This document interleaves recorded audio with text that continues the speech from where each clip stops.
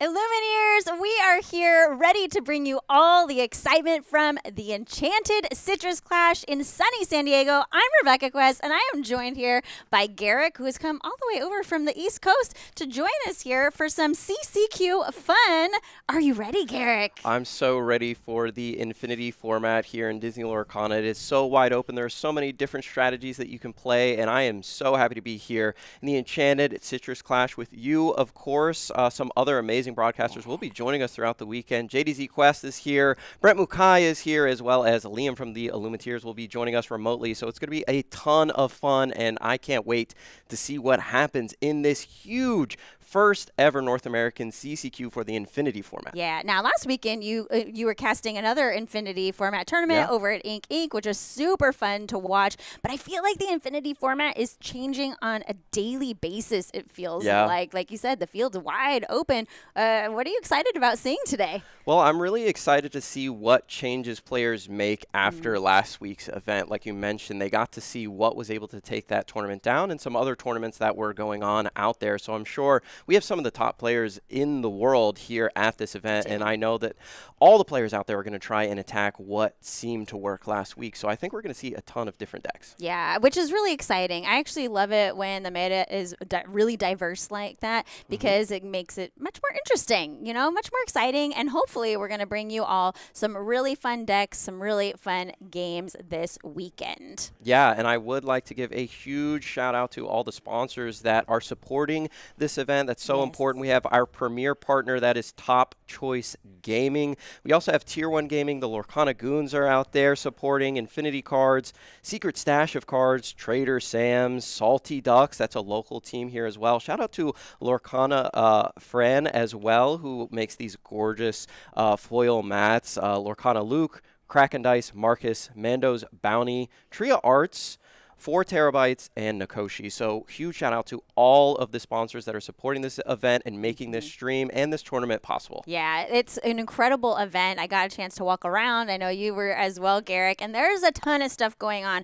Of course, at the center of it all is our CCQ, but besides that, there are amazing community events. There's on-demand events happening all weekend long. There's Learn to Play. There's speed puzzling, Disney trivia. Later today, there is a Disney-bound contest, which I am very excited for. I think we even might be bringing that to you on stream, which will be really fun.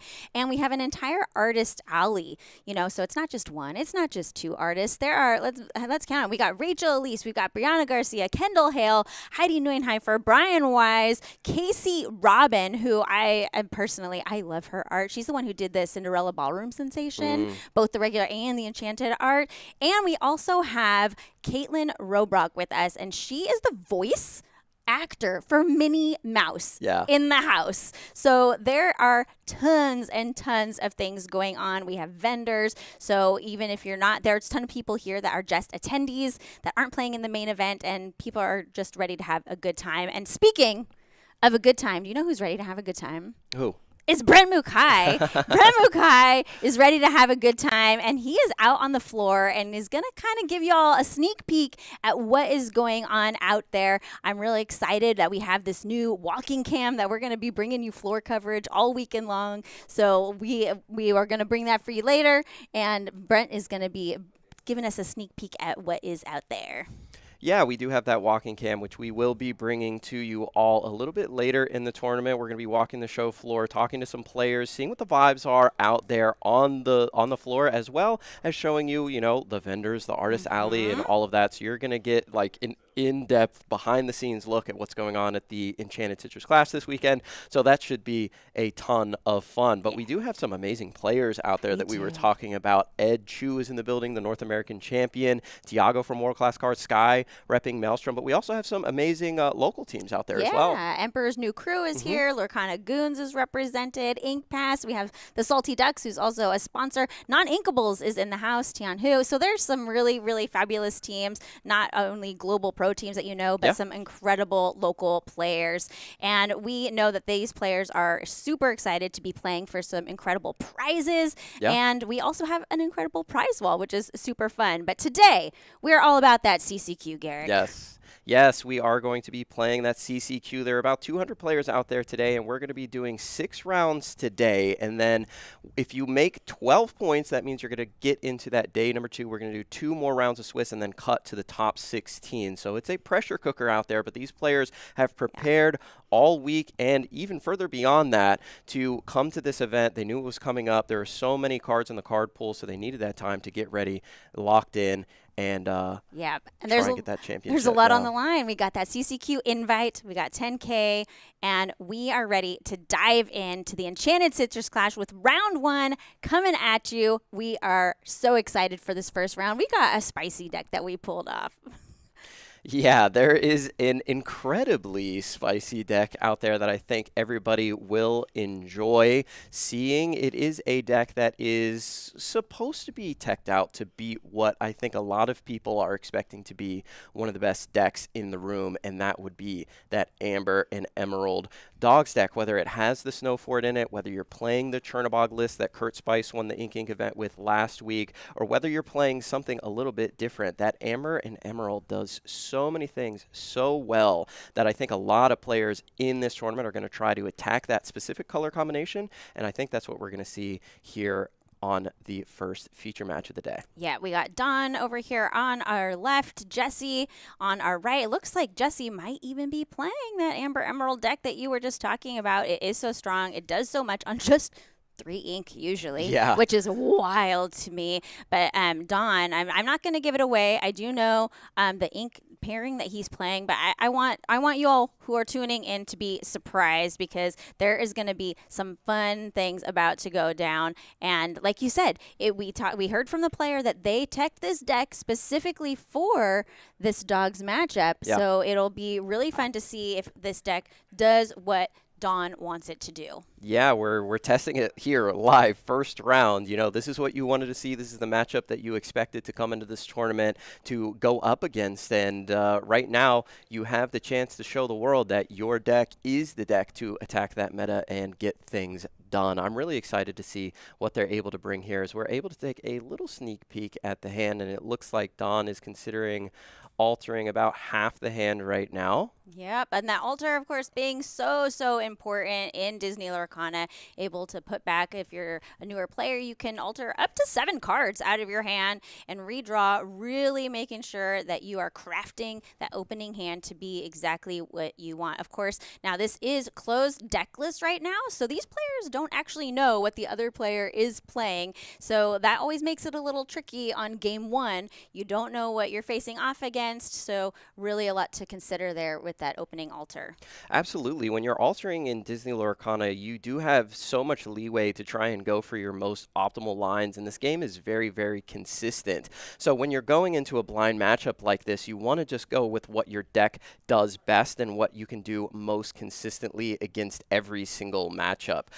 So I think that's what both players elected to do. They both elected to go with 4 cards there in the altar, and we did see a little sneak peek of Dawn's hand, and I see a little ruby in there, and do I spy Steel. a little bit of steel as well? You do. That is a ruby steel that Dawn is playing. I'm not sure which of these players are on the play. Who altered first? I didn't Dawn sent his cards back first, so he should be on the play here thinking about inking, and there it is. The island of No Man is in. That's how we say it. And we've got an Omnidroid down here on turn 1.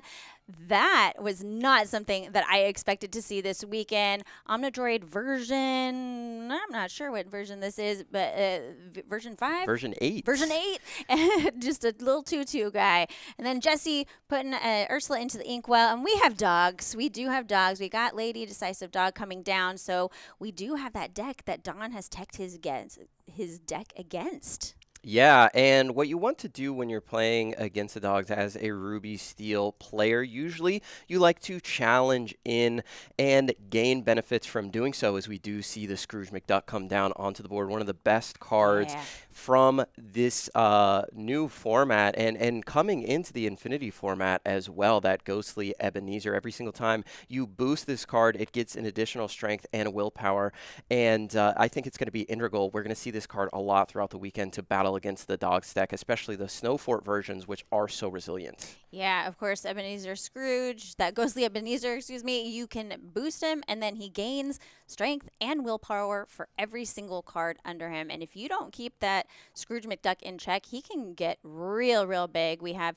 Grandmother Willow, though, coming down here from Jesse, followed up by a free Bobby Zimmerowski Spray Cheese Kid because of that discount from Grandmother Willow. Yeah, and we do see the Lilo Escape Artist go into the discard pile. When you play Bobby, that is one of the best cards that you can send into the discard pile because it is a card that you can recur over and over and over again throughout the game to put continuous pressure, as we do see Mushu go into the Inkwell. Yeah, that is fun. I do hope we get to see that Mushu come out later, that majestic dragon. This is a fun deck. We've got Omnidroids, we've got dragons, we've got ducks, ghost ducks. There are some fun things going on here. This to me is what Infinity is all about, right? We have almost over 2,000 cards available to us. We have Incrediboy now coming down. I would guess with those Omnidroids that we probably also have some Syndrome in this deck because Incrediboy is a shift target for Syndrome. Yeah, and whenever this character comes into play, if a hero character is in play, you do gain a lore, so we need to stay on the lookout for that. If Don's ever at 18 or 19 and drops a couple Incrediboys onto the board, he could sneak over the finish line. That's interesting because that's usually something that you see out of Amethyst, and I think we'll see a lot of Merlin Goats throughout the weekend, gaining a lot of lore coming into the board. And notably, it's if a hero character is in play, not if you have a hero character in play. So even if your opponent does, then that ability will trigger.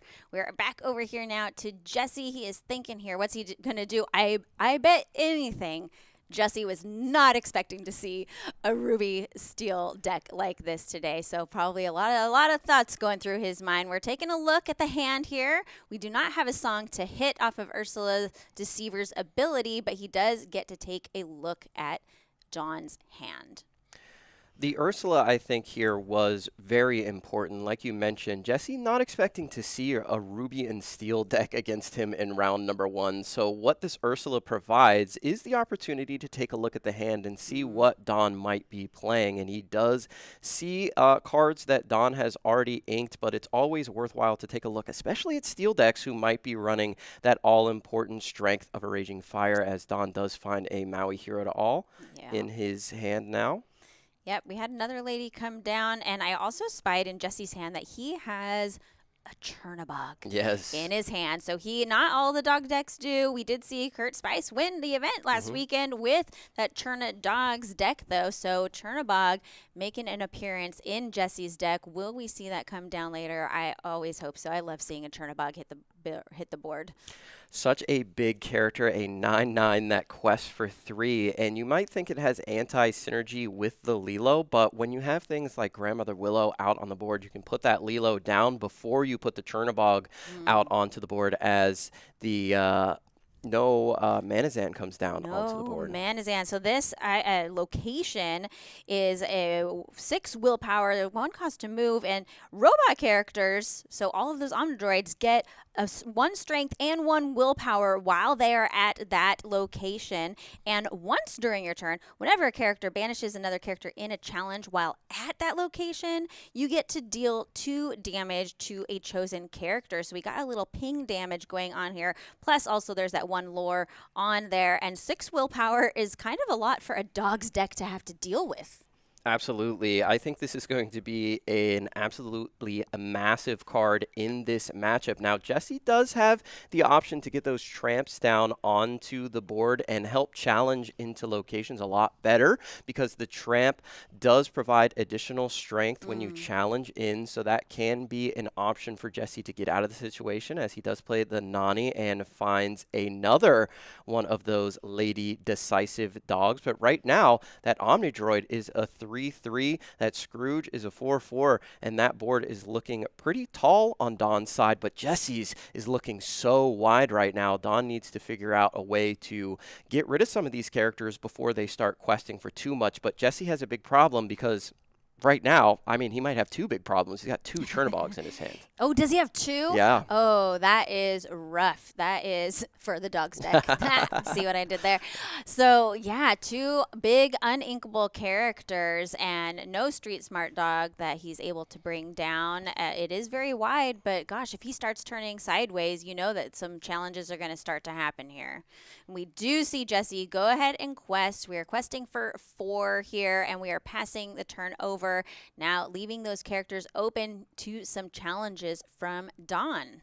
Yeah, this is really interesting because Jesse is in such a tough position right now with both those Chernobyls in hand. He wasn't able to get those ladies up to the requisite strength needed to quest for that additional lore, but he offers them up in pretty free challenges here for either the Scrooge or the Omnidroid to come in and clean those characters up. But he needs to get some characters into that discard pile so he can get rid of those Chernobyls that are in his hand. So it's an interesting play by Jesse. We'll see if it pays off as Syndrome goes into the Inkwell, and we might see a Maui come down. Perhaps. It looks like he maybe has another Syndrome. Oh, we do have that Mushu coming down. Majestic Dragon, dual ink card, 4/4, and whenever one of your characters challenges, they get resist 2. Yeah. So all of these characters are not going to take any damage from all these tiny little dogs and other critters that Jesse has out on the board. And then also you get to gain lore. So if you banish a character, you gain 2 lore each time that happens with that Mushu. That is a fantastic card. This is huge for Don as he is able to challenge in, and he says, yeah, my Omnidroid actually gets +1/+1 thanks to this location, so your lady gets banished, and I am going to go ahead and gain 2 lore and deal some additional off of the island. This is working out perfectly for Don. This is exactly what he wanted. He wanted this deck to go up against the dogs, and we're seeing it right now why he built this deck this way. This is incredible. Really, like you said, Jesse had such a wide board, but we are doing a lot of cleanup here. This is fantastic. Of course, it is putting those characters into the discard for Jesse. I'm sure Don must know that. If he teched this deck for dogs, he knows that there may be a Chernobog coming, and I'm curious to know what plans he has to take care of that big 9/9 character if it does hit the board. Unfortunately for Jesse, he's got 2 in hand, and once 1 is played, all of those characters in your discard pile get shuffled back into the deck, so you can't use that ability twice. It's not like the Sheriff of Nottingham, for example, which has reduced cost for every item you have. This is for every card in your discard pile that is a character, but they get shuffled back, so you can't do 2 Chernobogs for free in the same turn, for example. Yeah, and Jesse just played down a Daisy Duck, that Donald's date, and then passed turn back over, didn't turn anything sideways. And we have another Omnidroid coming down. This is a Shift Omnidroid, the version 9. When you play this character, if you use Shift, you can do 2 damage. So starting to chip away at that Daisy Duck. And now, well, it's not a 4/3 right now. It's a 5/4 because of the island of Nomanazan. Incredible deck building here as we do find the very powerful Tramp Street Smart Dog. Let's see if Jesse is able to find a way out of this. Dale is a pretty good option to make your characters more robust and try and survive in these challenges, but the Mushu giving resist +2 every single time your characters challenge in is going to make that Dale a little bit worse. So right now, I think Don is in complete control at this point, just waiting for Jesse to quest out so we can challenge in again and gain a ton of lore. Yeah, that Mushu there is an incredible card in this deck, and I am so glad that we got this on stream here for round 1 because this is the Infinity Spice that I was hoping to see. Same, yeah. And the Tramp, what is great about this card as well is it feeds your Chernobogs, right? It can help get one out of your hand if it's stuck in there, but also all of those cards that you just drew and filtered through your deck to find the answer that you needed just went into your discard pile. And the majority of the cards in this deck are characters, so that's going to make it easier to get your Chernobog out, and that could be the way that Jesse gets back into this game. But Dawn right now has a very important turn before that big Chernobog evildoer comes down onto the board. Yeah, if that evildoer comes down, that's going to be a big shift here, and Don is got to be thinking what he's going to do to prepare for that. He looks like he has that Diablo Stone Servant in hand, I think is what he's got. But then we do have a Syndrome shifting down on top of Incrediboy. Syndrome, of course, I'm loving all the new cards in Wilds Unknown. There's some super fun things, but Syndrome out for revenge here. And we are going to quest. We're going on a quest because we are at 13, 14, 15. We are going up there. We are at 18 lore. I don't know if Jesse can stop him from winning next turn. Yeah, it would be really difficult. Maybe if he was playing that more core constructed version of the Dogs deck where we see a lot of things like Della's Moon Lullaby and Rhino and Under the Sea to try and get rid of these characters, but they're all so big. It would take a huge combination of cards to do that. And Jesse, I don't think he has those in his deck. We haven't seen him, and he says that's enough. Wow. Wow, that is game one going to Don with the Ruby Steel. We're going to go to game two, and Jesse's mind has got to be reeling from what just happened. Ruby Steel, what are your thoughts, Garrick? If it is a deck that you can bring and target the majority of the room, then you should bring it. That's what we saw Edmund Chu, who was in the building, do to win the North American Championship. He said, I knew there was going to be so much Ruby Sapphire in that room that I'm going to build a Ruby Amethyst deck that just can't lose to it. So Don said, if there's going to be nothing but dogs all day, I'm going to bring an Incredibles-themed Ruby Steel deck featuring Mushu and just run over the field. Yeah, we're not going to let your dogs run away. We are going to cage them. And those Omnidroids doing so much work. But that Mushu really, I think, was the star of the show in that game. That swung the game completely as Jesse had an idea. He had a plan. He said, I'm going to get these characters exerted. They're going to get challenged down. They'll get banished. But that's okay because my Chernobog is going to come down even sooner. But he wasn't ready for that Mushu. And the Mushu came down, swung the game in Don's favor. And not to mention that Island of Nomanazan that was huge. Just gaining passive lore turn after turn after turn, making his Omnidroids even bigger throughout that game. What an exceptionally well-built Ruby Steel deck for this Infinity format, for what you're expecting to see. And right now, it's paying off dividends for Don. But let's see if Jesse has a way to pivot and change his game plan a little bit into this deck and show why the Dogs deck is so impressive and so feared in this format right now. Yeah, that's what I'm thinking here is Jesse right now, while he's been shuffling up and altering, he's thinking, okay, what is my game plan now? I know what I'm facing. I know it's Ruby Steel. I know what he's got going on. What can a Dogs player do to get ahead of this Ruby Steel deck? Yeah, I think it's going to be really difficult for Jesse to find that line, but that Chernobog Evildoer will be a great way to do that. I also think that Tramp Street Smart Dog is going to be important paired with Dale. Yeah. Oh, and with Dale. I think Dale would actually go a long way in this deck because then it just makes those trades more favorable, right? Because with the way that game one went, Don was able to clean up so much of Jesse's side of the board and not lose any characters. So Jesse's going to be leading us off here, game two. On the play, that Horseman Strikes going into the Inkwell, followed up by a Lady. We like to see a Lady opening. Classic turn one play. It gives you so many different options because you have the ability to go Trans Street Smart Dog, Enterprising Dog to follow that up with Grandmother Willow can come down on turn number two and just really snowball very quickly as the Omnidroid is going to hit the board. It'll be interesting to see as the Strength of Raging Fire is inked by Don. He's looking out for that Ursula. He saw it come down last game and he doesn't want that strength ripped from his hand, so might as well use it as ink. Might as well. Yeah, if you know Ursula's going to be played, especially on turn two, then get that song out of your hand. Make some good use out of it. We have double Grandmother Willow here when we do have a Tramp in hand, I believe. So we can go Grandmother Willow and Tramp. I don't see the Street Smart Dog, though, in his hand. I think that he wants to get that out as soon as possible in this game. I think that he found it a couple turns too late last game, and so really too bad that he doesn't have that here in his opener.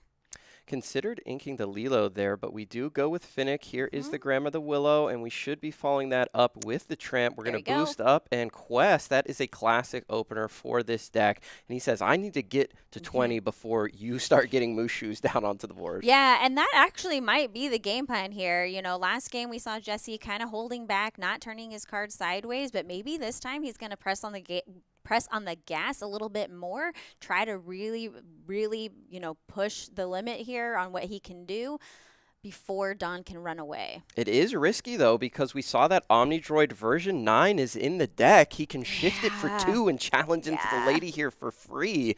But, I mean, those cards are so new. Jesse probably wasn't even considering the fact that he would see those cards over the weekend. But we do see the Diablo Stone Servant, as you mentioned, which is an interesting include here. It's a fun card. I think people were really excited about it, and so it's a fun card to see played here in this deck. It has some great synergy with villains, where if he's exerted, that your villain characters can't be challenged. It's kind of like bodyguard for villains specifically, but also if you have a villain character in play, he gets +2 strength and an additional lore, so he becomes a 3/3 questing for 2. We do have some villains in this deck with the syndromes, so some really cool synergy there. I'll be interested to see how many more villains are actually in the deck. There it is. There's the card we needed. Tramp, Street Smart Dog, making his way downtown, and we are going to be looking for, is he looking for some aggro? I see a Piglet Pirate in his, or Piglet Poo Pirate in his hand. We do put a Lilo Escape Artist into the discard.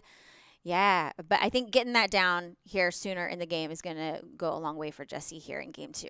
Yeah, it looks like he's thinking about keeping the Piglet. Like we mentioned, you want to get over that finish line, I think, a little bit quicker this time, especially on the play. Just get close to 20 as you can before Mushu hits the board as Doc comes into the hand for Dawn. But yeah, finding that card right there, I think, was huge for Jesse. I think finding Dale quickly would be another way for him to make his board a lot more robust, as we've been mentioning throughout the day, as Scrooge is going to hit the board and probably get a boost. Yeah, he has the ink to do it, so why not? Ink efficiency, always really important in games.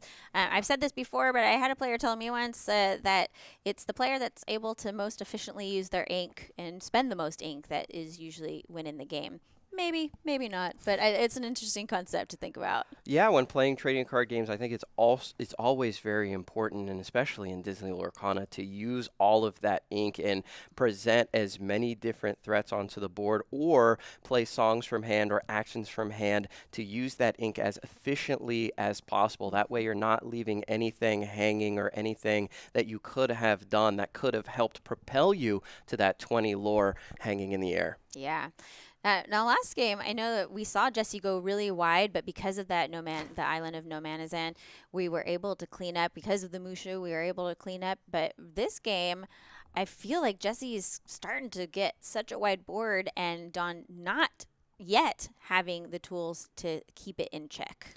Nani coming down, and the first card we see is another Tramp Street Smart Dog. I bet he would have loved to have a second one come down onto the board, but we'll take an Enterprising one instead. A very good card, like I mentioned in game number 1, to either take down that location or challenge back if you need to into something like the Scrooge.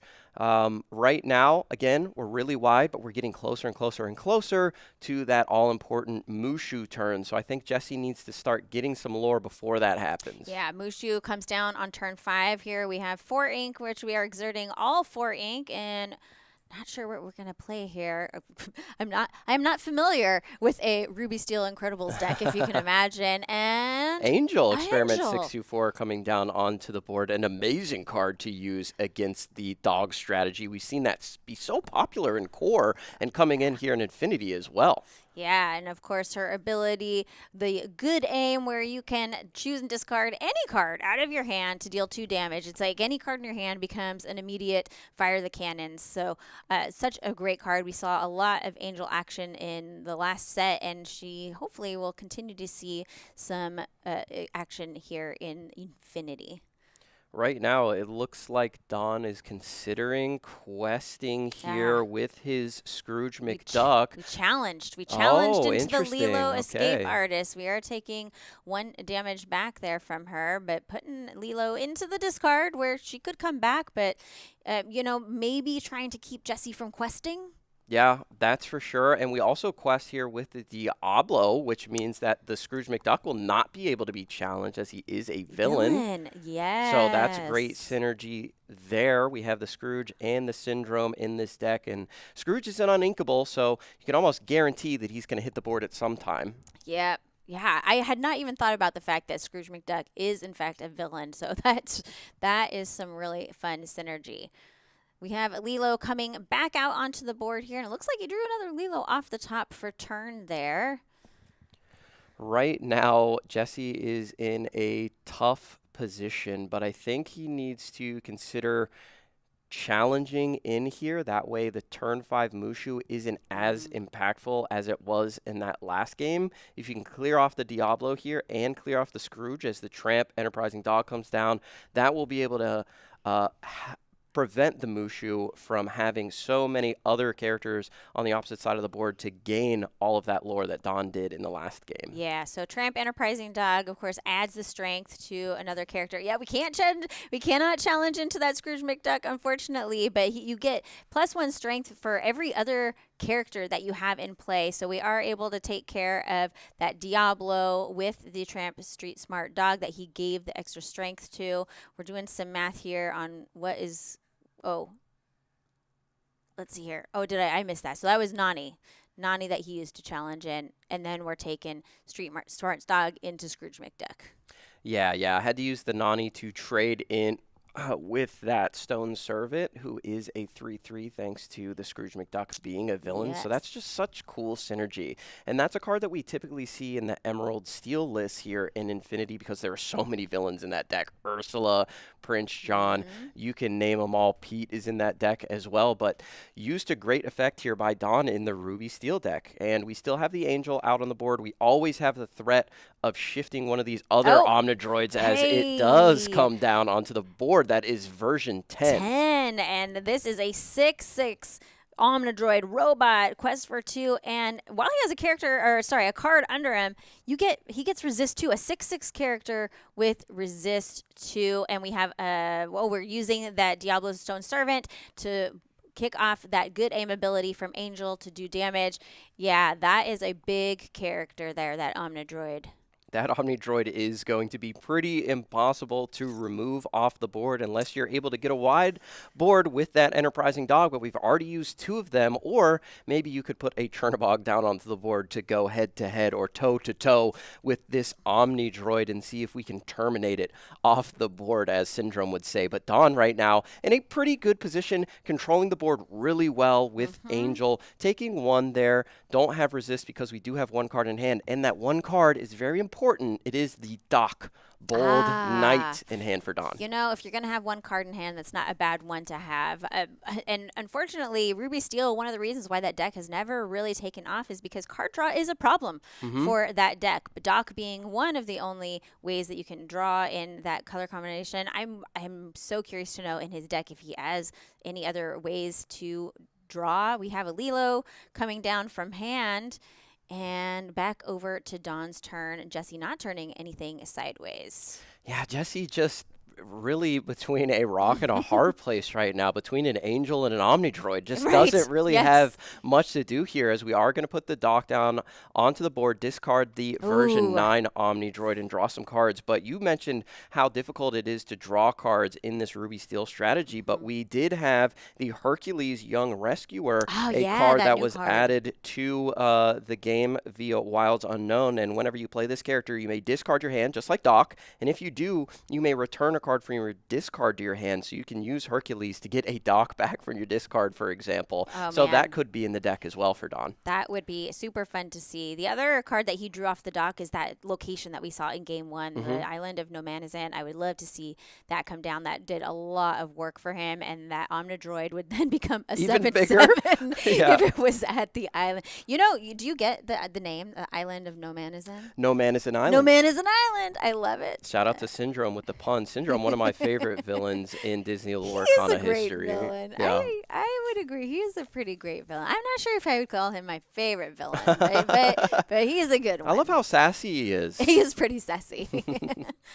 And Jesse just continuing to build that wide board. We do have 1 Lilo that is turned sideways, kicking it back over here to Dawn. I didn't quite see what he drew off the top there. We know he has that location in hand. We're turning 3 sideways to bring it down. We are going to pay the 1 to move the Omnidroid over. So now not only is he a 7/7, but anytime a card is banished, right? A character is banished in a challenge, then you get to deal that Yeah. extra 2 damage. So look at the combination here. Love We don't it. even need the good aim ability from Angel because we're getting it from the island right now, and we go for a 2-for-1. And Jesse's board just continues to get smaller and smaller, and Dawn's like, I don't need to challenge with Mushu anymore. I'm just going to start questing. What are you going to do about my characters? Forget me doing things to your characters. You have to answer my board right now. Gosh, like we said at the start, Don said that he teched this deck just for dogs, and I think we are really seeing that happen here. Game 1, taking it quite easily here in game 2. You know, he wasn't able to run away, but really staying on top of Jesse, not letting him run away too much.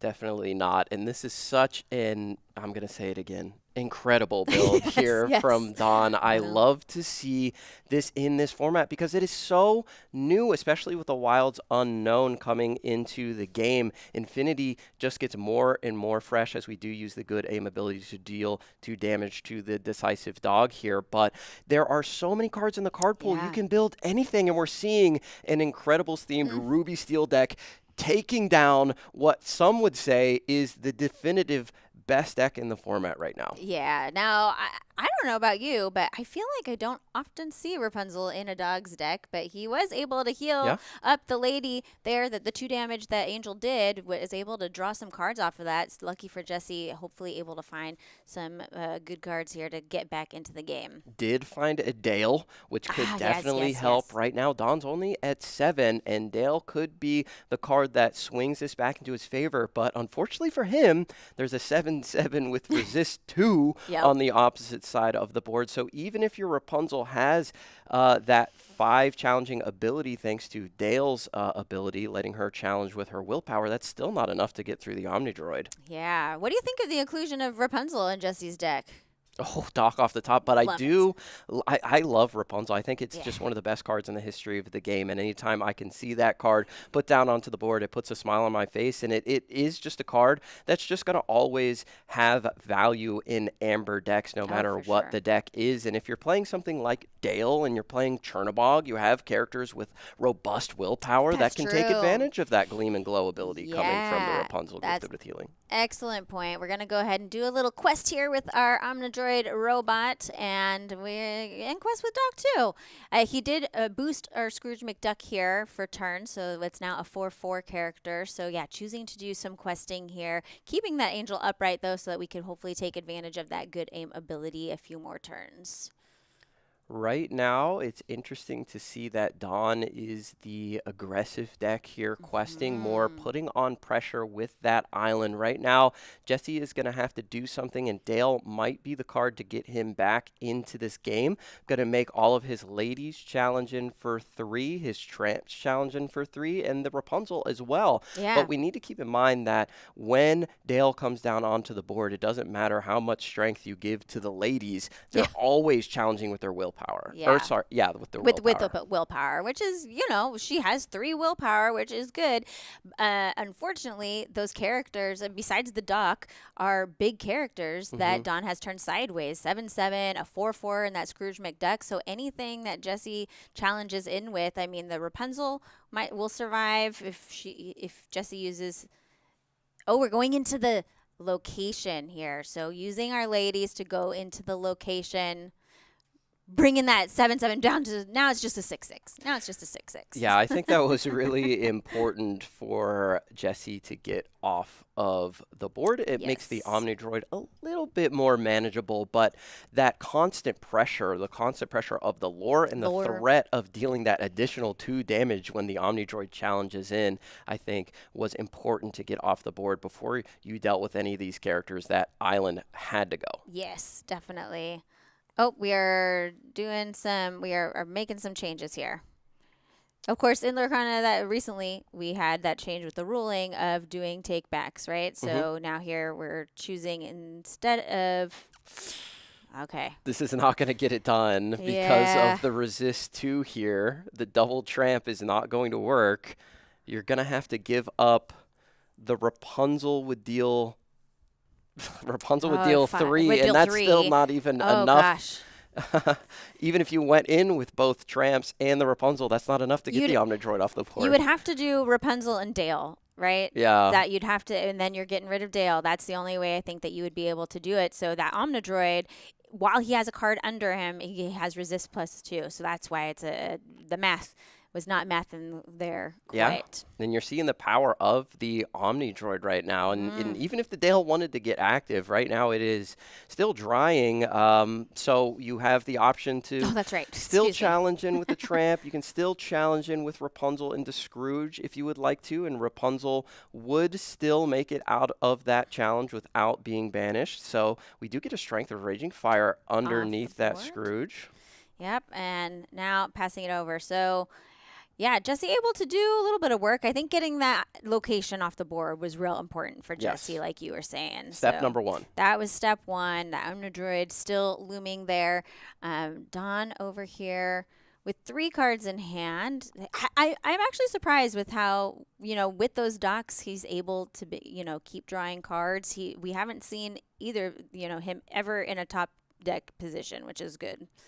Yeah, being able to find the cards off the top that he needs. Definitely some timely docks, but Don keeping a healthy hand size throughout the game and not expending too much of his resources. We see him at a relatively low ink count, and what's helping a lot is the Omnidroid here. Having the option to shift and pay less ink to do that means we don't have to ink as many of our cards in hand, and we can keep them back for when we need them. A Mushu right now would feel really good. But Jesse has seemingly fought his way back into this game, but that Omnidroid still is going to be so difficult to remove. We can take some favorable challenges here on Don's side of the board, but Dale is going to make those challenges a little bit worse.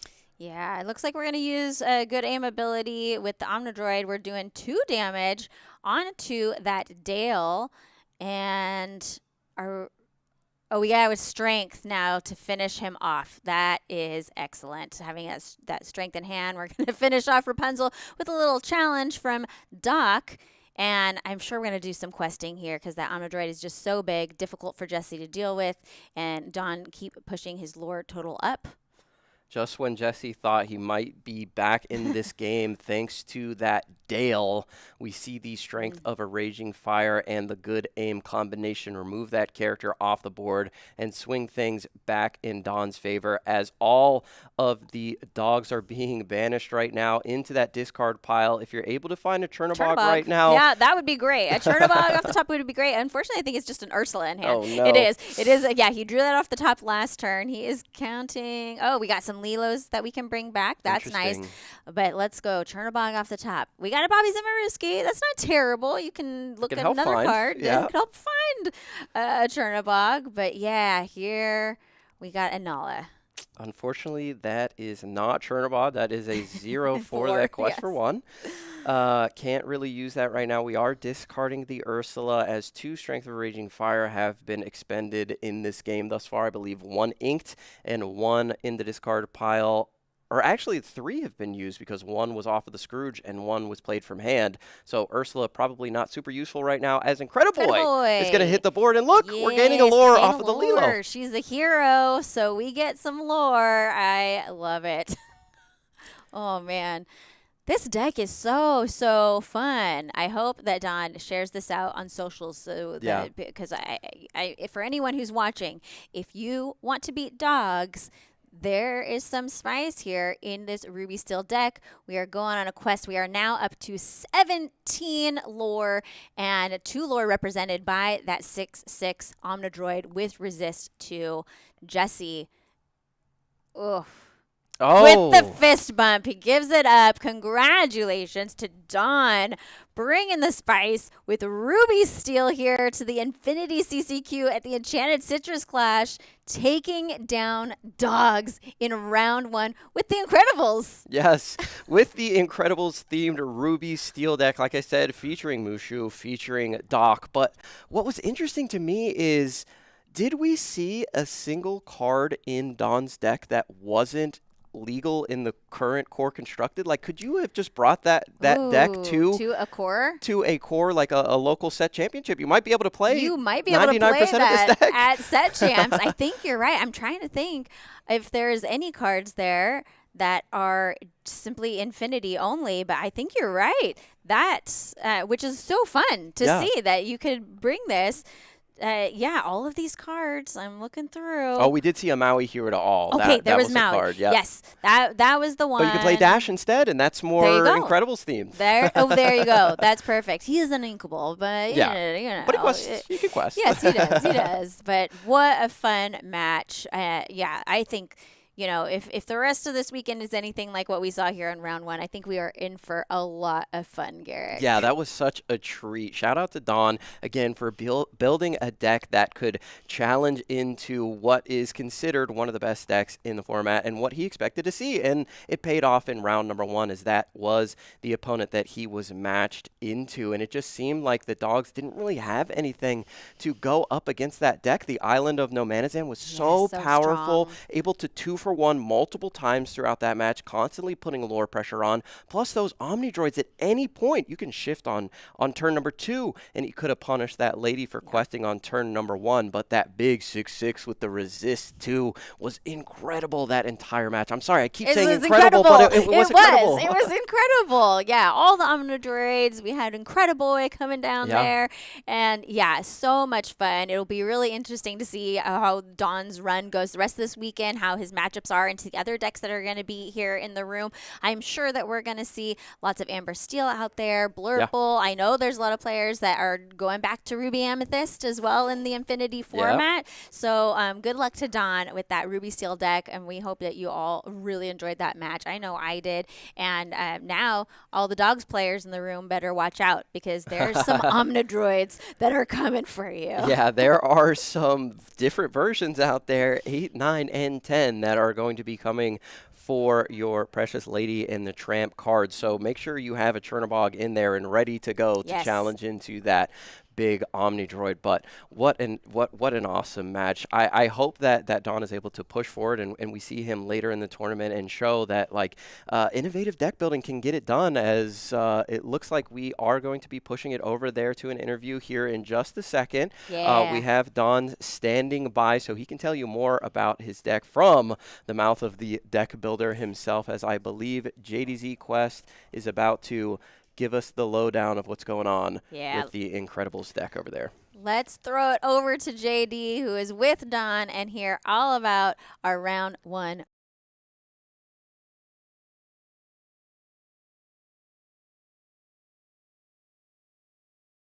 There you go. Greetings, my fellow Illumineers. We are here with the round 1 winner. Dom is out here getting active, playing Ruby and Steel. Never in my wildest dreams would I ever have imagined that I'd see Ruby Steel being played in Infinity. Not only being played, you came out and took down what a lot of people have believed to be the best deck in the format. So can you just talk about that really quick off the top? Why are we playing Ruby Steel? Ruby Steel, I don't know. I was going to play Jafar Wheel just for the fun of it. But Ruby Steel, I played it a lot during Winter Spell. I won 2 store champs with it, so or set champs with it, so I felt very comfortable with it. And then for Infinity, I played a few games, and I feel like I was playing against a lot of dogs. And I feel like Ruby Steel handles dogs really well. So I kind of went with that, and I was like, I'm just going to go with what I'm comfortable with, and And you were playing Ruby Steel, and we did see that you had it had some of the characters we come to know and love from the Ruby Steel in the events that we get a chance to see. You had the Mushus in there, you had some of the other staples, I would say, Doc and all those types of things. But you had a lot of the new cards coming in from Wilds Unknown. I saw a lot of Syndrome. We saw a lot of Omni Droids. Can you just talk about that, and what are some of the combos that you're trying to put together with those cards? Yeah. So going into the set, I was thinking more of the super side, Mr. Incredible, Mrs. Incredible. I felt like that was a little too slow for me. With the Omni Droids, I felt with the Shift 4, doing that 2 damage right on entry when you shift, gets rid of the early threats like Cinderella, Grandmother Willow. So those kinds of things I was kind of thinking about. And then just the Omni Droid just being the biggest Omni Droid being 6/6 and resist +2 and put it in the island too. Yeah. The island, you get that. I missed the thing that I missed that 2 damage, and after I did that 1 banish, and I missed it, and I right when I realized I could have taken out that lady, and I thought I was in trouble. Just those characters were just they did work. So yeah, it seemed we did see it. There was a lot of synergy there, a lot of harmony. The deck was absolutely moving, and it had a little theme to it. The entire chat was loving everything that they were seeing on the screen. As everyone's screaming for ban tramp, ban tramp, ban tramp. Well, Play Incredibles, Play Incredibles, Play Incredibles might be the name of the game. But what are some of the matchups you don't want to see? Because I know a lot of people with Infinity coming up, a lot of people will kind of build on what you got here. So what are some of the decks that you don't want to face off? I mean, discard is always something I don't like seeing. I used to play discard a lot back in the Bucky days, but like that being stuck in that jail, it sucks. Yeah. It's like either you play that card that you have in your hand, or it's gonna get discarded, or it's gonna get bounced back to you. So like I'm scared of Emerald Seal. Okay. But yeah. All right, so hope, man, if you just get a chance to see dogs all day, you might be in a good spot to make a deep run in this tournament. Well done. We're about to let you go so you can get prepared for round number 2. Cool. But before we do, man, we always like to end this thing with a couple special shout-outs, man. So is anybody you want to talk to out there in TV land to help you get here, or anything you want to say? Go ahead. Snake Chips. If you shout guys out Snake Chips. Shout out Snake Chips. Oh, man. He's in the chat right now. Oh, is he really? Oh, yeah. As soon as he saw Ruby and Steel, he's there. It's basically like the base of his deck, and I just changed a few cards here and there. So shout out to him for sure. Shout out to the Goats, San Diego Goats. Love you guys. And my friends too who play casually. Kate, Nico, Anthony. What's up, guys? Right on, man. Well, we'll let you go, man. Congrats on the round 1 victory, man. Hopefully you can keep it going. Well, with that, we're going to go and kick it back over to the booth with Garrick and Rebecca. All right, we're back. We're here. We're at the Enchanted Citrus Clash. We're having fun. We're watching Omnidroids. It's a blast. It's incredible, Garrick. Yes.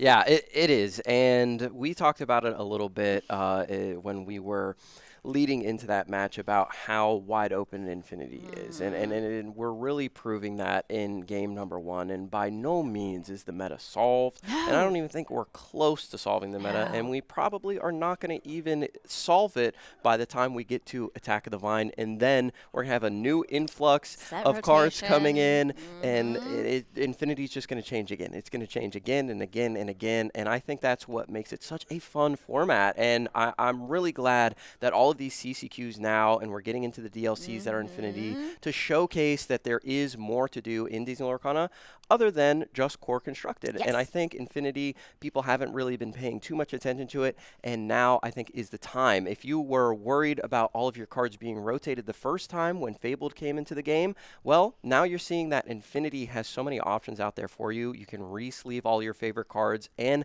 add all those new cards into your deck as well. Yeah. Okay. I want to talk about favorite cards in Infinity format because we have 4 sets currently that aren't legal to play in core, but there's some really good and fun and powerful cards from the first 4 sets of Disney Lorcana. So I want to talk to you, Garrick, about some of the cards from those first 4 sets that you and me are excited to see. So let's start with Amber. What cards in Amber are you excited to see coming back?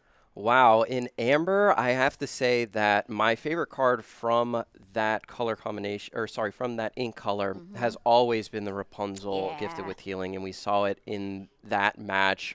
Just a really powerful draw engine. It always has your opponent thinking, does my opponent have the Rapunzel? Are they setting up a trap? Yeah, are they setting up the trap?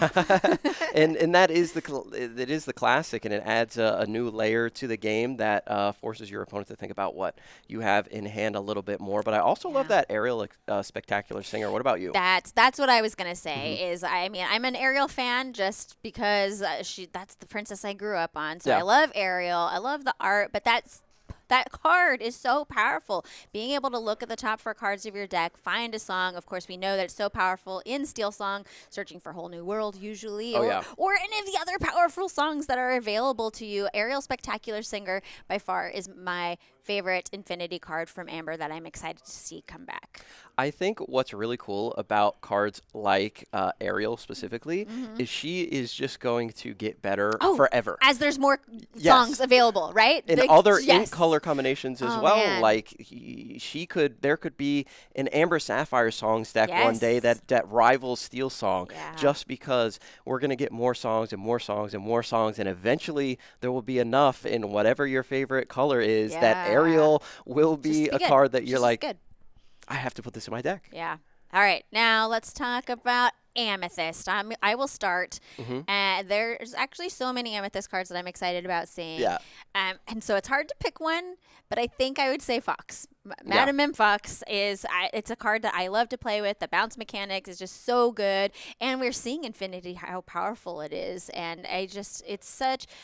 When set 2 came out, it's from Rise of the Floodborn, that whole bounce package, I just think it made such a big impact on the game. And so it's fun seeing that come back, and I feel like Fox is kind of central to that whole bounce package. Totally agree. I mean, I could say Merlin Goat, Merlin Rabbit. I could say Madam Mim Snake as well, but I'm gonna stray off of that a little bit. I'm gonna go even further back, even though Rise of the Floodborn is my favorite set in Disney Lorcana history. I'm going to say Friends on the other side. What an incredible song. Speaking of songs, I miss that card so much every single day in Core Constructed. I'm like, can I just sing with my 3-drop and draw 2 cards, please? I know we have the Junior Woodchuck guidebook, but it just doesn't feel the same. I miss Dr. Facilier every time in my head. Yeah, exactly. Yeah, that is a great one for sure. Okay, on to Emerald now. Okay. I think all of the Emerald cards that are coming back, I don't want to see any of them. I'm scared of them all. I was just going to say that. I don't want to see any of them. Just take your Emerald cards and go home. I don't want your Diablos. I don't want your PJs. Prince John can get out of here. I don't want your Muses. Yeah. But it is fun to see them back a little bit. Yeah. Just a little bit.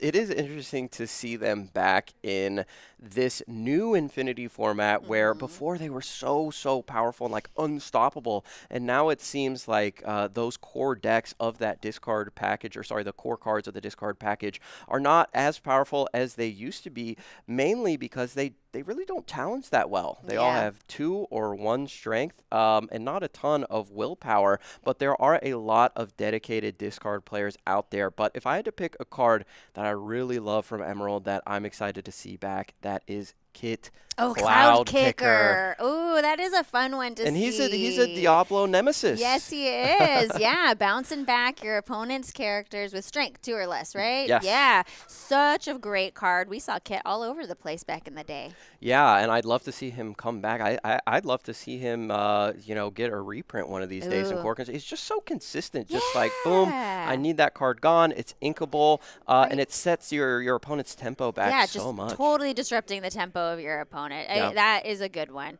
Okay, moving on to Ruby, and I hope that you guys share in the chat too. Let us know in the chat what cards you guys are excited to see or not excited to see. But Ruby, okay, there's so many good cards in Ruby. I know. I know that you are a Ruby enjoyer as well. So if I had to pick one, I am going to say be prepared. Oh, okay. I mean, how can you not? It's a classic. Good. It is classic. That is from the first chapter. We are able to play it again. Not usually sing it, but we're able to play it again, and it's just so good. Yeah, for me, it would be Maui Here at All. Yeah, that was the other one I was going to say. I was like, oh, is it Maui or B-Prep? But Maui, one of the best Ruby cards ever printed. Inkable, 6/5 rush. It's just like instant removal of anything your opponent has exerted. I miss him so much. Yeah. Well, he's back. You can play him in Infinity. You're right. Just play Infinity. You're right. And I have been, because back in my day when Ruby Amethyst was on top, I feel that power again. And I think that's one of the reasons to play Infinity. If your favorite deck was so powerful back in the day, I bet you it's still powerful now in Infinity. Yeah. I remember very early on, I asked a player who had a lot of TCG experience. I said, and only set 1 was out at the time. And I said, in your opinion, what do you think is the best card right now? And he's like, Maui, hands down. That is the best card that's printed. That is the best card. I don't disagree, and if it was in Core right now, I guarantee every single Ruby deck would be playing 4 of it. Because it was I'm sure. And then when Elsa the Fifth Spirit came into the game, we're Ruby Amethyst players. It was like, what do I do? Do I play 4 Maui, 4 Elsa, 3, 3, 4, 3, 4, 2? What do I do? And I was just like, I'm going to play 4 of them. Play them all. Play them all. Play them all. Yeah, we, let's see here. What's next? Sapphire. All right, Sapphire cards. Well, it's not Popsicle. I can tell you that much. But I do love seeing the big Tamatoa come back, because that was so fun. So I mean, shiny. We have Happy as a Clam in the game right now in Core Constructed, but that was the big guy that was so scary back in the day, and it'll be interesting to see if those item decks are able to do what they used to do without their beloved Flaversham, but they still have the so shiny Tamatoa. Yeah, you know what else they have? What? Lucky Dime. They do. They do have Lucky Dime, and that's the card I would say. I know it's yeah. It's a controversial card. It's a controversial card, but it's just so fun. It is. It's so fun to slam that thing down and then have So Shiny Tamatoa on the board and just quest and win. Like that, it's fun. It's such a flavor win, especially when you're thinking of like Disney Lorcana. I like to imagine like all of these characters are out there and they're doing this. Tamatoa is questing for lore, right? Yeah. And what is the most prized piece of lore that Tamatoa could ever find? Scrooge's number one Lucky Dime. Yes. Exactly. No, I love it. I love it. Absolutely. All right. And then to finish it off, steel cards. There are actually so many good steel cards that I am really happy to see back. Garrick, what would you pick? There's one and one only that really has my heart, and it is Cinderella Stout-Hearted. Oh, that's a good pick. Love that card. A classic Disney Lorcana card. Of course, the prize card, the playmat, the D23 alternate version that we have, and then, of course, the classic version. I would love to see that card get a reprint, but I'd love to see more Princess Knights. We have Cinderella. We have Snow White, Anna. Ariel. Yeah, we need more of the Princess Knights. Warriors. I love Knights it. And Warriors, Yeah, Cinderella Star. That's a good one. Okay, and I am going to go with A Whole New World. A Whole New World, yeah. Yeah, another classic. I feel like it's just so classic Disney Lorcana to me, and such a powerful card. Of course. So it's kind of like the mascot card for the format as well, thanks to that full art, beautiful Whole New World that I'm sure everybody out there went out and got when they did their Infinity events at their local game stores. I have 4 of them, and I'm going to keep them forever in case I ever want to sleeve up that Amber Steel song that you were talking about earlier. Absolutely. Well, tons of fun stuff going on in Infinity. We can't wait to bring you more. Right now, we are going to go to a quick break, but please stay with us. We're going to have more from the Enchanted Citrus Clash for you shortly.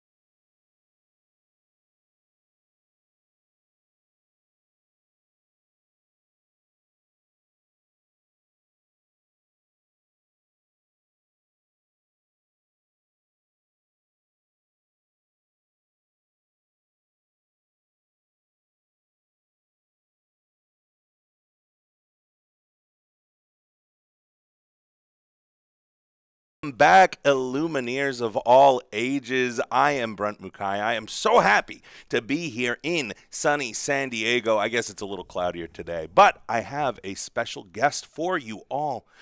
You may not recognize her by face, but I think you will recognize her. You should. You definitely should. But in case you didn't, you will definitely recognize her by voice. This is the marvelous Caitlyn Rob. Hello, everybody. Thank you for having me. The voice of... Oh, just someone extra sweet and special.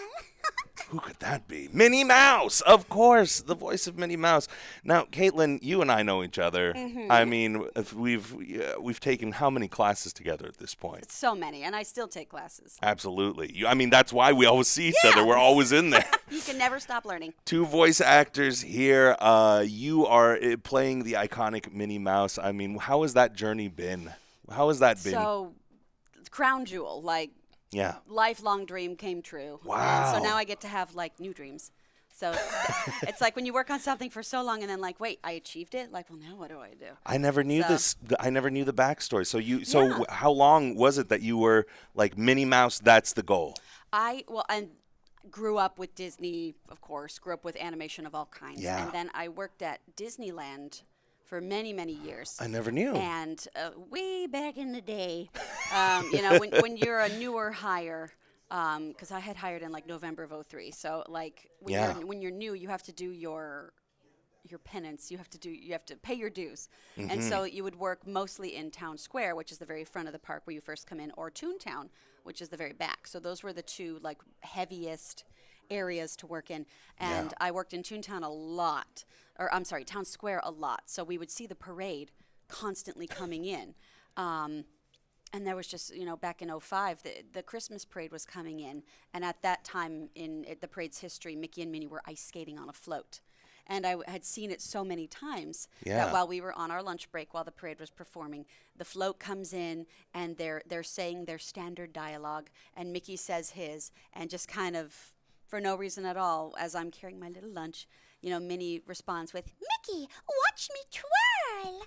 because she does a beautiful little spin on the ice. There's even a card that looks like that. Yeah. Yeah. And so I just kind of said it because, like, we know what's coming. And then the cast member who was with me, who was also on lunch, was like, that was really creepy. You sound just like her. And I was like, oh, okay. I just needed, I never thought of it to that point. Yeah. But, like, it took another set of ears to be like, hey, that's creepy. And were you doing accurate. Voice acting at this point? It was something I wanted to do. Like, So it was I in the back of knew- your head, yeah. Oh yeah, I knew I wanted to do voiceover since I was 8 years old and saw, maybe I was 10. I don't know. I don't know what numbers are. Yeah. But when I first saw like Hook in theaters, yeah. So Rufio!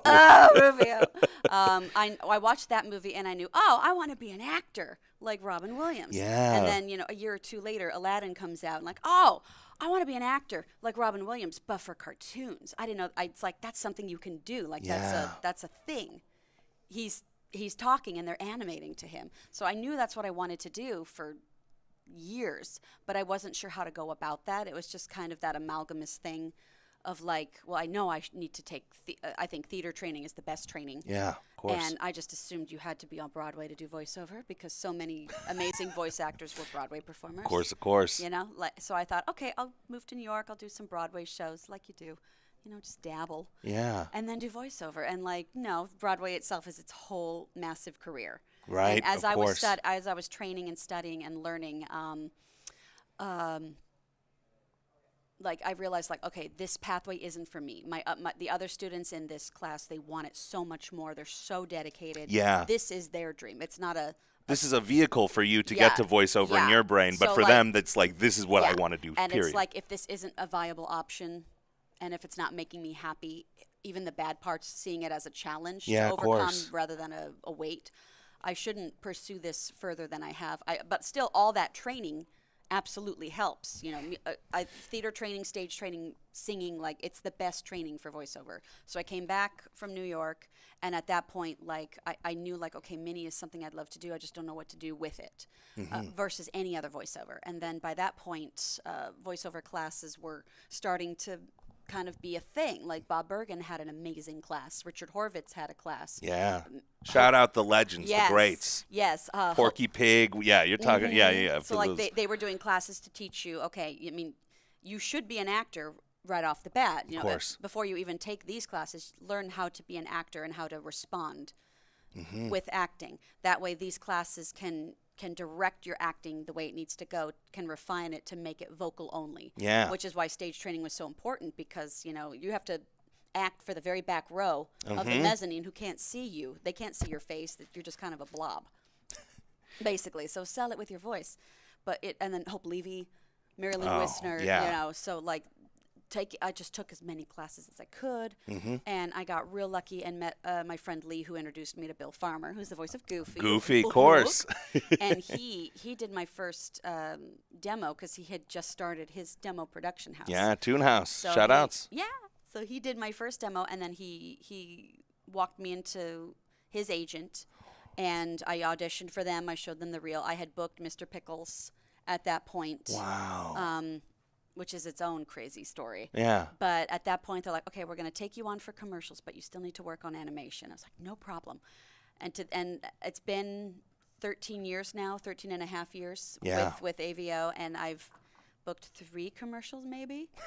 And then Par for the course for over 100 animated wow. projects. Incredible. Episodes. So it's like, okay, still working on that commercial. I really do love this through line, though, right? You Yeah. worked at Disneyland. You loved the movie Hook, right? Disney got into the Aladdin stuff, right? Then it just kind of went from there into where you're at now, and now you're extraordinarily established. And what I gotta say is, I really respect about you, Caitlyn, is that I always see you in classes, and you are an established name within the industry. For those of you who don't know. I am a voice actor also, and newer to the scene, and you were always. I've heard your name many a times, my friend. Oh, thank you so much. And a lot of anime. Lots. And that's my current goal because I can't. It's so hard to find it. Like, Yeah. So that is my current challenge of like taking anime classes, meeting casting directors. You're still on the grind. You're still on the grind 'cause hustle. I love anime. You're still so doing that's the what stuff. I wanna do. Yeah, And you I gotta. love it. I love to see it because a lot of people will rest on their laurels, be like, I'm the voice of Minnie Mouse. What do I need to take a class for? No, but not you. And not Bill Farmer, not the greats. No. The greats. I hear Bill Farmer still takes some classes with some people, which is nuts to me. Well, and I think he's taught a couple as well. And like Yeah. you can learn from teaching too. I've done a few coaching sessions because I'm still nervous. I still want to make sure whatever I would teach or coach is applicable to all students. Yeah. To help them find their version of what I'm teaching versus like, this is what I would do. Like, well, that may not work for her or for him. What's something that's going to help them succeed or find the version that works for them? And that should be the challenge of every teacher. And that's why Bob and Richard were so good as my teachers, because they knew how to teach where the structure was there, but now I fill in that structure with me. Right? So yeah, but yeah, I still take classes to this day. And to bring it back to Disney Lorcana real quick, Yeah. I mean, what has that experience been like, watching and being able to meet some of the fans? Some people I know dress up like your character and show up to these things, right? Ooh. People will come up to you. They have the cards, the mini cards, and especially the new iconic mini I'm sure you've seen. And That's, I mean, they're gorgeous. The gold trim and all of it. Yeah. Well, because they're always coming out with new cards. Yeah. And they're so beautiful. And there's always a mini every set. Darn right there is. At least one. Yes. Yeah, I saw the new one. It's darling. And then the one right before that, the detective one. Oh, that's gorgeous. That's drawn by my best friend, Brianna Garcia. Full circle. Yeah, Isn't so- it great to see all of the creatives just kind of come circle around? There's a lot of Disney artists who work on the cards as well. Yeah. Yeah. There's so many. And it's just, the cards are beautiful, but it's like with my old lady eyes, like I'd love for these to be bigger. Could they make like an art book? But then we'd be on volume 20 by now because there's so much art. Yeah. And I just want bigger pictures of them because they're so pretty. What have And you there's thought of so the? many. Oh, I'm so sorry to cut you off. Oh, that's fine. What have you thought of the community as a whole? So nice, and not just collectors, but active game players, because this is a game. Yeah. And I'll watch them. I have yet to learn the game myself. It's just finding the time. I keep saying I'm gonna get a big group together. Yeah. Of voice actors to come play. So Yeah. I got to invite you in. Yeah. Yeah, And yeah. like learning to play Lorcana, learning to play D&D, like learning to play that Yeah. stuff would be super fun. To walk me through it as we go. Yeah. But when I go in and I see the tournaments happening, it's like they're whipping down the cards, or they know this game. Yeah. And it's just like, who's winning? Oh, don't worry, they're winning. Like, how can you tell? Oh, we can tell. I'm like, yeah. Draw 3. If you have that card, I know that. If you have that card, it negates this card. And some players, like Yeah. the last round we had, throw in a bunch of stuff nobody's seen before, and they're kind of like, wait, what does that do again? So it's like mind games being played upon mind read games. the directions. Well, and whenever I would like sign a card or autograph a card, I always double check like, okay, is it all right to write over the instructions? Right. Do you need to play this card at some point? Like, oh no, I have the playing one, and then this is like the fun one, and like, okay, good.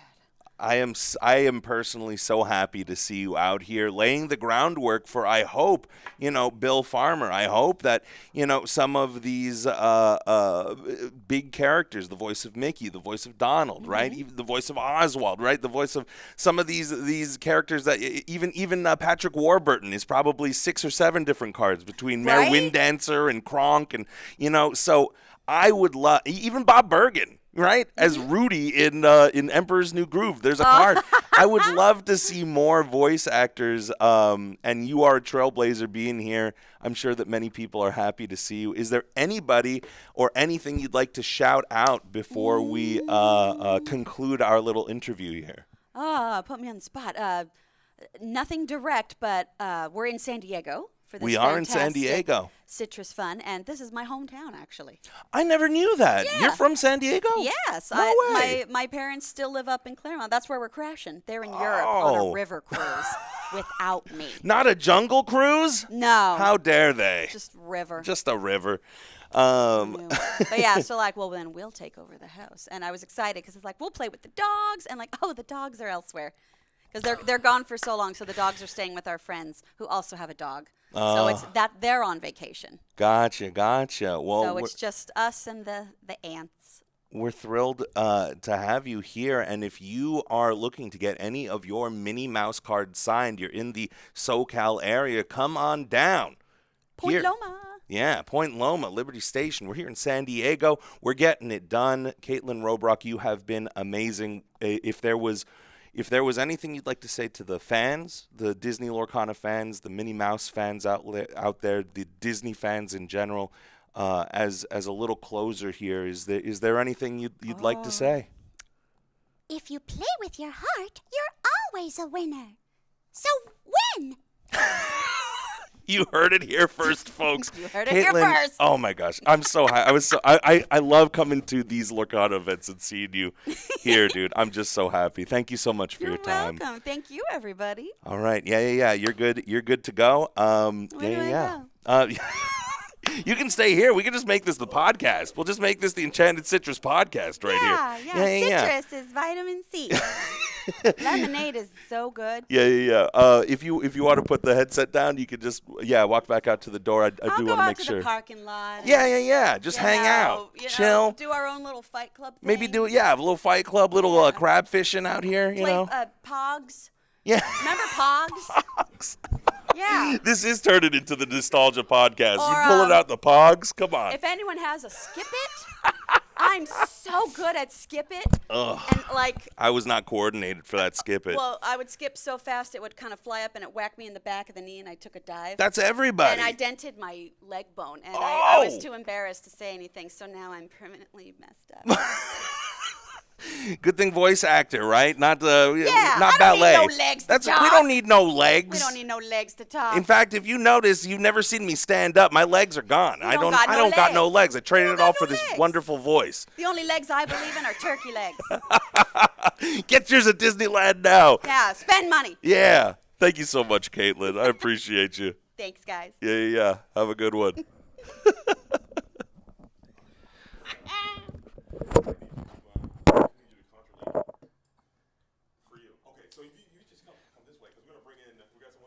I'll just go to the alley. We have a spirit apparating. All right. So, I've been told here that I'm going to be. I was looking at the schedule. I was like, why am I casting next to nobody? I don't understand. But I feel like I need some help. I feel like for the next round, it's going to be a little bit. Oh my gosh. Liam, you've appeared. I was just asking for some Disney Lorcana help, and here you are. JDZ, I can't hear you yet, Liam. I can't. Oh, now I can. Now I can.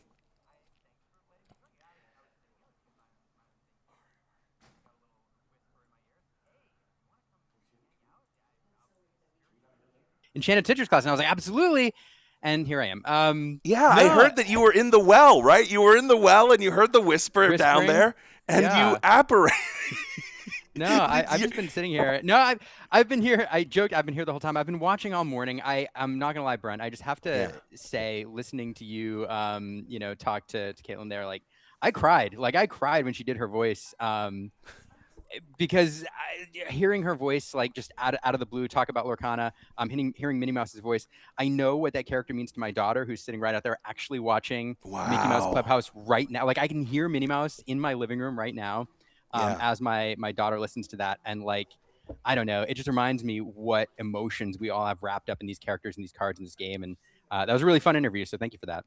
Oh, man, thank you. How complimentary. Are you ready for some Lorcana Round 2 Enchanted Citrus Clash CCQ action?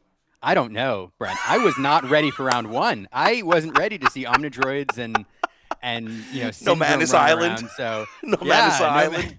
No Manus Island. So like I don't know. Are you ready? I don't know if I'm ready for Infinity, brother. Which is funny because this is the Infinity CCQ, the first one in North America. Welcome everybody. I'm joined with Liam. I'm Brent, and I mean, what cards have you been studying, man? Like, how has your studying process been for all of this? Because I've just been looking at a bunch of deck lists, making sure that I know the Stone Servant from the Obedient Raven, Devoted Herald and all that. But talk me through it, man. Give the folks a little behind the scenes sneak peek at what it's like for a commentator to be studying.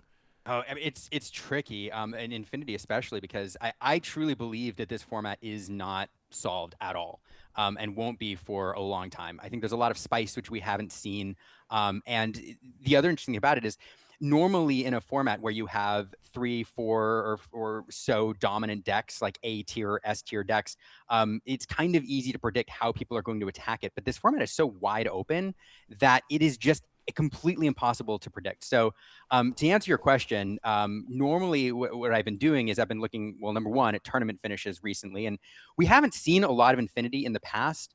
It hasn't been supported in with super big tournaments. We did have Infinity Weekend, but now we're finally getting a taste with this 87-person tournament that happened in Belgium, and then, or Germany rather.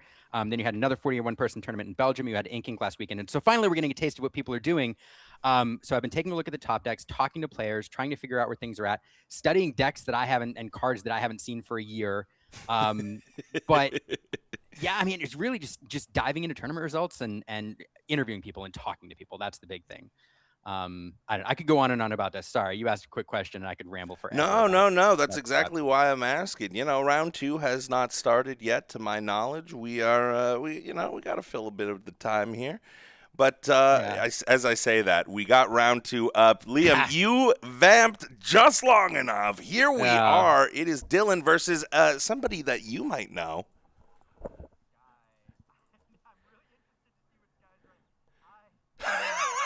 Why is that?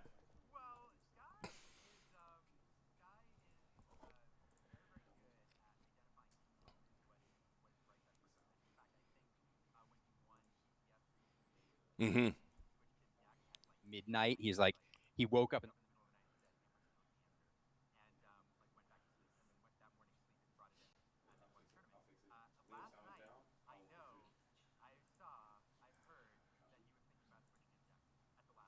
yeah.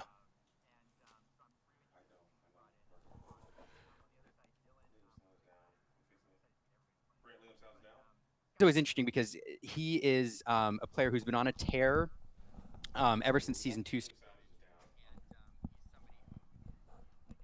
Not only deck building. Hey, Liam, just to let you know, I sorry to cut you off here, but nobody can hear you right now. The Liam sound is down. Are we back up on Liam sound? Could they hear me at all? Like ever? Could they hear him at all ever is his question. And now we can hear him again. Oh, okay, man, we are back. Liam.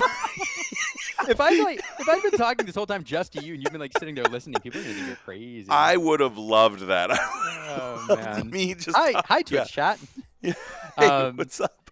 No, what I was saying, and sorry, I don't want to talk for too long, but just to sum it up, Sky is somebody who is not only an expert deck builder, but is very, very, very good at assessing the meta going into any given tournament, and is very good at picking the exact right tool for the exact right moment.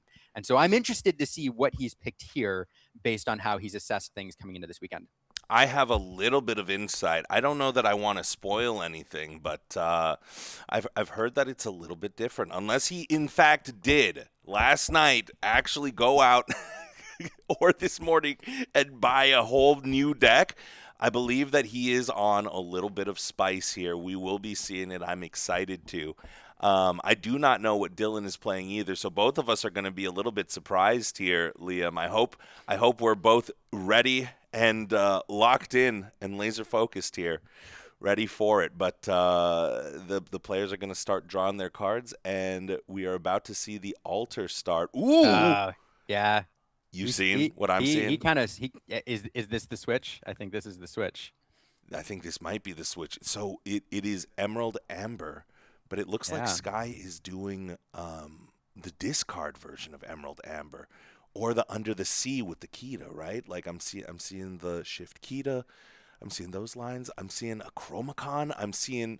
I think that is a Chromacon. I'm seeing some Ursulas. I'm seeing the Muses. I mean, this looks like almost, other than the Chromacon, it looks like the old version of the Emerald Amber discard stuff where we were doing the Dales to discard the cards. We had the Prince Johns, but I mean, I haven't seen a Prince John yet. I haven't seen a Sudden Chill, so it might be a little early to make that call. Sky might be playing just some kind of Under the Sea wacky version here. Meanwhile, Dylan, I don't know if you saw, but Blurple, it looks. Oh, and it's not Chromacon. That's just Morph. I got it. Blurple. So interesting thing on Blurple. Blurple is a deck that we all know. Some of us love it. It's been around for a while. But there was a tournament over in Germany, this 87-person tournament in Belgium, I think. It's either the Belgium or the Germany tournament, where somebody was playing a Blurple deck with popsicles and actually finished very well at 5-2, I think, bubbling out. But it's like a popsicle Tamatoa. It was running Terran, Monster. So it was very, very different, and it was kind of mixing this item build into Blurple, which is not something we've seen before. And we are seeing the bell. We are seeing. Oh man! I think you're calling it. I think you're calling it as we're watching it here, Liam. That's okay. So we have some, and that's one of the things that I love about Infinity. Is there's, normally in Core Constructed we have these archetypes which are pretty well defined, and sometimes you see these differences, like we had for a while Steel Song running alongside Diggy Diggy Hole, the same colors but very different builds. In Infinity, because it's so wide open, you can have these wildly different builds, or even just like moderately different builds within these colors. And so it's not a situation anymore where you see a color pairing and you're like, oh, that's dogs. It might not be, Exactly. I mean, we're looking at Sky's hand, and I barely know what's going on here. There's a card in here. Is that Spectacular Singer there? Spectacular Singer. What's next to it? What's the Hercules song? The Go the Distance? Yeah, I guess. Am I seeing Go the Distance? I don't know. We're gonna have to see what Sky is doing. He is on some incredibly different Emerald Amber than what we've seen. We've seen the Snow Forts, right? We've seen the Tramp Street Smart Dog with the Churn of Dogs, right? Shout out Kurt Spice from Inc. Zero to Hero. Thank you so much, right? I believe that's what I saw flash in Sky's hand here, but we're off to a dynamic start on Dylan's side with this bell coming down, a 3/3 that you can basically send one of your items to the discard and play for free. Yeah, when people saw this card, they were like, "Are you serious? You're going to give us that?" A card that puts early pressure on the board. On the other side, Morph coming out here from Into the Inklands, I believe. This card is any card can shift onto Morph, and so when he's sitting on the board, you have no idea what's coming. Wow, this is so great. Yep. We got friends on the other side, and 2 cards are going to go into Dylan's hand here. Friends from the side, one of the best cards, one of the top 20 cards, I think, in the game, one of the top 10 cards ever printed in the game, I think. A card that allows you to draw 2 cards after being sung. And a fox going into the inkwell here. This is all our favorites coming back now. Blurple opening up some really powerful lines here. Absolutely. I mean, Bell being able to sing that on turn 2 is pretty nasty here. That's really great. We still get to ramp. We get to draw 2 cards. We get to draw 3 cards and ramp twice. Or ramp again. I mean, Liam, this Blurple is looking strong now against some of these Be Prepared decks, right? Some of the Raging Storm decks. I think that they might struggle a little bit. But if I'm Dylan, I'm probably feeling pretty decent looking at Sky and being like, "What is he doing? He's got a morph. What is he possibly going to play down?" Yeah, and that probably is the best opening for this deck. Hit the card draw, hit the ramp. I mean, look, he's drawn 1, 2, 3, 4 cards so far, replacing the Popsicle, replacing the Azurite Sea, replacing the Bell and the Friends with card draw. So he's pretty much hand neutral here with cards that he's played. And that's one of the problems that that Blurple has had is it can burn out of cards if it utilizes cards to ramp and if it has a turn 1 play. But this line really smooths that out. But on the other side, it's this card, Brent. It's this card. It's Diablo. Yeah, the devoted herald who, when he is exerted, anytime your opponent draws, you get to draw many people still on the ban the bird hashtag. I mean, people were upset about this card. But it's looking a little better these days. It's such a powerful card. We'll see if Infinity there's more answers for it than there were for a while in Core Constructed. The thing about Diablo was at the time one of the ways that you identify cards that are like I want to say broken, busted, but powerful cards is when formats warp around them. And Diablo was a card which forced every single deck in the format when it was legal in Core Constructed to have numerous answers for it. Because if a Diablo is played and it is not answered for a couple turns, you lose the game. If you're playing against it. I mean, I remember the days of we all have fired the cannons and Brawl and Peter Pan Shadowfinder. I remember those days well, Liam. Just for this card. Yes, exactly. It was a Fox game warping card for sure. Yep. Another old friend here. Yeah. The old Merlin Madam Mim bounce package from Rise of the Floodborn. Is back. You know, it's funny. I was looking at that set, Brent. I was doing a list of like the most powerful card. Floodborn has, on pure power level, some of the best cards the game has ever seen. All the way back in set 2. A very, very powerful set. Oh my goodness, and it's great to see it here. This is a crazy play though. Diablo is singing 0 to here, reducing the cost of the Clarabelle, shifting in. Oh my goodness. Then we can play draw another 2 off of the Diablo when your opponent draws, but also get the Clarabelle. I mean, they're working in tandem here a little bit. I guess Diablo does only work on Dylan's turn. True. But to your point, like working in tandem and combos. I mean, what huge combo there. I mean, singing 0 to hero, then getting the Clarabelle in play, and yeah. It's wild. And the bummer for Dylan is we've already seen that he has a ton of cards in his deck with the Popsicles, with the Friends. He's got other cards, probably guidebooks running around in there, a lot of cards that he's going to use to draw in the mid game here to fuel his game plan. And that Diablo makes that really unpalatable. So even if he has a Popsicle in play now, like you don't want to play that when you're giving Sky cards. Yeah, and Sky will be able to just keep dumping his hand out. I mean, how many cards did Sky just draw off of this Clarabelle light on her hooves? Was it 10? It was so 8? many. That was a lot. Sven coming down here, one of the newer cards out of Winter Spell, a 2/3, but strikes for 5 as he has Rush and Challenger +3, taking out that Diablo. Speaking of adding cards to your deck that will allow you to combat the Diablo. Yeah, a great card here, as you pointed out, taking up that 4 slot now in some of these Amethyst decks. And I'm willing to bet that Dylan did not include this card specifically for Diablo because Green Steel hasn't been super popular in the Infinity meta, but it sure feels good to have that answer anyway, like when that Diablo comes into play. Yeah, I mean, the Elsa 5th Spirit is also one of the options. Like, it just feels like Diablo has been left behind a little bit. I have not been seeing a whole lot of Diablo play here. Sky obviously thinks that there's something special about him, that there's still an opportunity here to utilize him to full effect. But, I mean, just right there, you got so many answers here.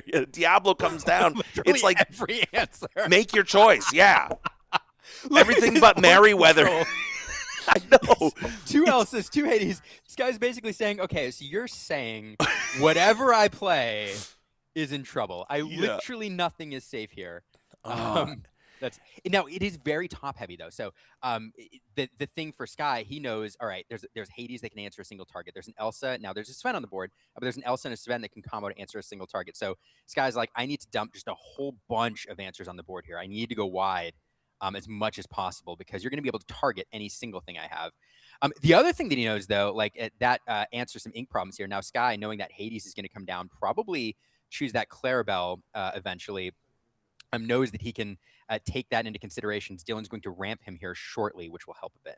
Yeah, and it looks like the idea behind the deck is Sky understands that Blurple is exactly as you said, top heavy. He's only going to be able to play down a few threats. There is no board wipe in Blurple, so if Sky can go wide here, he'll be able to just keep on doing things like You're Welcome with the Clarabelle, draw more cards, and eventually develop a board so wide that Dylan won't be able to do anything. As another Diablo comes down, Sky says, I know that you have answers in hand for this Diablo, but if you want to go ahead and take it out, be my guest. Meanwhile, I'll be questing with everything else that I have.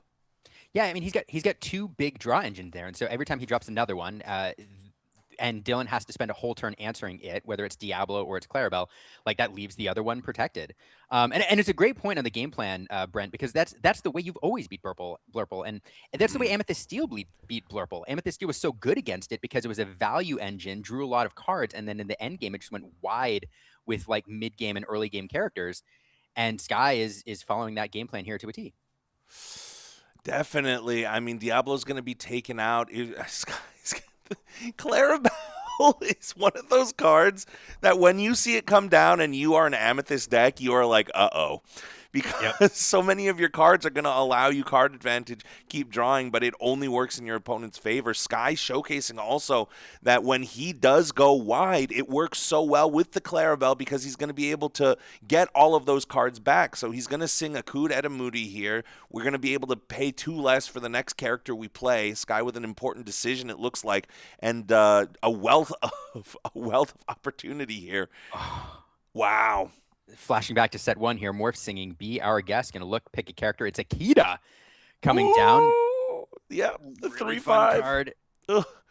And what was it? Is it shift 3, cost 5, Inkable, 3/5, quest for 2, and when she comes down, all of your opponents all characters get -3 strength, is that right? Yes, until the start of your next turn. So I think it completely neuters any challenges coming in, and now finding a Aerial Spectacular Singer coming down, finding an Under the Sea.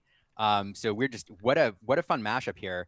This is like Steel Song meets Emerald Steel Discard. These two colors like mashed together.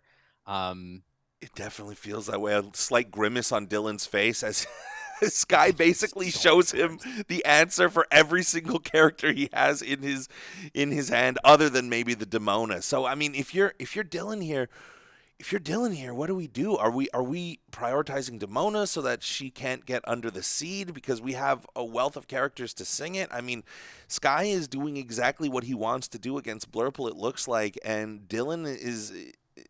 There's just so many cards. There's just so many cards in both of these players' hands. Yeah, and unfortunately for Dylan, Devil's Moon Lullaby going to come down here, reduce the strength on that Elsa.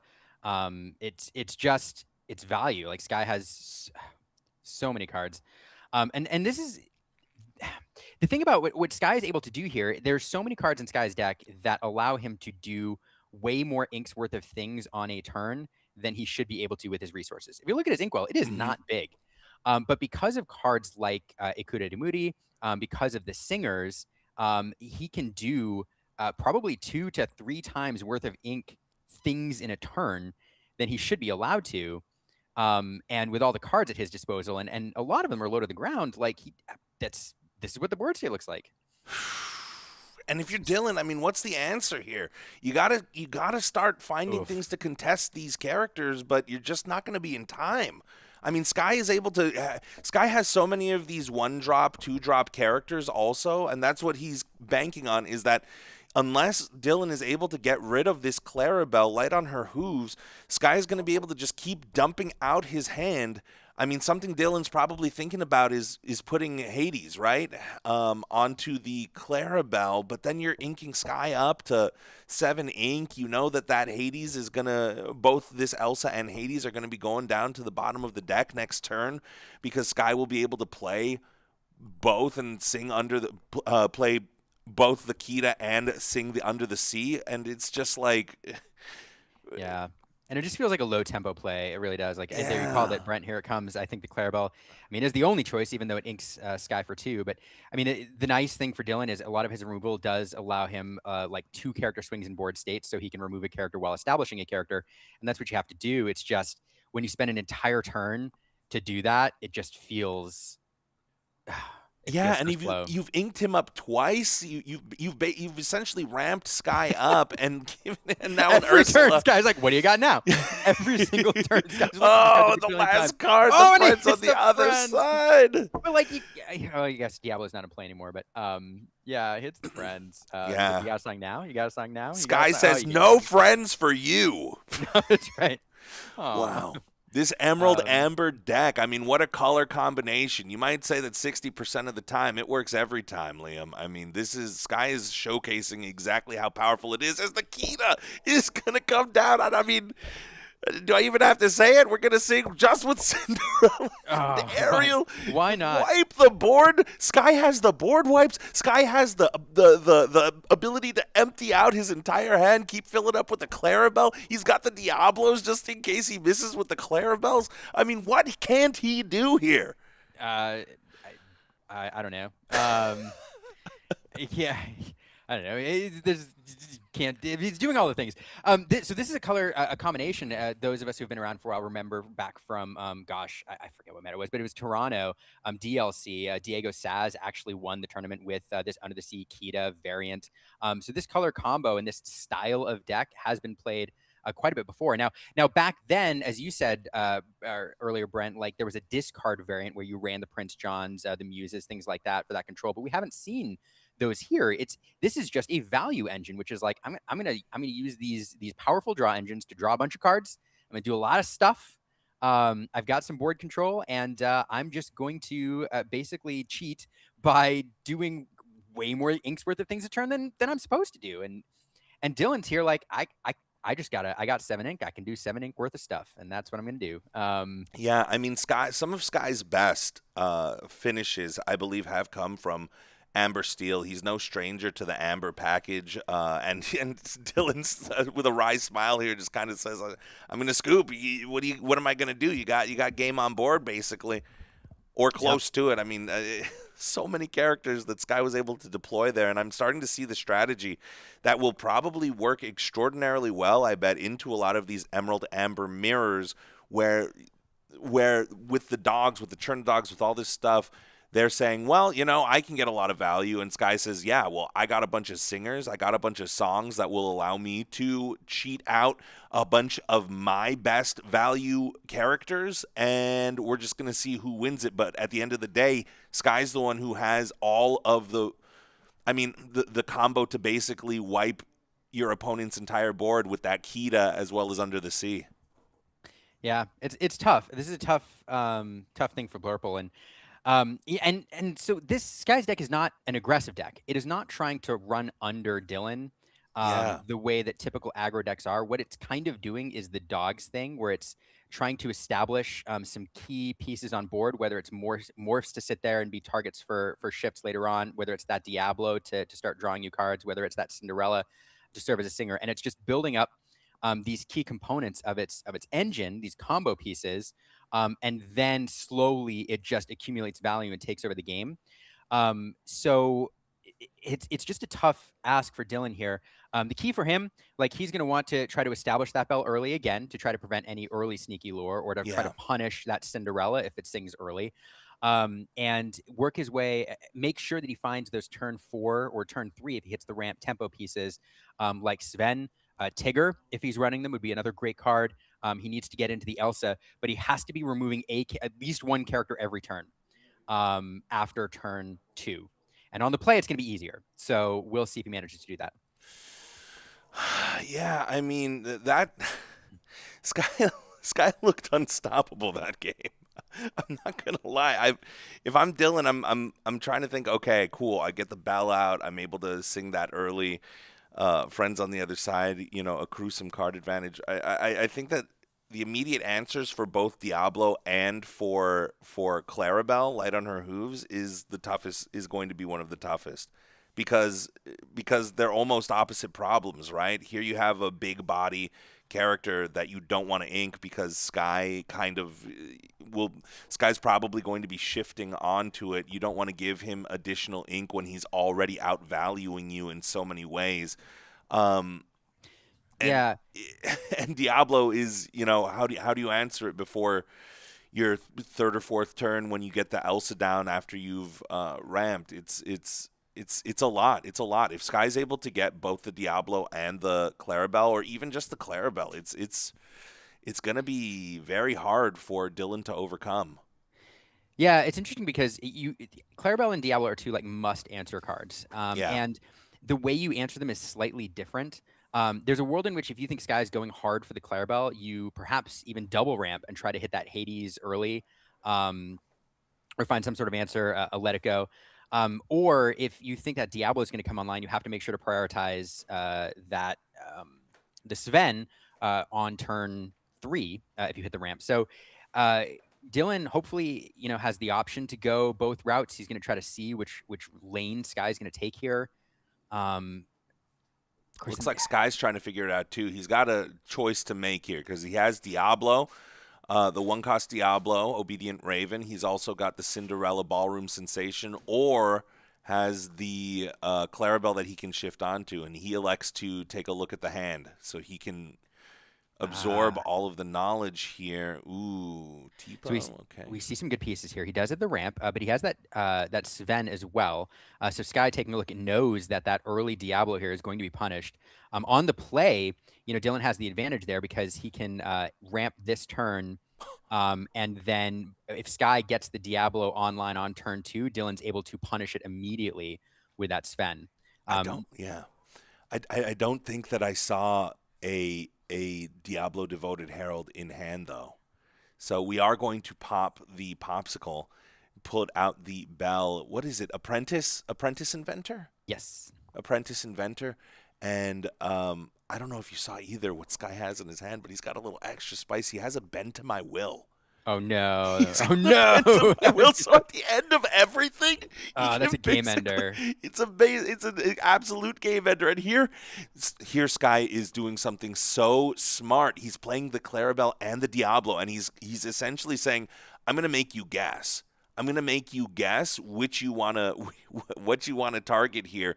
But I believe with the 0 to hero, I mean, are we looking at a world where we're about to get a big Clarabelle out? I can't see what the fourth card in Sky's hand is. I see Morph, I see 0 to hero, and I see Bend to My Will. I can't see what the fourth card is. Okay. Interesting. Okay, so bouncing the bell back to play, playing the bell for free again, eating that popsicle. So a big sequence here to establish these 3 characters on board, and Dylan just looking to punish any singing shenanigans here. And then even if we do get that Clarabelle can't quest now without being vulnerable to challenges from the Fox and Bell. So I'm establishing a decent board presence here for this point in the game. And next turn 5, it opens up Elsa's, it opens up Belle's, and there's other things. So this feels like a decent start for Dylan. Dylan also very smartly only has 3 cards in hand here. I mean, for a deck that's kind of built to keep drawing. Wow! And discards the Bend to My Will. Doesn't really need it. Won't be necessary this quick here. I mean, we got the Diablo. He didn't have that a second ago, I don't think. And Diablo gonna sing 0 to hero. We're gonna get the Clarabelle Light on Her Hooves. Sometimes you just got it all. You got them both. Yeah, you got them both. Both threats. And now this is really both.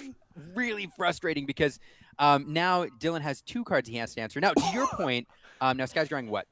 3 cards. He emptied his hand, basically. Yeah. Oh, my goodness. So emptying his hand, getting 3 cards. The bummer for Dylan is now he has cards to answer both of these, right? You have Let It Go on turn 5. I'm not sure if he has it, though, that you could use to answer the Clarabelle. You've got another turn 5, like an Elsa or a Sven, which can answer the Diablo. But now he has to kind of pick which threat he wants to target. And also, Any of his cards that draw him cards, if he was thinking of singing another friend or playing a popsicle or anything like that, he gets punished for that with that Diablo. So I think removing the Diablo here is important. Yeah, okay, so now we can both. trade and answer both. We can get the Diablo, and Dylan says, okay. Wow, Dylan masterfully handled that turn there right when on turn 6, it was looking real nasty. Dylan says, I got some tricks up my sleeve too. Yeah, Elsa, one of the best cards in the game for this reason, immediately answers the Diablo, and then, again, setting up a really good board state early, had that popsicle, able to bounce with the Fox just to get it on the board, had the popsicle to play the bell for free, getting those stats on the board to give him the tools necessary to answer that Clarabelle. Very, very heads up, good play there. Wow, I mean, what a back and forth here. Sky now has a decision. I mean, I was complimenting Dylan on also just being able to keep his hand low, understanding that the Clarabelle is a constant threat. Sorry, the Muses does come down. It sounded like you had something to say there, Liam. No, I was just groaning. The Muses. Yeah. You've gone up against the Muses a time or two. You've tangled with them. It just changes so much about the game. And Muse is a fantastic card with Ward. It has Ward and a static ability, so it's just going to sit back there and do its thing. Can't be chosen by most of Dylan's removal answers. Any of Dylan's removal answers. The only thing you can really do is play a Demona to exert her. And every single time Sky plays a song, Sky is able to bounce a character with a strength 2 or less back to hand. And that is often used by Muses players not only to control your opponent's board, but then also to bounce cards back to your hand, like this Ariel, which he could then play again in order to find songs. Absolutely, because he just missed. I don't know if you saw him, but Spectacular Singer comes down. You can look at the top 4 cards of your deck. You can choose one of the songs. Unfortunately, Sky didn't find one. That is unfortunate. Sky on the back foot. Sky, to put it mildly, yeah, Sky it never feels great to miss on your Ariel Spectacular Singer unless you're the one watching your opponent do it and you say, thank goodness. What a powerful card. Maybe one of the most powerful cards out of the first chapter for sure. Fun to see her back. But as we were saying, I mean, Dylan is now understanding he can just establish a wide board, and now he's the one firmly in position saying, Sky, you go ahead and answer me. What does Sky need to do? Sky kind of needs the Kita into Under the Sea here. If he can establish that, he can sing that. Then he can also bounce back his own Ariel to redeploy it, but it does not look like he has doesn't look like he has it. He might, though. I mean, he did play Della's Moon Lullaby. And that would wipe everything. So right here, if we sing it, this would be a back-breaking blow to Dylan. He does have it. He has it. You called it. I mean, you talk about you need the Kita, but no, everything is so low strength already. All he needed was one little thing, and the Dylan moves on. Well, yeah, what does he need to do? He needs to do exactly that. And then to boot, the Muses will bounce the Ariel back to hand so that Sky can deploy her again to find a song. And the Muses will go in a... Oh, no, they've sang. Yeah. No lore still for Sky, but my goodness. Wow. My goodness. And also, Dylan has the Hades in hand, but the Muses, just to remind everybody, has Ward. So he wouldn't even be able to use it onto the Muses if he wanted to. Wow. Elsa's going to come down. It's a not as strong play, but what do? You don't want to just waste your Hades. Right? No, but it does set up, now we know he's running Accomplished Mystics as well, so this does set up some damage counters on the board for Dylan to be able to use later. Perhaps if a Cinderella comes down or Diablo, any of those now susceptible to some damage counter shifting shenanigans. Speaking of shenanigans, the Muses will sing Ekud Edimudi and bounce that Elsa back to hand. Bounce it back, wow. Oh, goodness gracious. And oftentimes it's not a card that you like to send back to hand because it can do some shenanigans when it enters play. But at this point in the game, that's like the entire turn for Dylan. He can do a couple other things, but it means he can't do a Hades or something else. So that does force him to spend an entire turn removing something. And it does get those damage counters off the board that Dylan could have used to do some shenanigan-y stuff.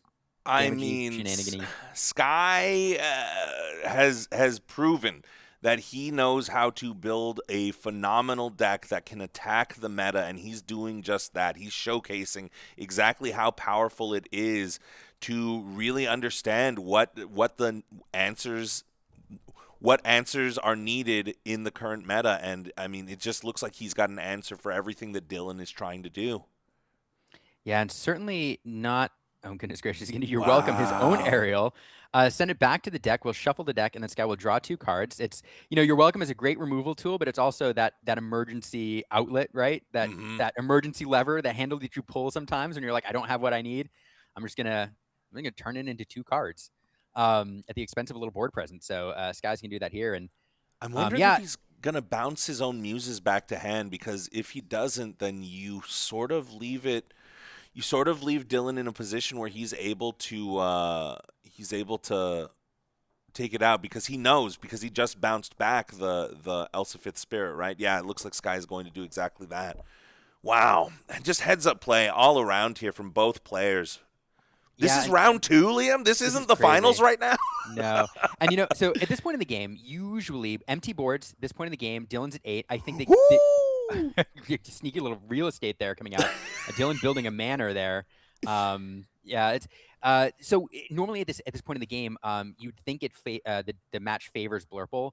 The problem for Dylan is he has very few cards in hand.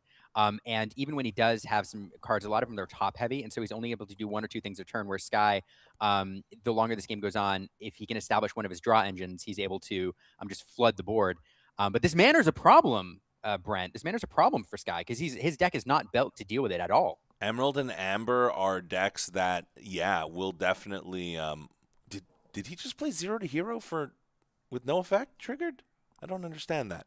Anyways, the McDuck Manors, the Queen's Castles, right? The libraries are pretty troublesome for these Emerald to Amber decks. However, Dale Dale ready for his shot does tend to, if Sky has it. I mean, we haven't seen it yet. Sky may not have it, but if he does, that could be a card that could sneakily kind of give his characters the ability to challenge in, right, with their huge willpower. A lot of Sky's characters do not have a lot of strength, but do have a lot of willpower. That card has kind of shaped that meta and made locations a little bit easier to deal with in that way. But, I mean, Dylan, for as good of a turn as Sky has had for the last 2 to 3 turns, I mean, Dylan is still firmly ahead. He's halfway now. We've got the McDuck Manor out, and Sky in a little bit of trouble here. We got 6 ink on our side of the board, and the problem is you can under the sea all you want. It's the McDuck Manor that needs to be answered. It's a must answer sort of in the next 2 turns. Otherwise, I think Dylan's just going to run away with this. We got 30 minutes left. And if you're Sky, I mean, I guess I'm wondering, is there a world where we maybe scoop in the next turn or 2, just understanding we probably the Muse is going to bounce it back. Muse is so annoying. Yeah, it's so super good. Annoying card. So good though. Just send that spin back. And so at this point, like, every lore matters. That manor is a 5-turn clock now, and it's just going to keep ticking. And going to keep ticking unless, as you pointed out, Sky finds that Dale or something else that allows him to start cracking into this with a little more aggression. So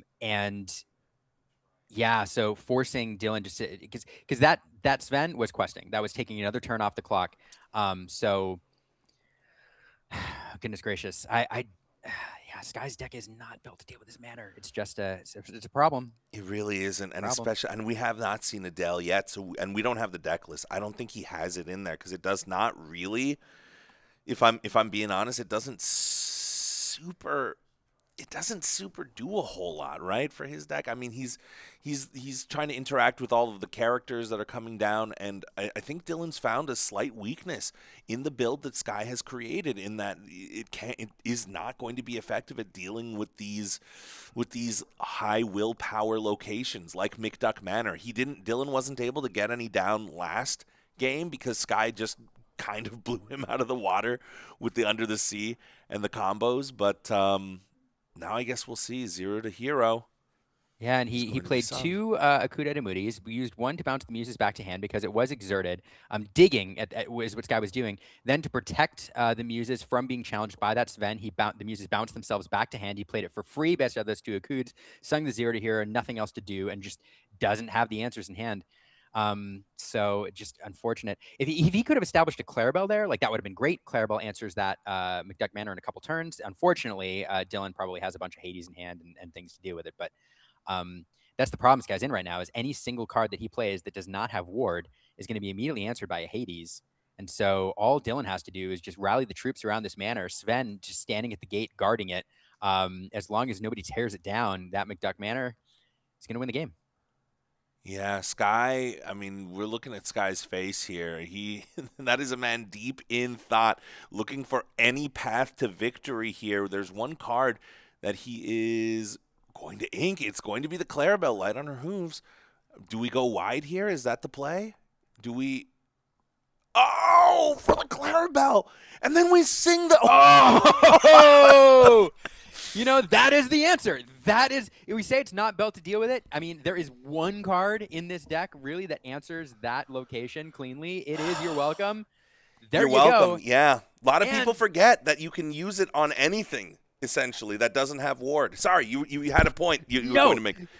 This is the point I was going to make. Yeah. You said ages ago he played a 0 here with no effect, right? Yep. You pointed that out like 3 turns ago. Yeah. He played another one last turn with no effect. You know Exactly. why? Because No. it got it out of his hand. Every one of those 0 to heroes now that he played, Sky was dumping his hand here, emptying it out. So this Clarabelle coming into play here to maximum effect. So smart. Like so turns smart. ahead, he was dumping that 0 to hero in preparation for this Clarabelle play here. He knew. He knew it was yeah. coming and said, I'm going to dump out my hand. I want 5 fresh new cards. Man, and just like that, Sky is back in it. 12 lore on the side of Dylan, but 2 dangerous threats here in the form of the Muses and the Clarabelle. And then, we can slam down the Hades, but we're going to give Sky a whole lot of ink with a whole lot of hand here. I mean, that's got to be what he's considering, but this Clarabelle is a must answer, in my opinion. Yeah, you don't want to do it. You don't like to see it if you are Dylan, but it's what has to be done. And now do we even, are we, what? Okay, we're just going to ink. Dylan just inking now. Dylan realizing, and he knew it from the start, but at this point, trying to get to a low resource game again and just going to dump cards into his inkwell. There's a lot of cards in hand, too. We're going to take a look at what he's got, as Sky does, too, looking for songs. Oh, I'm sorry. No beautiful songs. Elsa there. I'm just distracted by that. That Tamatoa also very gorgeous. Whew. Very shiny. Yes. Very shiny. So shiny. That beautiful Elsa's galore there. So plenty of cards to answer other threats, but again, there's nothing without the manners though. There's nothing to really allow Dylan to push too much lore. Those Hades will start questing unless Sky can answer them. And Sky doesn't. Sky has a lot of fun combos that he's going to be able to pull off. He will see all the lines that will be able to allow him to make these crazy plays. But, Dylan's at 12 already to Sky's 0. At some point, we're going to need to start questing here. Ariel is going to be able to find, hopefully, an answer. I do believe You're Welcome is right there. There it is. And at some point, you just, if there are other options, at some point you're like, I need to protect myself from manners. And now Dylan, unfortunately, gets to see, of course, just, you have to reveal a card to your opponent. And Dylan knows now one of his outs was slamming another manor and knows that Sky has that now. And so that's just unfortunate when, your opponent has the answer to one of your win cons. Yeah, and Sky knows that Dylan doesn't have another manor in his hand, too, because he just took a peek with the Ursula last turn. So a lot of mind games getting played here. I guess we're going to see what is Sky. We're going to play 5 for the Kita, and then we can't sing it. Is he going to get... We can't really... Yeah, we won't be able to sing it because we have the... Okay, so we elect not to play the You're Welcome either. Probably... Dylan, yeah. No, go ahead. I'm sorry. I was just gonna say, I think Sky is saying I'm just going to go as wide as humanly possible. Maybe slam down another Clarabelle if he's got it. But we did see one go into the inkwell. One is inside of the discard pile right here. And it's been a while. I can't remember if it was game 1 or game 2, but I think that Sky might be 3 Clarabelle light on her hooves down. So yeah. Yeah, no, it is tough. So the thing for Sky is, well, the thing in this game right now, Dylan being at 12 is obviously a huge problem for Sky. That Hades, Sky knew he didn't have an answer for it, so that Hades is likely to quest on this turn, putting Dylan at 14. And so Dylan, especially with his ink total, is going to get in a scenario where he can drop 2 threats a turn. Maybe it's a Hades and even a one quester like Sven or Tigger or something like that. And Sky is going to have to answer those cards every single turn. And so part of going wide and getting this Kita down is Sky needs to become the beatdown here at some point and needs to put enough lore on the board that Dylan has got to answer Sky rather than advancing his win condition. And so the Kita there, part of it's just getting it out of his hand, but it is establishing a 2 lore quester so he can start to turn that corner. And this is just a bit of a problem, not too bad, but Dylan is going to be able to remove something here. That Clarabelle, probably. Yeah, I mean, you want to remove, but yeah, I guess. I mean, he might. I think he does still have the Sven in hand, so he might be able to ink something. That's right. Play it down, and then That's a good call. Yeah, and then use that. Ooh, you hate That's to a see good call. friends in the inkwell. I hate to see You every do. time anybody puts a friends on the other side of the inkwell. I cringe just a little That's bit. more here. cards. No, but Yeah. but this is the right call. The Aerial Spectacular Singer, when paired with that Muses, means that Sky, any song allows Sky to bounce the Aerial, and Sky has so much ink in play now. He plays the Aerial again to find a song, and that combination is something that Dylan is really keen to prevent Sky from doing. So I think it's a fantastic turn to get that combo off the board. Absolutely. Just a nasty combo as the Obedient Raven's going to come down, remind Sky what it is that Dylan has in hand. I don't think we knew that there was an extra Sven in hand, but now Sky knows that. And the question, I mean, here's the real question, right? We're getting down to 20 minutes here or so, and if this game goes on much longer, if we get down to 15 minutes, are these players going to be able to finish a game 3 if Sky doesn't close it out right here, right now?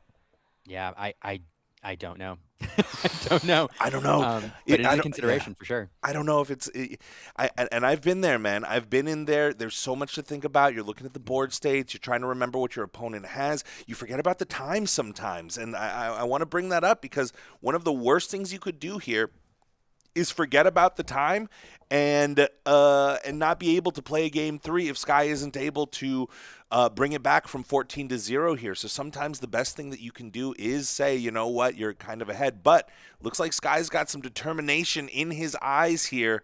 Your welcome is going to... Did he forget to quest that?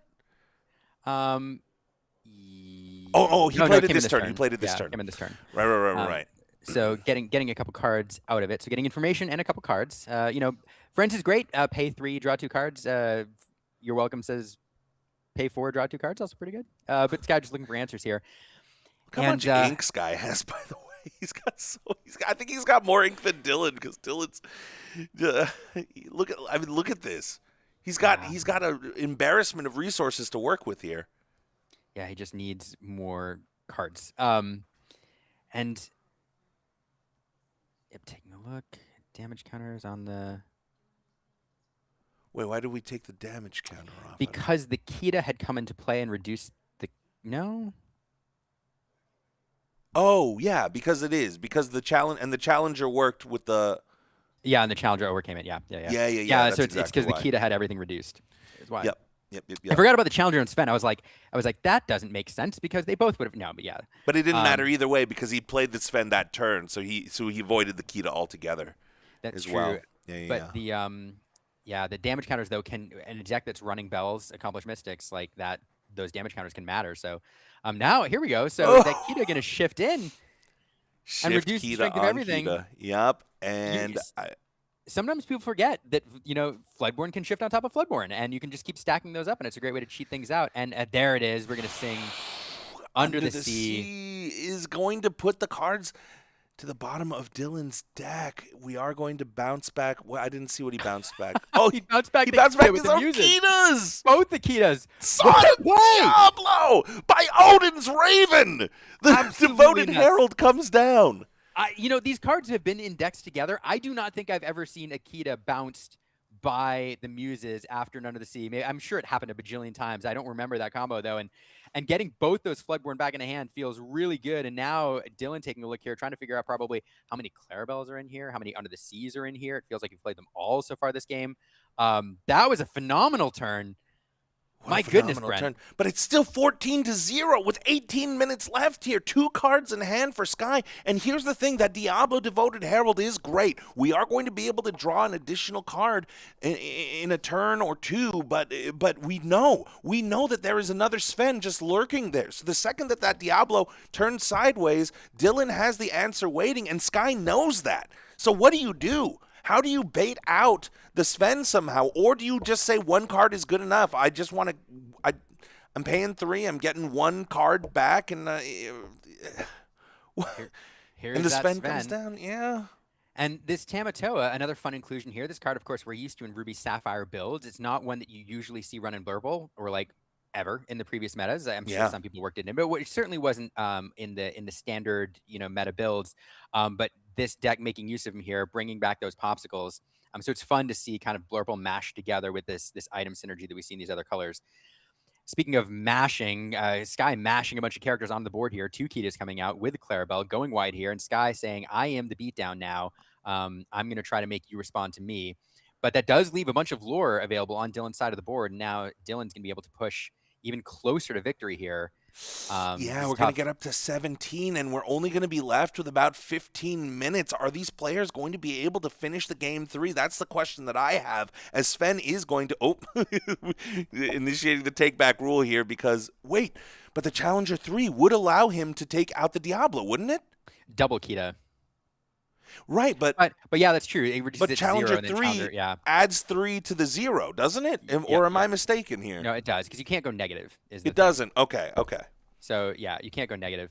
But now this is a fantastic play here, because what Sky was trying to do is force Dylan in a scenario where he could not quest by having so much lore on the board that Sky could close out the game in 2 turns. Those 2 Kitas, though, will not ready at the start of this turn. Elsa, Spirit of Winter, says that those Kitas will remain exerted. And so this turn, I think Sky would have wanted to push his lore total with them. That's 4. And Dylan shutting that down, putting game on board. Really fantastic. Della's Moon Lullaby. I mean, if Sky has another Under the Sea and we're able to Della's Moon Lullaby both the Tamatoa and the Elsa, then we are living in a world where we could potentially come back. We would be able to sing that with our unexerted characters here, but Sky's doing the math. If he has another Under the Sea. Is this another Della's Moon Lullaby that he looks like he's going to be singing it with Ursula? Oh, no, we're questing with Ursula. Oh, okay. I was going to say, like, if we saw another Dylan's going to be like, not like this. Not like, what are we going to see here? It is a You're Welcome. Probably the Deceiver heading back now. Gotcha. Yeah, Sky just doing everything in his power here. Ooh, we're looking at less than 15 minutes. I mean, that's a lot to ask out of 2 control-y, grindy decks like this, but Sky on the play, I guess he is confident. I hope that he is looking at the time here, keeping that in check, because yikes. Yeah, I don't think there's any way. Cards. Nothing to do here. It might be Scoop City. I think it's Scoop City right here, and Sky agrees. We're going to a game 3 here with less than 15 minutes on the clock. These players are going to be shuffling. It's going to look like fast motion for a second here, but I mean, if you're Sky, I don't know. If I'm Sky, I'm saying this right now. I'm feeling pretty confident on the play here. Yeah, it's these players are going to be playing with alacrity, and I will say, like, so the Blurble deck has lines that are a lot more straightforward. There's like 1 or 2 things you can do each turn, not a ton of combo pieces. We have seen Dylan do some interesting moves, but it is a little bit more straightforward. Sky's deck has a lot going on. It's similar to like Emerald, Sapphire, or builds, which just have so many different lines. You have to think turns ahead. So it's going to be him having to play faster is going to be a little bit more of a challenge for him. But, one of the best players in the game, so we'll see how he handles it. Absolutely. And it's interesting. The other and the unfortunate thing for Dylan too is answering the early Diablo is easier on the play. Also, answering the early Clarabelle is easier on the play. So some of Sky's draw line or lines that he wants to pursue to get card advantage early, Dylan's not able to answer them for an extra turn. and that can loom large, that little bit of an advantage in the early game. Ooh, I am seeing some. I'm seeing. Okay, it looks like Sky's going to keep 3 and alter for another 4. Great time to bring up, everybody. You are watching the Enchanted Citrus Clash. We got Sky, CCQ winner of the first CCQ, I believe, at CCS, Charlie's Collectibles Show. We're here at round 2. We're in sunny San Diego, California. Stand up, SoCal. I got a lot of friends out there in the field playing right now. I can't wait to see how everybody's doing, but we are in the midst of a game 3 in round 2. Sky on the play with Emerald Amber, a deck he has cooked up, an amalgamation kind of a lot of different things that we've seen, and right off the bat, we do see that there is a bit of a problem. Dylan has that McDuck Manor, and it got a lot of, what did you call it, real estate? A lot of great value in real estate for that McDuck Manor there. Yeah, it's the old DKP special. Here, if Fox Me Down playing that Popsicle on turn 1, it's one of the fun. There's a Blurple variant here working in these item cards. We have the bells, we have the popsicles, we also have the Tamatoas. And there we have that shift on turn 2 here, that Diablo likely to go in a quest to turn it on. Yep. And dumping the 0 to hero again. Ooh, Akud. Edda Moody is being sung by the Diablo. We'll be able to play something for 3, and Ariel comes down. We're going to be able to. Oh, what a sequence, Brent. What a sequence. And that's one of the things, Diablo has enabled such a busted opening back in the day. It made Green Steel almost unbeatable when it had that opening. And it wasn't just that he came down early and got that card draw going, but the fact that he could immediately sing a song to allow you to do something else. And usually it was Let the Storm Rage On to mess up, your early board, was super, super busted.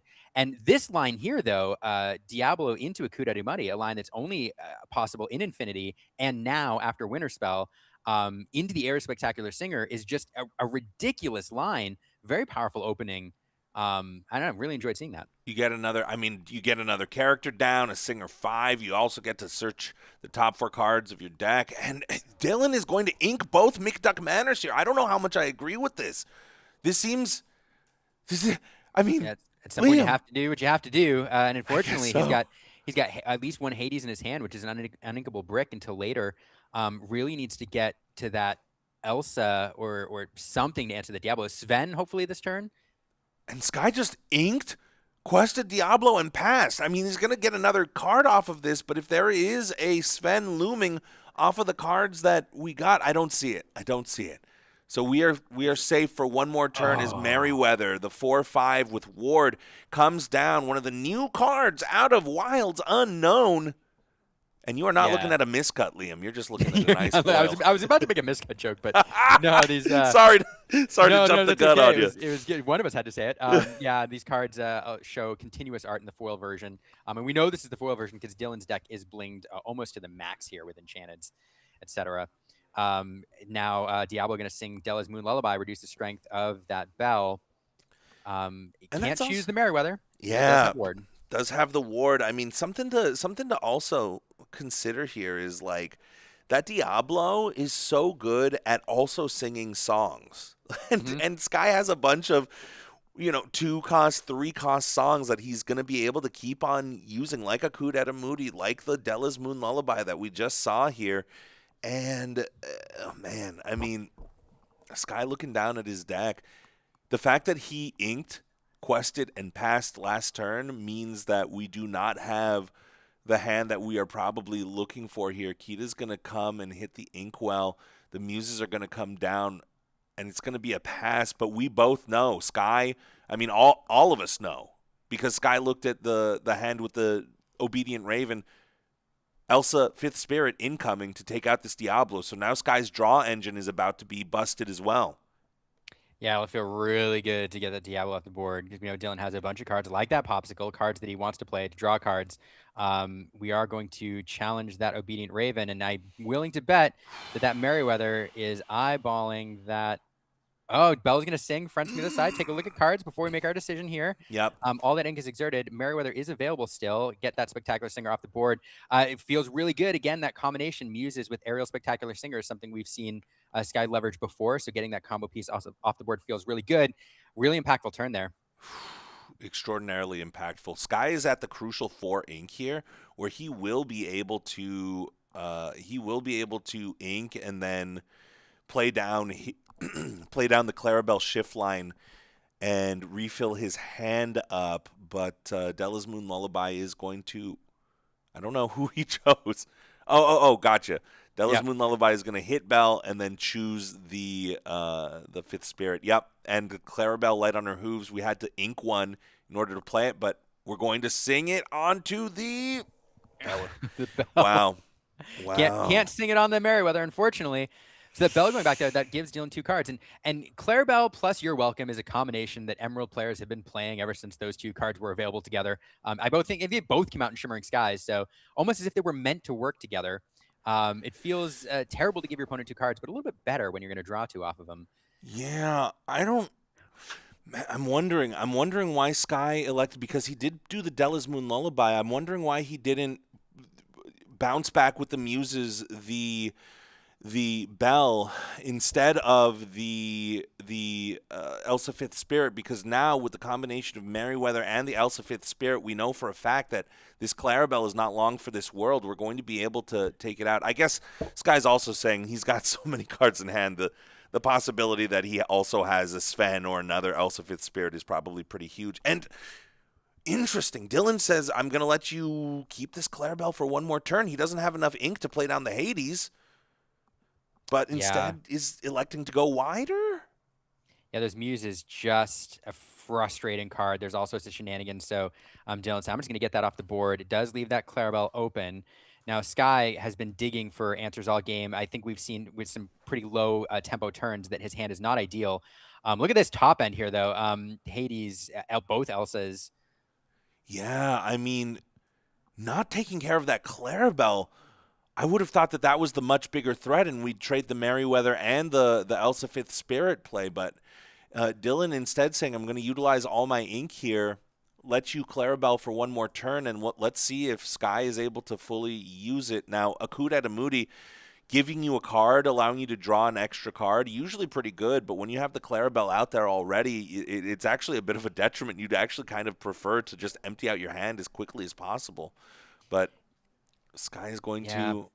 The thing is, establishing these Merryweathers is really good, because there's just no answer for them that Sky has. I mean, you can't reduce their strength at all to hit under the sea. You can't You're Welcome them. And so Dylan knows that those Merryweathers are likely to stay around. The only thing Sky can do is challenge into them, which serves Dylan's purposes anyway at this point. So taking a bit of a risk there, leaving that Clarabelle, allowing Sky to get some extra cards off of it. But the benefit is establishing that second Merryweather, which should be able to do some work. Clarabelle now singing Akut Edamudi, reducing the cost of the next character by 2. We'll see a morph. Wow, and a Cindy. And Sky making the absolute most out of his turn by also discarding and shifting the Diablo. The synergies of this deck is absolutely bonkers here. I mean, Sky's going to draw another 4 cards. How effective was that? And see, Dylan... This is why I was saying you kind of don't want to mess around with this Clarabelle. I don't know how much I agree with Dylan not prioritizing taking out that Clarabelle there when he had the chance. Now we're going to be able to do it. Of course, we have the Elsa. We also have the Hades option here. But, man, Sky showcasing exactly how punishing that Clarabelle will be if you allow her to stand up. Yeah, let's remind everybody, Sky had just the Clarabelle at the start of his last turn, and with that ink in play, managed to do all of that. And these Merryweathers now going to do a little work, and Elsa coming in now, Brent, fulfilling your wish, taking out that Clarabelle. I know you wanted to see that a turn earlier, but here's that play now. Sky getting some extra benefit and 4 cards out of it last turn. Dylan will take that guidebook. Luckily for him, that Diablo is not exerted, so Sky won't get the benefit out of that. And we are going to ink in Friends here, Dylan knowing that Diablo will be turned on next turn. So perhaps I just discard it before it gets hit by a Deceiver. Or oh no! Back to my will! Oh no! By the beard of of Zeus. Dylan is going to discard his entire hand, and now, I mean, what are we even doing here?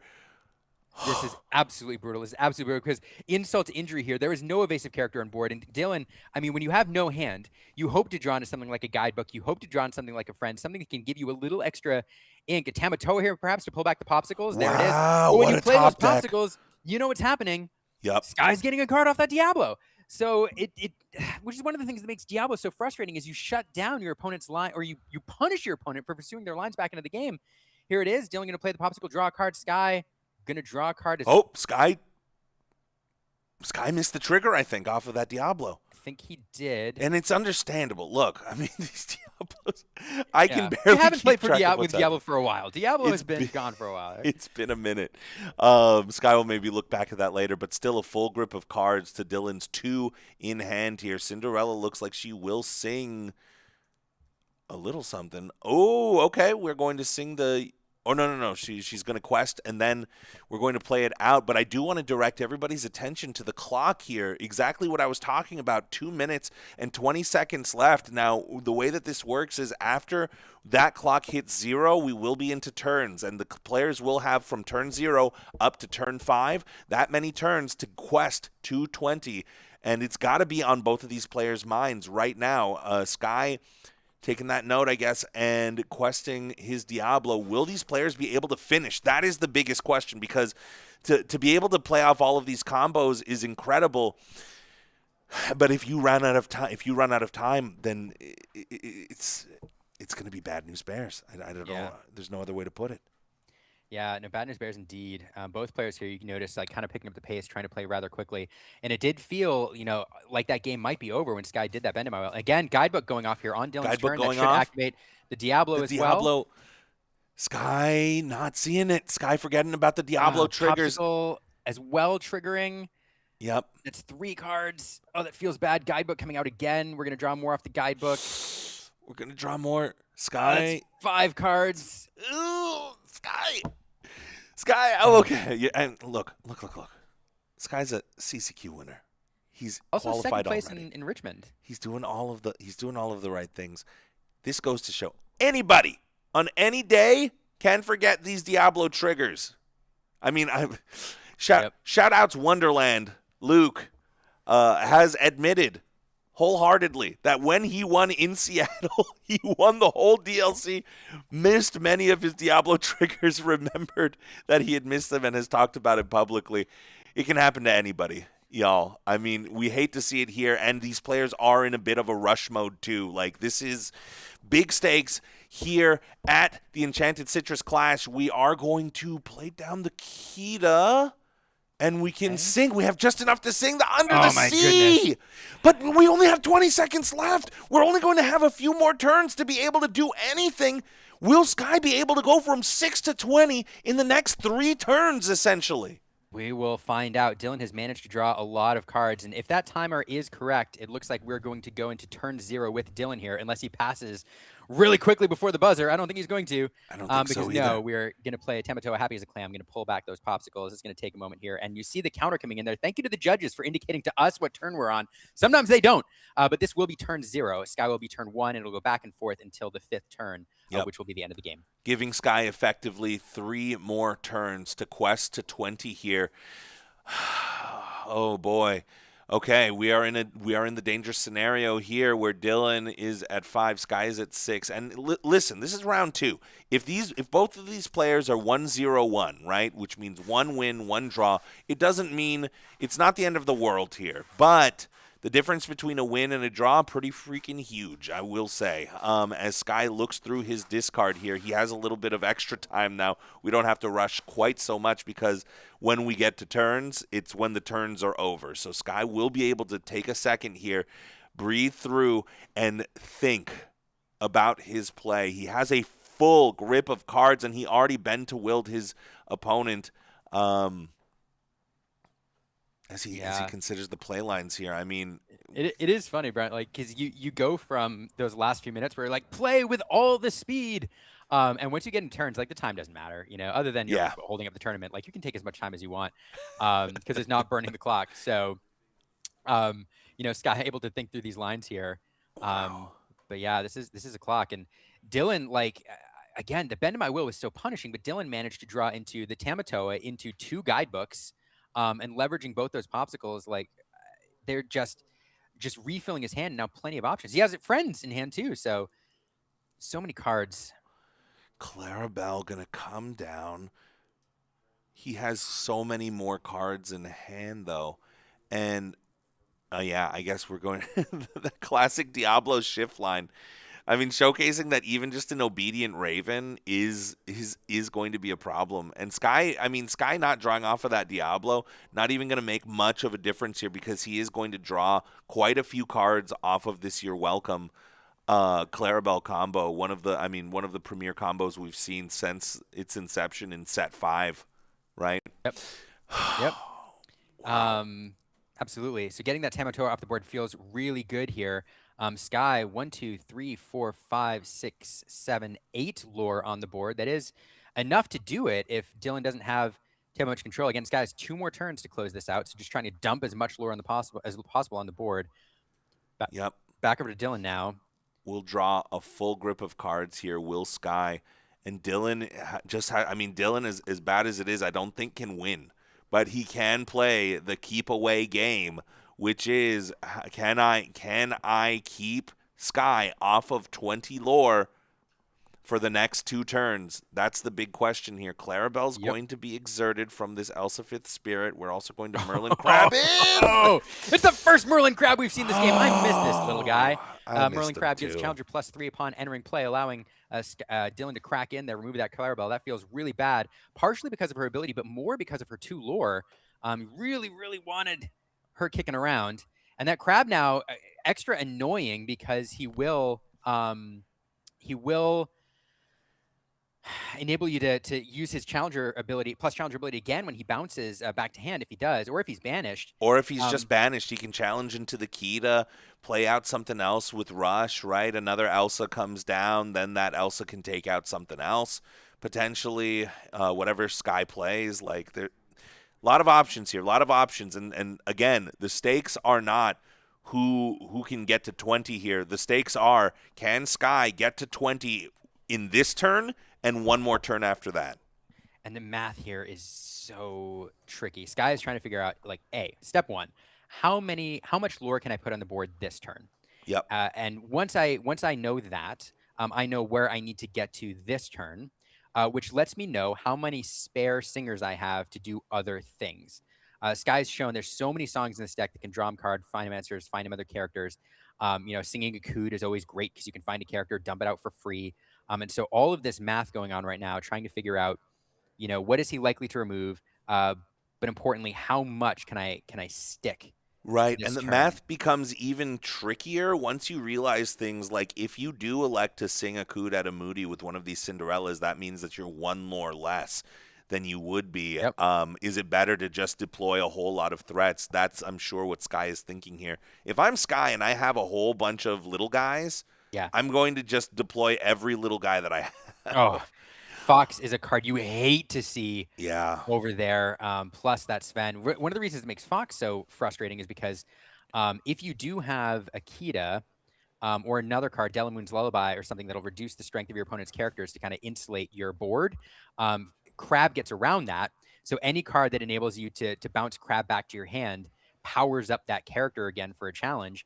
But then, you also have the Rush Fox coming in to do some damage as well. So, and you can deploy the Crab again. So Fox paired with that Crab is a really frustrating combo.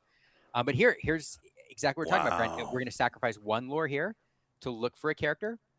Gonna find that Kita. I think that's what he's happy to see that. But again, pay attention to the impact of the Crab Fox next turn, because it is going to enable Dylan to do some stuff he wouldn't otherwise be able to.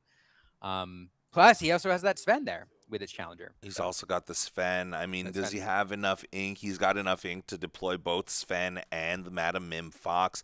I mean, yeah, that really makes it a no starter, right? Because what that means is that Kita only affects the cards that are in play when she's triggered. Mm-hmm. She will not affect any of the cards that Dylan plays afterwards. So Dylan, typically, unless you have characters with Rush, that's going to do it's not going to do as much as we think, but okay, so Look we're at going this. to wow. Great. Wow. Oh my goodness.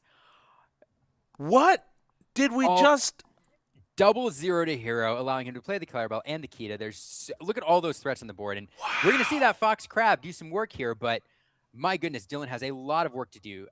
1, 2, 3, 4, 5, 6, 7, 8, 9, 10.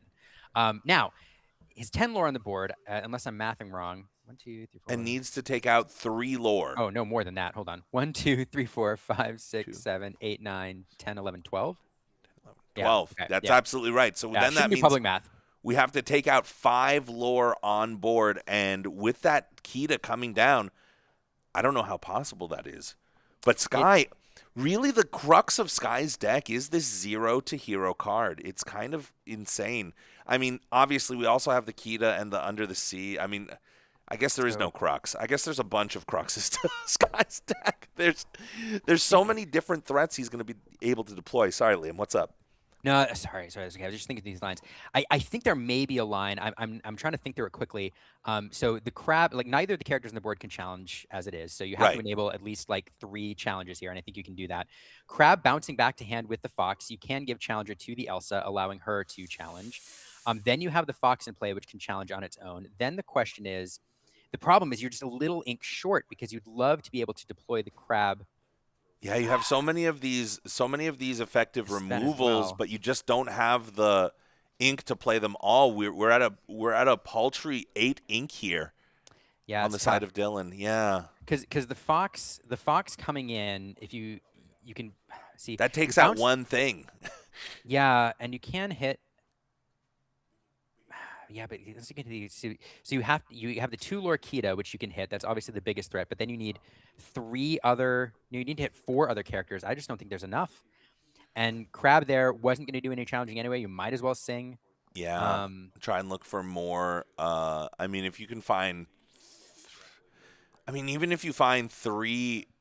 Yeah, even if you find 3 Svens, it's not going to matter. No. It's too much because if you do need to remove 5, you've got nothing. The Elsa is too much to hit an exerted character. Yeah. So you need to get rid of that Kita, and you can do that with a Fox. But then that means you still have 4 other characters you have to banish because they all have one willpower or 1 lore. So it's too big of an ask. On top of which, all of your so many of your 2 questers there are standing upright. Yep. Because they're not exerted, they're just out of reach, and Dylan is going to shuffle through his cards. You're drawing for the answers. I mean, who hasn't been there, right? When you're singing the friends on the other side, drawing 2 cards and just hoping you don't even know what you're looking for, but you're looking for some kind of answer here. Let's see what Dylan does. I think Sky is just out of reach here. Wait, what's happening here? So there was a trade. Right. Trade, but then Sky reminded him that Maikita has no strength. Right. So noodle arms over there, as Color as Law would say. Old noodle arm Sven, and there's the fist bump. It's just too much. Sky dumping everything out there and just overpowering Dylan. He would win on turn 5 of turns. Brent, a game of Lorcana can't go any longer than that in Swiss rounds. So absolutely wild opening. Yeah, nothing unknown about that win from Sky, but definitely wild here. Let me set up in booth position here. Scott, I'm in broadcast position. Of course. Yeah, let me get my arm around Lock you, in man. booth position. Oh, it's so nice to have you here, man. Yeah, it's so nice to be see here, you. Brent. Oh, gosh. Sorry, I'm here. Oh, yeah, there it is. What happened to your hand? I don't know. We could do let me angle this right. We could do a high 5 here. We can do a high 5. Okay, and hold on. I can't. Give me some skin. Boom. Hold on. Dude, this high 5 is gonna be the boom. Screenshot it. Yeah, screenshot the high 5. Screenshot this high 5. I don't know why I'm not using this hand. Here we go. This is the one, everybody. Through the power of the internet, the World Wide Web, we're able to high 5. The high 5 technology we have here. Shout outs production. Shout outs JDZ Quest here in the building. What's up here? Gotcha. Yeah. Okay. That was Okay. probably them saying, "Hey, y'all, that round went super long. We're ready for round 3. Like, get things moving." Actually, no. We are ready for something else, though, Liam. We do have someone on the floor. You know her. You love her. She is. I mean, Is she it is. questing? She is questing. It is Rebecca Quests. We have a camera on the floor that she is going to be able to utilize now. Let me say this. This is the first time we're utilizing this technology in the building. So please be patient with us if it's not 1,000% correct. Sometimes if you shoot for the stars, you hit a 90%er, right? And nothing wrong with that. We're going to throw it over to Rebecca Quest. She is going to take us through the floors. But talk to me, Liam. Before we do, I do want to say it's so nice to be here with you in spirit. I appreciate you all bringing me in. For those who know, I was supposed to travel this weekend. Just to provide people the backstory, I was supposed to travel and be there and be part of this crew, and I was super excited to do it. But so most of you know my wife is like 8.9 months pregnant, and so babies do like any time now. And so in fact, next weekend we're due to deliver. So no one's not going a to good time to fault travel. you. Congratulations to you, Liam. And I do believe that we are ready. We are going to be throwing it to the floor. Rebecca Quest, take it up. Hello, Enchanted Citrus Clash. We are super excited to be here on the floor with a player. You might know him, seen him online. Lorcana Spins. How's it going today? We're 1-1 so far, but we're having a blast. Good to see everybody, and couldn't miss it. Yeah, what do you think of the Infinity format? This is one of the biggest Infinity format tournaments we've seen so far. What do you think of the meta? Infinity is broken. You can see so many different synergies all across the board from sets 1 all the way to set 12, and just the cards that you thought were good got somehow better. Like, it's insane. And now with the banning of Hiram, we have completely opened up this meta to so many different creative compared to just one deck. Yeah, I mean, it's a very, very diverse meta. So, yeah, I hope you have fun this weekend. I'm gonna go on a little tour of the venue, though. Thanks for chatting with me. So we're gonna walk around just a bit. I want to make a stop here at the prize wall because there are some incredible things that the team has put together. Look at that, an uncut sheet even. We've got some cool Disney, and of course, lots of Disney Lorcana fun stuff. Lots of shiny cardboard, lots of cool things for players to win with their tickets, both from the main event and also from the side events, because there are tons of side events going on. So players are getting ready for the next round. I want to show you this area over here because it is a full house in here. Lots of players. You might recognize, hey, there's Q from Non-Inkables. We got some big players here in the house. But of course, besides the main tournament, tons of stuff going on around the venue. And I want to especially take you over to the Artist Alley because they have set up this really awesome room where all of the artists are set up with all of their goods. We have some custom cards. You can get signed cards. Hey, here's some vendors in the hallway. Say hello to the stream, everybody. Hey. This is a learn to play room, so new players can come over here, do a little learn to play. So that's really fun. All right, and around the corner over here is where we have got the artists area. So artists area, here we go. Let's go ahead and take a look at who is here.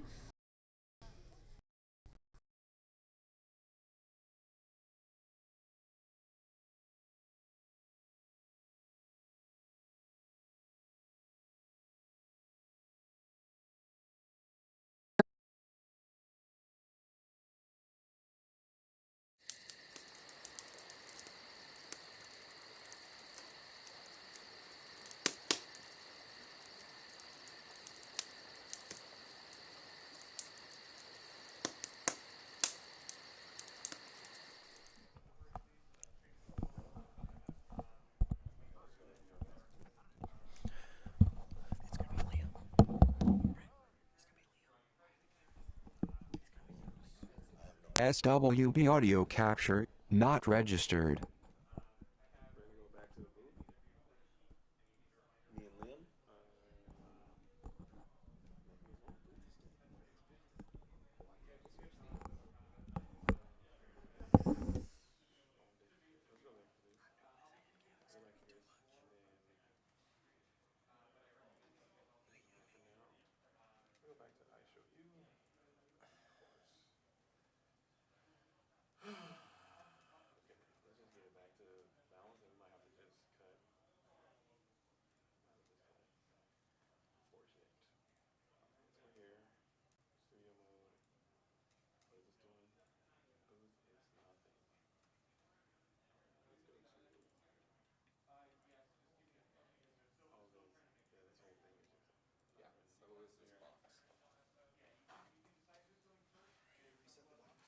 I need time, please, if I can. Sorry. No, you're fine. So I can't go in the artist room. Yeah. Oh.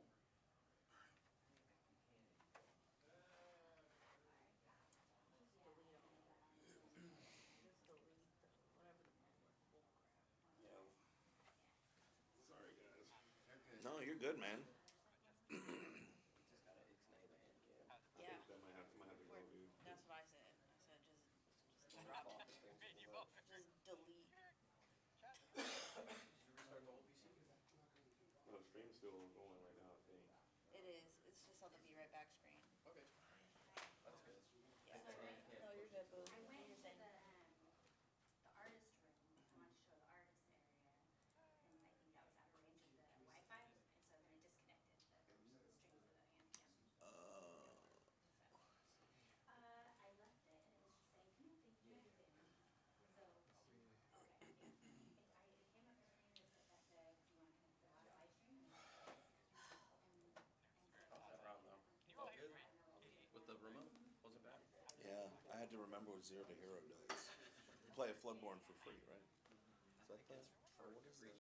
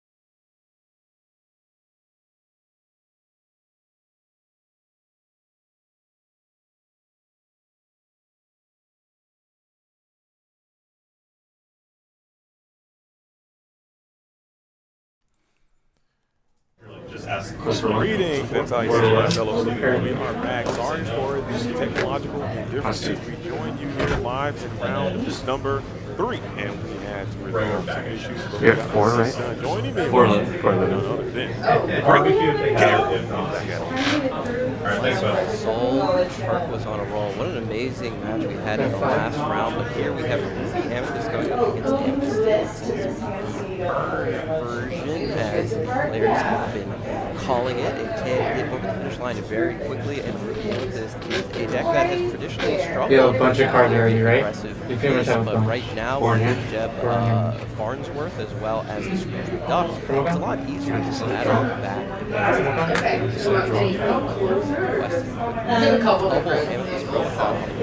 No characters. Got a handful of already. We're halfway there. And that is a question I asked myself, if this Amethyst Steel would have a place in the Infinity format, so I'm glad to see that Louis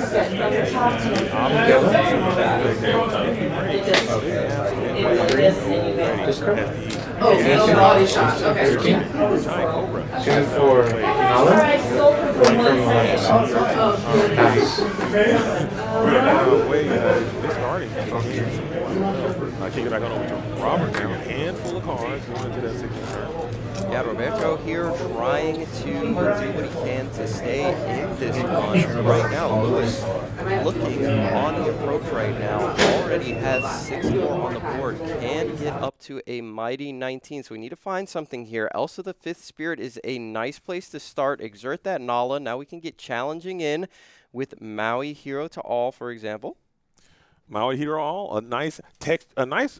I've been on debate a few times. A lot of people said that Maui Hero to All is a card that should come back in core constructed, and that's something that I firmly disagree with. Thank you guys again for letting us know that we had some technical issues. We've been kind of fighting through them. We tried to elevate the process of the stream a little bit, add some new things to the Quest world, and maybe we're just not ready for it just yet. Okay, there's some time, but we'll get there in time. We continue to try to build, but again, I want to thank you guys all for being here, for just tuning in. This is the CCQ at ECC. A lot of acronyms, but this is Infinity, and this is round number 3, disregarding what you see there on your screen. So it is a great time. We've been having a blast all morning. Yeah, we have, and on that last turn, Roberto was having a blast singing that Pirate's Life, which was able to drain some lore from Lewis's side and gain some for himself, as Honey Marin is going to make an appearance. Anytime a character is exerted on the opposite side of the board and you play this character, gain a lore. We're also going to quest for 3 here, getting that lore back that we lost from a Pirate's Life. We also have Dash Par in hand, a card that I am a really big fan of, which can come out and quest for 2 immediately with no issues. We're going to pass it back over to Roberto. We'll see if he has the devastating Be Prepared, which will clear the entire board.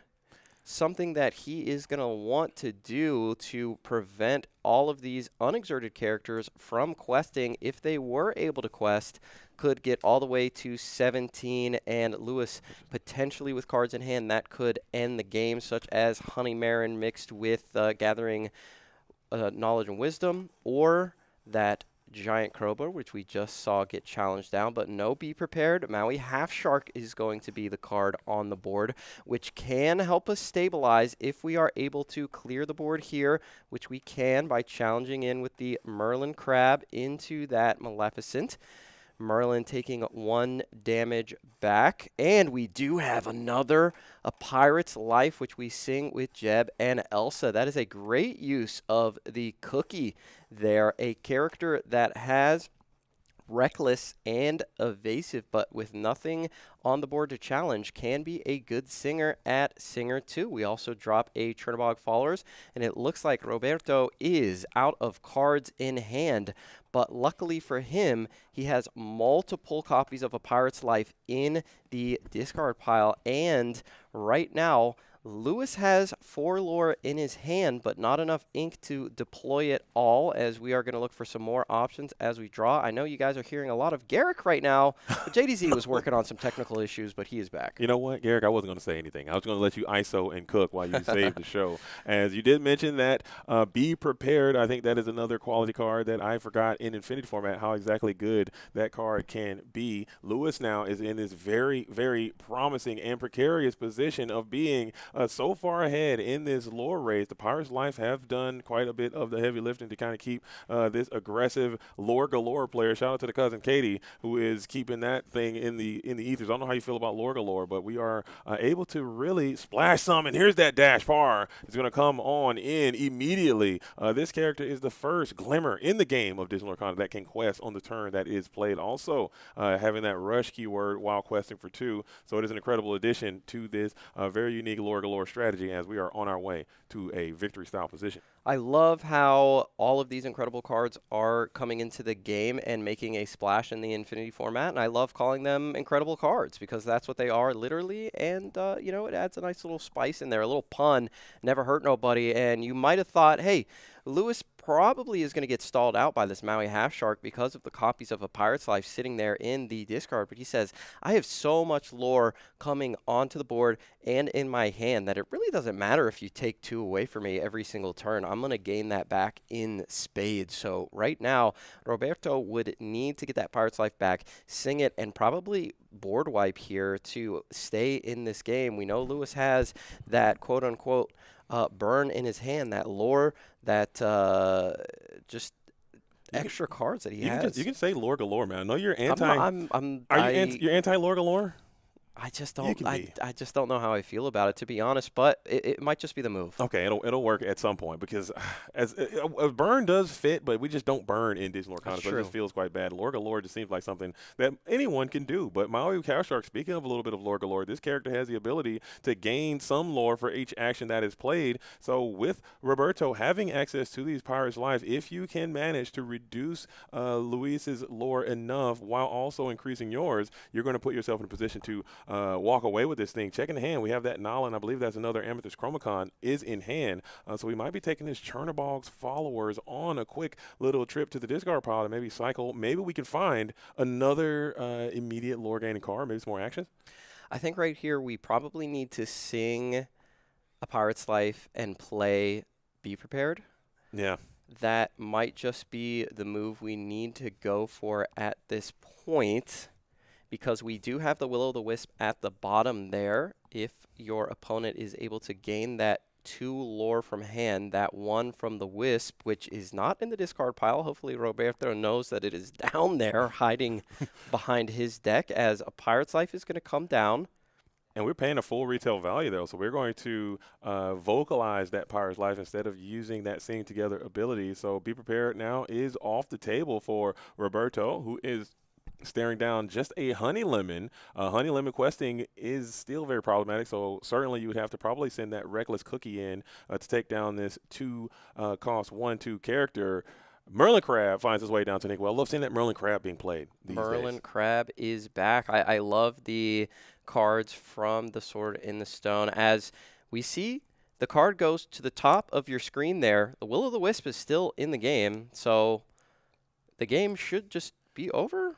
I don't know. I don't think we have the lore in hand just yet. We did get a reduction from that Pirate's Life. Oh, I thought we had Gathering in hand. Well, now we have the Giant Cobra. That'll get it done. And we got the Gathering as well, so we're done 2 ways to Sunday. So we will be able to go ahead and send the Gathering Wisdom and Knowledge, and that will be a GG as we go on into a game number 2. Roberto is going to fall there as Luis is on the Amethyst Steel hyper aggro, lore galore, fast dash to the finish line, whatever you want to call their strategy. It can pile on that lore super, super quick and really feast on some of these control strategies that have emerged in these in this Wilds Unknown Infinity metagame. I kind of like that. We can call it a dash deck. I mean, dash is in the deck, right? We're dashing. Did we solve the meta? But Lewis says maybe I've solved the meta here. We saw the last CCQ out here in California. That was the Glimmer Games, and what deck took that down? It was the Amethyst Steel strategy, where you are trying to lore galore and get over the finish line to that 20. I gotta ask you, how did that feel? Ripping the Lorca there.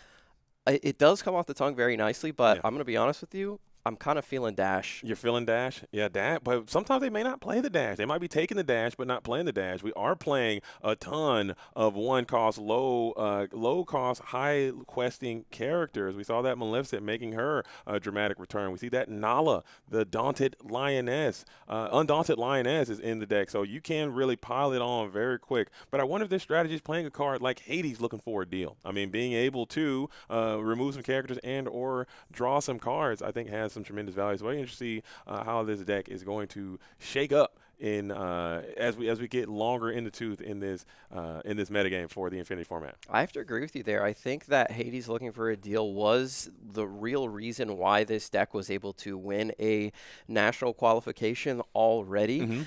This season, that card was so powerful throughout that entire tournament, just ensuring that you were going to draw additional cards or remove what you wanted on the opposite side of the board. It was always a good deal for the player playing it, especially when every single card in your deck is going to gain you lore one way or another. So it was really putting the opponent in a tough position. We don't see any in hand right now. Might be a little bit lower to the ground, just relying on those Chromacons to get us over the finish line, which Luis was able to do in that last game as the Chernobog's followers makes another appearance. We saw the big bad Chernobog in round number 1, but here come the followers. Nice, reliable, one-cost character to start this game off on the play. Trying to get some bodies on board that can cause some of these aggressively questing characters is Roberto now, who is on the play. For just tuning in, this is the ECC. This is a CCQ as well. Again, a lot of acronyms. This is the Infinity format, so you get an opportunity to see a lot of those glimmers that you have not had the chance to play with. Also incorporating them with some of the new cards and characters that you get to see, like that Jebediah Farnsworth Cookie finding his way into the metagame. Yeah, love Cookie. Here comes the Nala Undaunted Lioness like you spoke about. We did not quest into the face of the Jebediah right now with this 1-1. We can take a little bit of time here until Ruby Amethyst is really able to engage with our board. Now, sometimes they do play the Brawl. Sometimes they don't. We don't see it here on turn number 3 as we are going to get another Jebediah down onto the board. Like I mentioned, this card and Scrooge McDuck, the Ghostly Ebenezer, are so great at curbing the aggro strategies from doing what they want to do, and we're seeing it live in action right now as another Nala and another Maleficent comes down. A nice little symmetrical board there on Lewis's side. A little 1-2 punch. Both of these characters double dipping the chips, seeing double vision on both sides. Double Maleficent, double Nala, double Jebediah. But this is the Slushy. This is a card you don't see too often. As when Slushy was revealed in that winter spell, said I thought it would have much more of a metagamical impact. Shout out to metagamical, new word. But Slushy is just an evasive character. 4-cost uninkable, 5/5, robust stat line. Pairs nicely with a lot of that removal, Cheshire Cat and Bell and the like. But just being evasive, being able to challenge aggressively as these Nalas are undaunted indeed, and they are exerting. That's a lot of lore, Garrett. Yeah, that is certainly a lot of lore. We're already going to get halfway there, all the way up to 10, as both Nala's quest for 3, Maleficent's quest for 4, 6 plus 4 equals 10. We're halfway there, and it's only turn number 4 for Luis. And on Roberto's side, he does have the characters to challenge in, but now comes what the real issue is with this deck and combating this deck is all the lore that's going to come from hand that we saw at the end of last game. Honey Marin, White Rose, Giant Cobra, Gathering Wisdom. It's all there. Dash Par. It's so much lore that can just come out of nowhere and not from the board. And when you're already up to 10 this quickly, it puts on so much pressure. Yeah, I think once it's basically at 15 at this point. Once the Amethyst and Steel, very aggressive deck like you're seeing on your screen now, once this deck can get up to that 15 threshold, you are on a very, very limited timeline, even if they are top decking, even if they don't have the Chromacon set up, as we are going to get a bounce onto that Maleficent, favoring the Maleficent over the Nala, maybe for that lower cost. You could just redeploy that Maleficent again, as we will go ahead and take down that Chernobog followers. He was vulnerable, and now he is banished. Now you have these 2 cookies up. That's a pretty favorable trade on that Madam M. Fox you're electing to challenge in, but I think I'm going after all that heavy questing you have on that southern portion of the board. Yeah, got to get rid of those Nalas immediately. And I think Luis just wanted to take the better value deal there. Instead of returning the Nala with the snake and inking the fox, had the opportunity to get some card draw off the board and a challenger in the form of that Chernobog followers. So right now we can go into the Maleficent with the Slushy if we would like. We're going to play the friends on the other side for that full retail value, which never feels good, but the Slushy needs to get engaged in some challenging right now. We cannot spare any challengers on the board singing, but that means we're not going to be able to develop really unless there's another Jebediah waiting in the wings, which would be really nice for Roberto. Another 2-cost character would have been nice, a Scrooge. I think it almost would have even been more beneficial to just bypass that playing of the friends on the other side and just trying to keep developing. Yeah, because now you're going to be getting your board in equal size of challengers to questers. We are now going to establish this Amethyst Chromacon, and that is a virtually a clock, because now you're allowing Lewis to establish 2 cards a turn, and like you stated before, just being able to rip lore from hand time and time and time again. You won't be able to dodge that for too terribly long. So Roberto is on a clock. We're at 14, not quite at that 15 threshold, but still this is looking very, very good for the Amethyst and Steel aggro player. Yeah, for Roberto, it feels really bad because you just played a Friends on the other side for 3 ink, and then your opponent plays the Amethyst Chromacon. It's just got to hurt as a Maui Half Shark hits the Inkwell, and then another one. It looks like a foil hits the board, as we do have a Pirate's Life, so now we can try and stall things out a little bit with this Maui Half Shark. But we saw what happened last game. It really didn't matter, although Luis did have 2 Amethyst Chromacons on the board at that time, as Jebediah Farnsworth is going to get active in a challenge there. And we are building. Will this Maui be enough to stall? I think that is a great question. Does Lewis have an answer to this Maui Half Shark, or are we going to have to play this keep away ball? Because I think being now you are sub 15, you're only at 12 lore. I think trying to play this this questing game against this Maui Half Shark might prove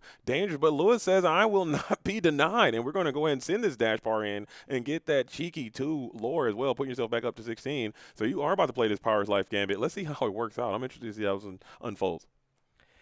Yeah, we are playing the same exact game that we did last time, and we do have another Amethyst Chromacon in hand. I believe we do have the ink to deploy it if we would like, or we can deploy a character. No, we opt for the character.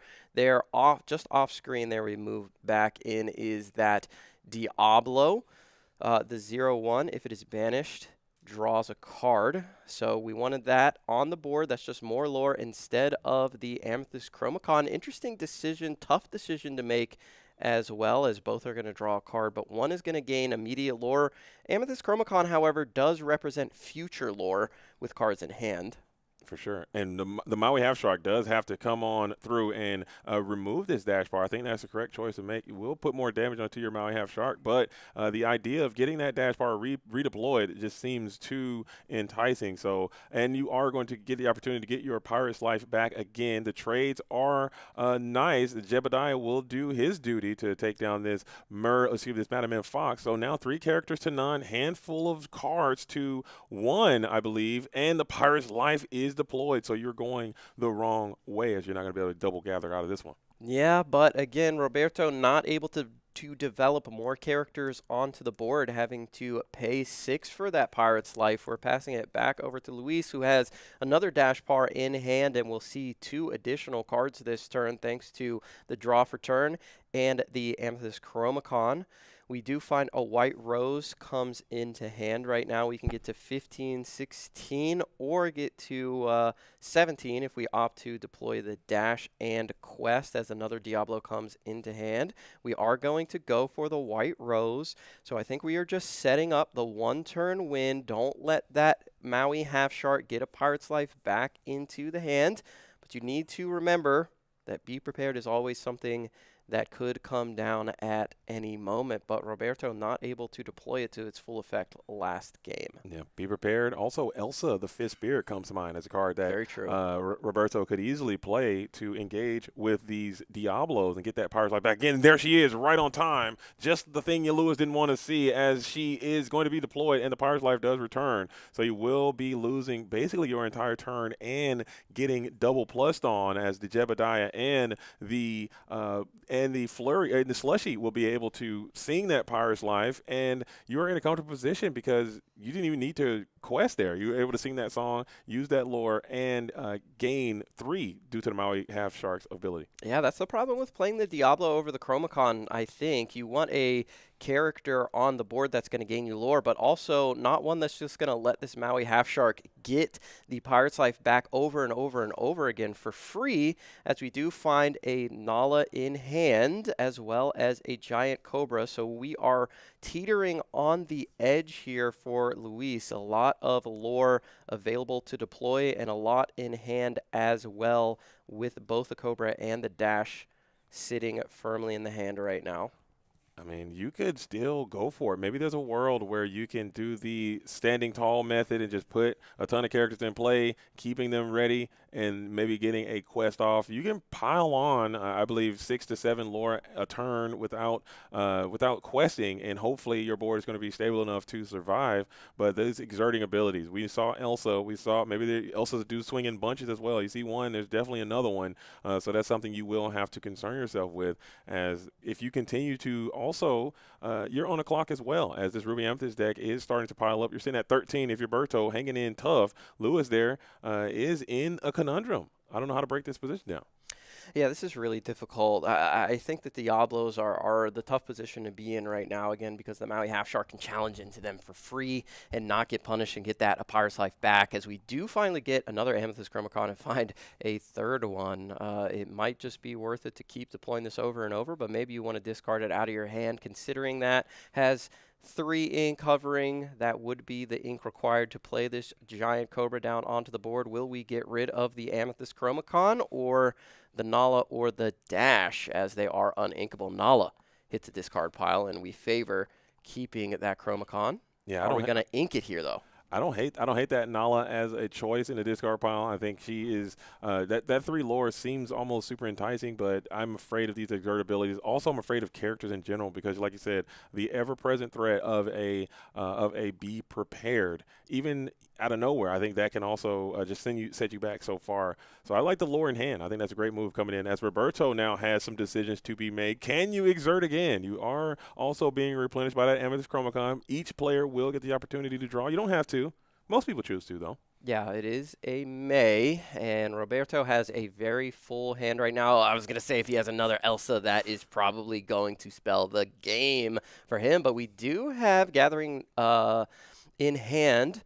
Maui Half Shark, of course, is going to get that Pirate's Life back, and we are going to sing that, increasing our lore, and we've done that so many times throughout this game. And remember, Maui Half Shark also gains a lore himself every time an action is played, so that's been going +3 on Roberto's side, and now representing game on his side of the board if Luis cannot get this done on his turn. Wait, let's do some mathematics, though. We have Dash, Gathering, and 2, so that's 2, 4, 6. Oh, you're 1 short. Can you get another one? Wait a minute. Do we have enough ink to deploy all of this? I don't think we will. Draw with the Chromacons. We can ink still. Double Gathering. Let's see it now. Hold up now. We got 2, 4. He can double Gathering Cobra. 2, 4, 6. Quest. This game is over. Wow, not like this. As Roberto, as kind of has to be feeling. Let's make sure. Okay, he inks the Turnerbox followers. Yes. Gathering, gains him. Wait, no, 4, you can't. Wait, and he has an additional. Yes, he can discard the Dash. It's exactly in Quest. That's game right on. Let's see if Lewis can see it though. You are in the pressure cooker. You are at the table. I think he sees the line. The play is available. We are going to gather. We're gaining 2. We're double gather. That's 4. And I'm sick. I'm sick to my stomach if I'm Roberto. You did everything you could. The Cobra there, discard the Dash. Quest, and that's going to be a GG, and the big sigh of relief coming in from Lewis as you get the 2-0 victory over Ruby Amethyst, playing the Amethyst and Steel strategy. I love this lore galore, man. I think it's it. That's powerful. Yeah, he dashed over the finish line there with the Giant Cobra, discarding the Dash Par, as this deck has so many different ways to gain the lore out of the hand, which we spoke about. And we saw it there, the Amethyst Chromacon, the power of that. I think he did make a major error earlier in that in that game number 2 when he opted to go with the Diablo over the Chromacon, but was able to find the third Chromacon, get it onto the board, rectify that mistake, and get over the finish line thanks to the power of that card. When this sort of deck was first built, it was built in Seattle by Luxury Gaming, and that was Ruby Amethyst at the time. And they played this Gathering card, they played Amethyst Chromacon, they played Merlin Goats and things like this, and they just wanted to get over the finish line. Now Amethyst Steel with that Giant Cobra able to do it even more effectively, and we see why the Chromacon was built in that original deck by Jonathan Ball, who was able to earn a Golden Mickey with that strategy, and we're seeing it right now. 3-0 in this CCQ, also already won a CCQ. Yeah, this deck seems like it's going to be something that you have to consider with all the control strategies, with all the decks that kind of just want to sit around and middle about with the items, or even some of the dogs decks, they can't really hit the gas pedal on you. I think that might be a strategy to look out for. But I believe we have Lewis over there in the building right now, along with Mr. Brent Mukai. Hold for a second. I think we're having some issues there with this here. If you can just turn that off and on this one. No, just the camera there on this one here. A little off and on ski. Boom and boom, and I can let's see that. And let's give me 1 second. We're doing this thing on the fly as we may go. So I'm gonna kick it right to a quick break, and then we'll come back with the interview here in just a moment. Keep it locked. Don't touch that dial. Interview coming up. And there's echo in the booth.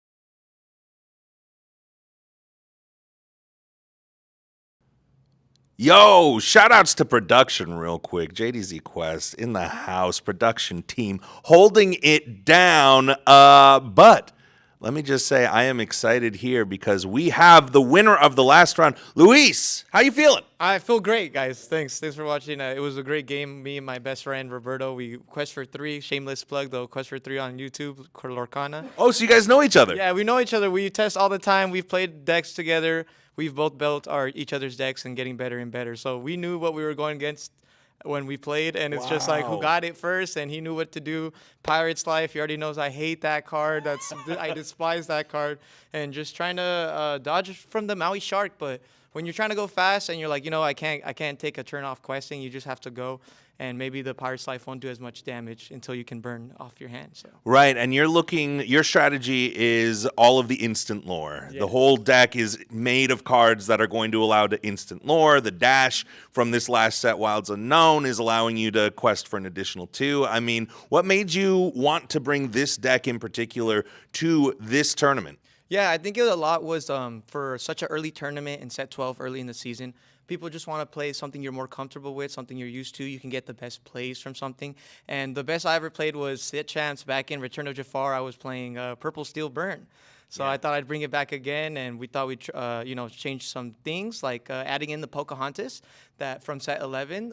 She wasn't really getting enough play in core when it came out, but now with being able to target your Nala, that Quest for 3, you can just set up, do a high burst lore, go up to 10, and now you're just burning cards and drawing more than even if you're drawing with your opponent with Amethyst Chromacon, you're just trying to get more lore off your hand because there's nothing they can do against the board. They can do whatever they want, but everything's in my hand, so I got to keep my hand together. So discard decks, I'm very scared of, but we'll see how that goes. So interesting that you were playing against one of your testing buddies. You've played against Ruby Amethyst so much at this point. I'm assuming he knew exactly what his plan was. Do you feel like the deck is favored into the Ruby Am?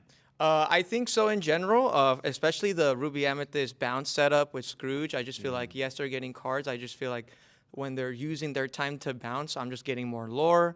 My friend had a great strategy of just getting wide as possible, getting bodies, trying to make sure he can get that Maui Shark Maui Shark Rush, but you know I've seen it too many times, so You knew what to look out for. and I did win the die roll, so there's that too. I did win the die roll, so shout out to my friend Roberto Lorcana, great best friend, great testing partner, and we're here to play Lorcana and talk Ink and play Lorcana. I'm so excited. Keep it going. Incredible, man. Yeah, that first game, I went to go use the bathroom. I came back and you'd already won. So, is that what this deck does on the play? Is that what happens? Yeah, it really does. You know, you just have to burn. If I'm not questing, I'm drawing. You know, that's really, if I'm not questing, I'm drawing, and just set it up. As an aggro player, it's really hard not to quest the first 2 turns, because I just want to, you know, when in doubt, quest out, you know. But, you know, making sure you can get a nice setup, nice floor where it's like now they're just wasting time. And so we'll see how it goes against other decks, and I'm so excited. So, yeah. Incredible. Where are you coming out from? We're coming from Paris, California, close to Riverside. It's about like an hour and a half drive here from San Diego. Wow, I'm a big Chargers fan. I know they're in LA, but big Chargers fan here. Yeah. But you grew up with them being in San Diego, so, for sure. So it's good. Yeah, LA, San Diego. Living in Paris is kind of the same. Like you live in the middle. So I either say, oh, I'm from LA or I'm from San Diego, because no one knows where What is Paris it? Technically, IE? Yeah, it's IE. Yeah. Right by Moreno Valley, and then Yo, shout outs, though. So you're playing at places like Top Choice a lot and a lot of those. Yeah, Red Saber, Ready Set Game, everything. The Hungry Dragon in Menifee, you know, you get it anywhere. Everything IE, we love the IE. Let's go West Coast. We love you, game stores. West Coast, best coast. Shout outs, Top Choice Gaming. It's right here because they are one of our big sponsors. Do you play there a lot? Do you play a lot of the I try to get there. There's a lot of good. Yeah, I try to get there a lot. There's a lot of good competitors there. You know, here on the west side, like we're just trying to get better and better every day, and it's a wonderful community. So please support your local TCGs, guys. And what does it mean to you being a SoCal native here, getting the first Infinity North American CCQ of Infinity here in SoCal? Yeah, it's amazing to be a part of it. It's really hard to, you know, the scheduling, and I know there's a drop for DLCs in Season 1 and Season 2, so there's a lot more like third-party sets, and I really love what the Enchanted Citrus Clash is doing, what Lorcana Fran, what all her partners are doing. Oh, she's out in IE too. You probably play locals with her. Yes, we do. You know, shout out Ruby Amber Mufasa. She was always on that. But yeah, shout out to everybody. That's all the sponsors: Enchanted Citrus Cash, Judge Phil, the lore guide, doing everything, making sure all the plays are good. To the staff here, the technicals are awesome. Like we're doing everything. Everything's great here. Like I'm enjoying. It's above board, man. We're here. Yeah. Everything. There's nothing really. I love everything. The food trucks are amazing right now. I'm seeing all the game store vendors out here. Yeah, all I'm the game dapping stores. it up with everybody the awesome, I know. Yeah, the awesome Lorcana mats, like the foiled Lorcana mats. Yeah. I'm gonna treat myself. You know, after a good game, let's treat ourselves, guys. Treat yourself and get yourself something from Lorcana, guys. And last but not least, Luis, is there anything else that you would like to? This is your shameless plug time, man. Be shameless. Plug it all. Yeah, Quest for 3, Lorcana guys. We talk ink. We're here to quest out. We do amazing interviews. We just had my boy Lorcana Man on. We would love to have more people, more Lorcana people who just want to talk ink for us. And we're just trying to build the community here in the IE, really. So Quest for 3, Lorcana guys. Thank you so much. Let's go. Reach out if you would like to talk to Luis and his buddies. Congratulations on the win. Congrats. And, yeah, good luck with all the rest of the tournament, brother. Burn, baby, burn. Let's go. Let's go. All right. I absolutely love that interview. I love what Lewis had to say, showing up with the burn, making them feel the burn, making them sweat and getting loose, and also doing us a huge favor, Gary. We were experiencing some technical difficulties. They played super fast. Yeah. So we were right back on the time. Yeah, that's exactly right. I mean, that last match that we saw Sky playing in went like 10 minutes over. So we got the quick deck in here, and that was really cool. It was nice to see that they were friends, and of course, you hate getting paired up against your friend in a big tournament, but at least you know one of you got it done. That actually happened to me in Seattle. My primary testing partner, we both got paired against each other in round 4, and it was like, really? Well, at least it was round 4. At least it's round 4. I'd rather go later than earlier. I know sometimes it's earlier in the round. Like this was round number 3, so you kind of don't want that to happen. But I guess you're right. It is some silver linings there. But knowing exactly knowing that your opponent knows exactly what your deck is and what you're trying to do to them, I think is just always going to be at your detriment. But man, oh man, what an event so far! Again, I want to thank you guys all for being here. This is the Enchanted Citrus Clash. Okay, I cannot say that enough.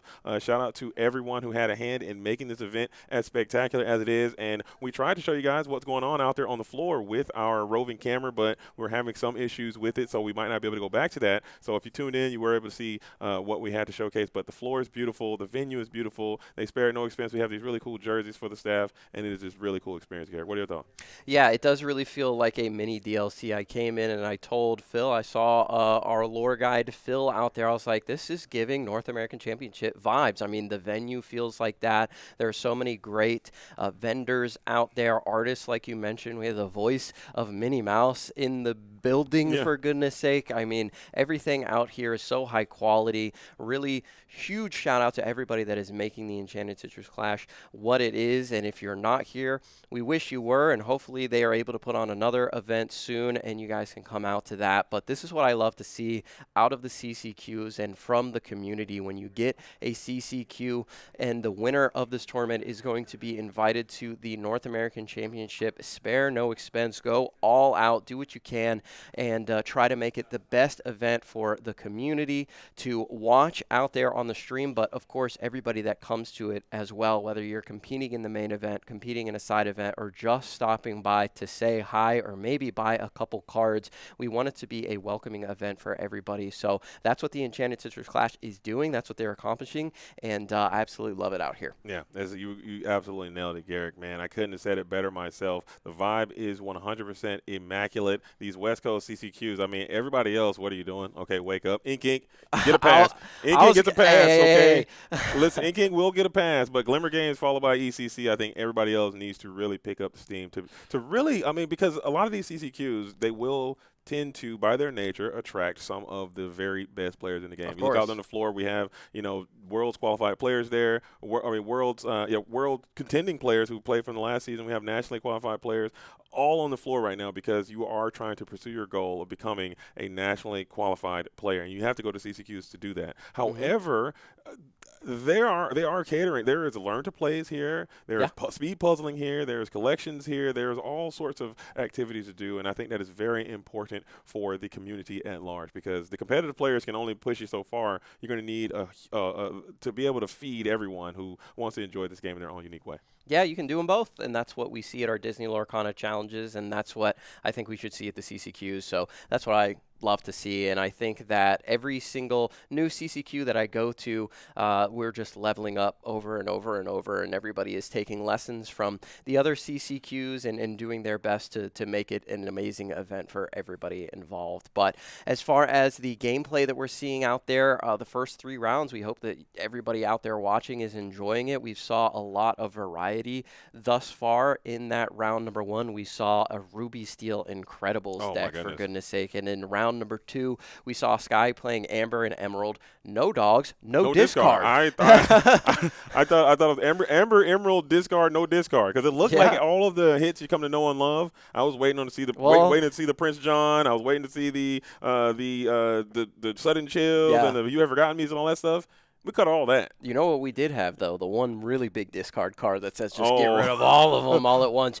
Bend to my will. Well, I like that. I like that, dude, that your hand is going. I remember when that card was first printed, I was like, what are we doing? Let's not do the bend to my will thing. I just think that's a bit DLC too much. Winning card. It is. The card's actually incredible. So having it in the deck as some, like your top end, essentially, with all the Clarabelles and Diablos, that was a very, very cool strategy. I know you and Sky work very close together on PodCon, so you get a chance to talk to that Lumineer quite a bit. Can you just give us some insight on his deck building approach? Like, how does he keep doing it? He's done this time and time again. He's always seems to be like one of those players in that rare echelon to be one step ahead of the game. Like, how do you do that? It's really interesting the way that Sky approaches the deck building, and ever since we had the Winter Spell set release and he saw Grandmother Willow and he saw Akud Edamudi, he basically told me, these cards are broken. I'm going to build like nothing but decks around these cards until something is done about them. And during the last set, we saw how powerful the dog strategy was. Of course, Blurple was still around, Amethyst Steel,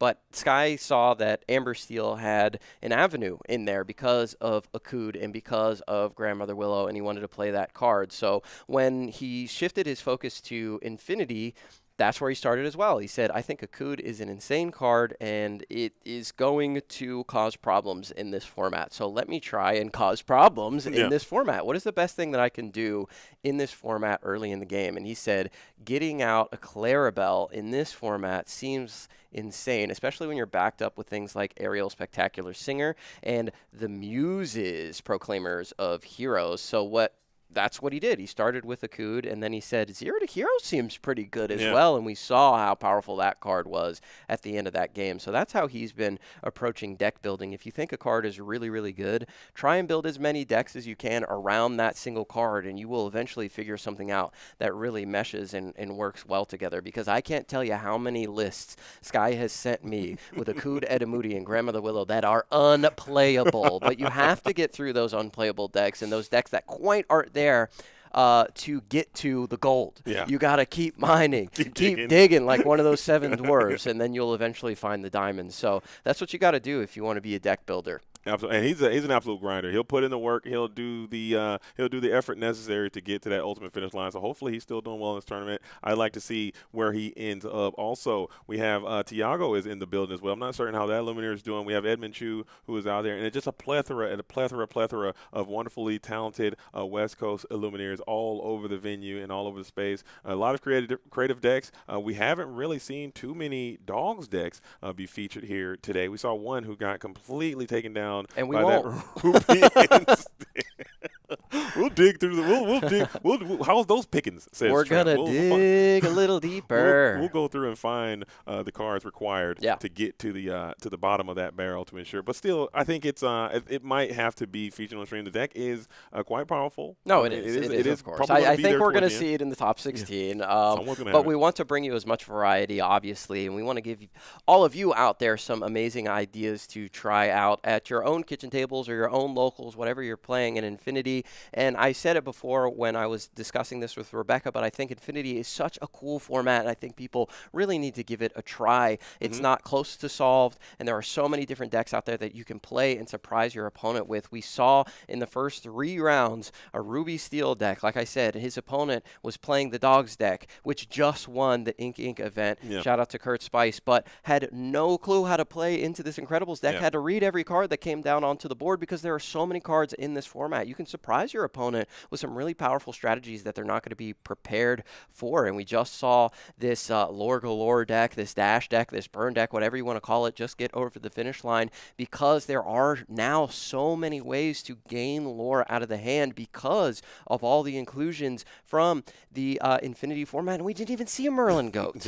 We haven't seen a goat all day. No. I don't think. We haven't seen a single one. We saw some Ruby Amethyst, no goat. We saw the Lore Galore deck. I'm certain there had to have been goats in that deck. I would be very shocked and surprised if that Lumineer was not loading some Merlin goats in the strategy. But, yeah, I love your point. I think this is a deck builder's paradise in this Infinity format. If you got some time, if you got some grind, and you can diagnose and you can craft and create, you can come up with strategies that can really combat what this metagame is presenting to you. Emerald and Steel is another strategy that comes to mind that has not, to this day, I mean, we've covered multiple Infinity events up until this point. I still have not seen a Diablo be shifted on a stream yet, coming from an Emerald and Steel player. I think that color group has a ton of viable cards that should be played, just like your Sky Theory. A lot of good cards in those color groups, but they just don't have a way to put them all together. Yeah, it's interesting because they obviously have new cards coming in from the newer sets, and they're trying them, the Diablo Stone Servant, but there hasn't been another really, really powerful discard song that they can lean on, and that's really what makes the deck go. That's the engine of the deck, is that Prince John, that Muses, and those discard songs. Also, you can play Ursula, Deceiver of All, but we haven't had another card like Sudden Chill come into the game that has made a huge impact. So ever since those Bucky days, we really haven't had a discard strategy that has been brought into the game that has really changed that strategy much. I mean, I would agree with you, but I also would lean on, I think, the more aggressive version that Zansaya took to that DLC, and more same like Luke Wonderland. It had that more of aggressive version, but it had a different layer. Like the discard thing wasn't what that deck was trying to do. It could do it, but it wasn't the main focus of what that strategy was trying to do. So I do agree with your point. Like a full all-in discard-based deck hasn't and I hope it doesn't Frankly, I think I'm in the same boat as you. I like to play my cards. Yes, I hope. Hopefully, that isn't something that happens. So if you listen out there, RB, please don't hit the printer. Oh, Garrick said we need more discard cards. Let's hit the print. No, that's not what we're saying. I just want to know those cards do seem incredibly powerful, and the fact that Emerald and Steel was a deck that I projected to be one of the most played decks going into this format. I thought those Emerald Steel players would just be very, very happy and excited to dust off those Ursulas and those Diablos and those Prince Johns and get back into this meta, and it just hasn't been showing up, and I can't understand why. Yeah, the great thing about being able to play your cards is if you are playing against like a heavy Ruby strategy, for example, in a meta game like that, you can build a deck where your cards have when you play abilities. So when you play this card, you get an effect immediately, and that way when they brawl it, or they play Lady Tremaine, or Madame Medusa, or whatever they want to do, Firefly Swarm, the new card that just got introduced in Wilds Unknown, Dragonfire, whatever, if they get rid of it, at least you still got a benefit from it. But when it's discarded from your hand, you get no benefit. You're done. Yeah. You're actually fried and laid outside to dry, man. You have no issues. So what we're going to do, we're still just kind of hanging out tough. We're just waiting for the next round to start. I did. If you just tuned in again, we had a very fast round number 3. So we're still kind of waiting for the rest of those things to subside or transpire, as it may be, to get another feature match for you guys. We only have the ability to play one feature match at a time. So we're just going to kind of sit here and kick it for a little while. We might throw it to a quick commercial break while we get everything set up for the next round. I am trying my best to do the production duties, as well as I got to get my chops in as a commentator as well. I'm not going to just sit off to the side and push buttons all day. It ain't going to happen. You forget that. But either way, it's going to be a great time. I'm having a blast, man. It's so great to see you again in such a short time. Yeah, of course. And next week, we're going to be doing it all again at another amazing CCQ. But today, we are here in the Enchanted Citrus Clash, and we hope that everybody out there is enjoying what they're seeing. Great commentary group that we have today. It was my first time casting with Rebecca Quest, which was amazing. And we had a really cool first round that we were able to get into. Of course, Brent and Liam on round number 2. Amazing. Awesome always to be with you in the booth, and I can't wait to get some more rounds in here soon. But I'd like to know what everybody else out there is thinking. What is the most interesting card that you've seen on stream thus far? What do you want to play? Have you been inspired by what you've seen on stream? Are you more inclined to get into Infinity now that we're seeing, hey, there are ways to build decks to beat the best strategies in the game? We don't have to just play what everybody else is playing and be like, oh, Tramp Street Smart Dog, the card is too powerful, there's nothing we can do about it. Well, you know what? Don packed an Omnidroid and said, this card's pretty good against that, I think. There you go. I think that's there's 2 different lanes you can take. Yeah. All right, there's always going to be 2 different lanes. One lane, you throw your hands up and you say, there's nothing I can do, I give up. Okay, or you roll up your sleeves, okay, you pick up that shovel, you lock in, you get active, and you figure it out, okay? Yes. The figure it out people are going to be people that make it to the finish line, okay? The figure it out people are the world champs. Woo! The figure it out people are the DLC champs. Woo! The figure it outs are the CCQ winners, okay? Woo! Woo! I'd love to see Joshua Paltry cook up some Infinity decks. I need to see him at a CCQ. Probably saving it for that Disney Lorcana challenge coming up. We got Can't wait for that. We got one in Dortmund very soon. Okay, and you got one in Indianapolis in a short order after that. So by the time we get to those 2 very prestige, high profile, high impact Disney Lorcana tournaments, a lot of information from these events will build as a stair step into what that final Infinity metagame is going to look like. And personally, I think it's completely unsolvable. I think this thing is going to be a day-to-day, minute-to-minute, updating, ebbs and flow kind of thing. Sometimes you're hot and sometimes you're not. A very Emerald City, I would say. Sometimes it's green. Make it. I don't know. Yeah. I think maybe we get a little bit too much tunnel vision sometimes, where we're focusing on a small lane of cards or decks when there are, like you said, infinite, basically. I mean, I don't know the number. The number's got to be close to infinite. A combination of cards that you can play in the Infinity format to build different decks to try and attack the meta. And, of course, you're not going to be perfect at everything. People are going to have strategies that can defeat yours, but there will be cards and decks out there that maybe you haven't thought of. So pull up your Dreamborn, or maybe open up the binder and look at some cards. blow off some dust on some of the set 1 through 4 cards that you haven't taken a look at in a while, like Zero to Hero? Have we ever seen that card on stream ever in the history of the game? And Sky was just able to put it together and get an amazing win over a deck that many people thought was going to be oppressive, not only in this format, but in the core constructed, that being Blurple. Yeah, Sapphire and Amethyst is a strategy that has been oppressive. I mean, they started from the bottom, and now they have taken over the game. Which I kind of like to see, but now it's too much. Like, they're getting a little too big for their britches. You know what I mean? They're done. They're done. We're good, bro. We're done. You can stay. We don't. We're good. We're good here. We're good here. Enough Blurple, okay? But yeah, that strategy really has picked up a ton of steam since post rotation, and a lot of the cards and characters that you have seen added to the color combination, they harmonize and they have so much synergy together. Bell, Popsicle, Sync Friends. I mean, that is a very powerful way to start a turn. And seeing that, and you got the Sven the Leaping Reindeer, which seems like it's in a great spot in the metagame. You have Elsa, who's always going to be one of the best cards ever to have been released. You have the Tamatoa Happy the Clam, who's found his home in that strategy. You also can play the Manners. You also can play Hades Infernal Schemer, which will always have some value. So the strategy seems quite nice, and a lot of people have married themselves to the Sapphire Amethyst deck since rotation. It's just been so prevalent. They have, but I love that Big Bro is now around in Ruby Amethyst, showing them really what is going on, because it was interesting to see. I mean, we saw it in that match against Sky. It's like, if I go super wide,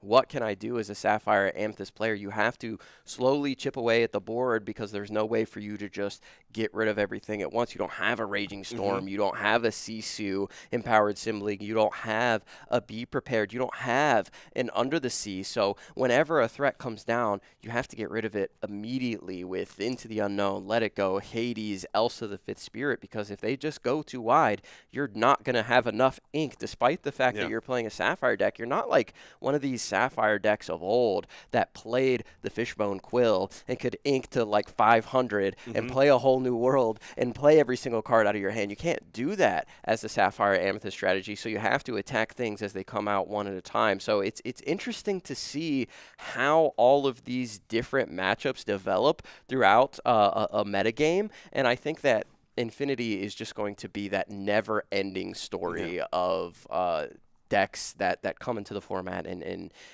it's just always changing. I don't think we're anywhere near the point where there's just like 2 or 3 decks that are so far and away better than everything else that we need to be worried about the Infinity format. It's just wide open. I think we've seen in other games where we have these formats where you can play any card, or you can play a ton of cards that aren't in your core constructed format, where we do get into some problems. There's like 1 or 2 decks that's just like, okay, these are the 2, and that's it. That's not how it is right now in Disney Lorcana, and maybe one day it'll happen, but I think the format is too fresh and too new. You've come from other card games that have a very big card pool, and that can become a problem at times. But I think what we have here in Disney Lorcana, we've been able to dodge that.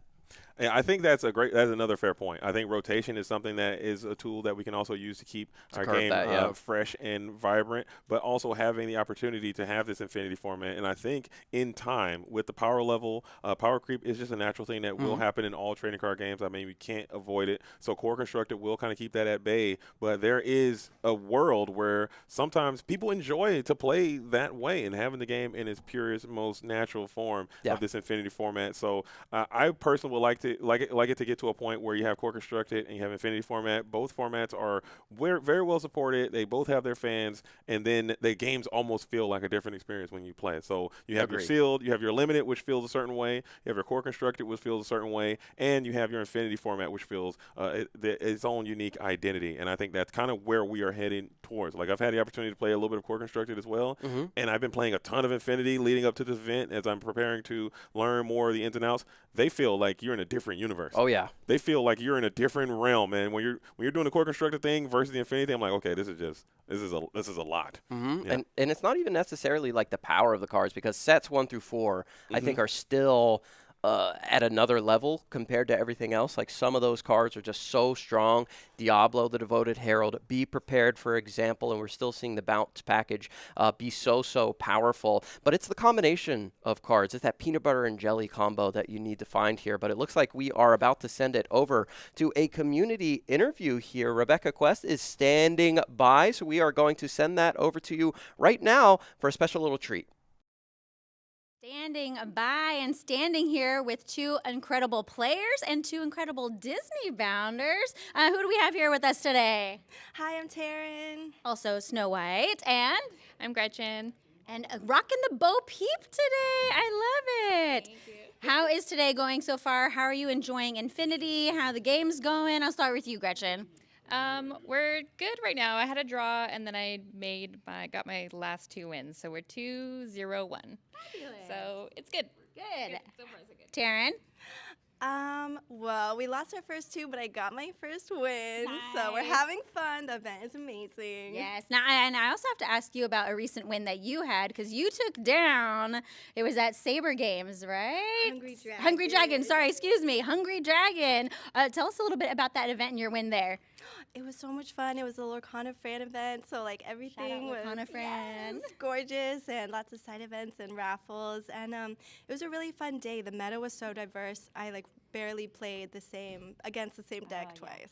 Lots of decks out there today. The other fun thing that we have going on today, and the reason why you have both shown up today in these beautiful outfits, is we have a Disney bound contest going on. And I wanted to ask you both about just the whole like Disney bounding culture and part of the Disney Lorcana community, because it's something we're seeing more and more of at events like this, and also Disney Lorcana, challenge events, and what you guys think about it. I love it so much. It's so exciting because these cards give like a different spin to all these characters. For example, Snow White is almost like a huntress, and that doesn't happen in the classic movie, so it's really exciting. Yeah. And what about you, Gretchen? I love to cosplay, so getting to dress up and play Lorcana at the same time has been so much fun. And then seeing other cosplayers play Lorcana and then bring to life the different costumes has been amazing. So it's been a lot of fun, and I love it. Okay, so out of all the Disney Lorcana cards that have been released so far, what cosplay would be your dream cosplay to bring to life? Gretchen? I think her name's Stoutheart Cinderella with the full armor. I would love to wear a full suit of armor and play. That'd be amazing. That would be incredible. Taryn, what about you? What would you bring to life? Ooh, well, the new Pocahontas. I really. That's a good one. She's beautiful. That card is lovely. Yes, I think that's Malia. You were on the art on that. I think the steel one you're talking about. I think so. Yeah. All right. Well, thank you so much for chatting with me. I hope you have so much fun the rest of the event today and tomorrow. Good luck in your games, and we're gonna throw it back to the break, and we're gonna be more Citrus Enchanted Citrus Clash coming at you very soon.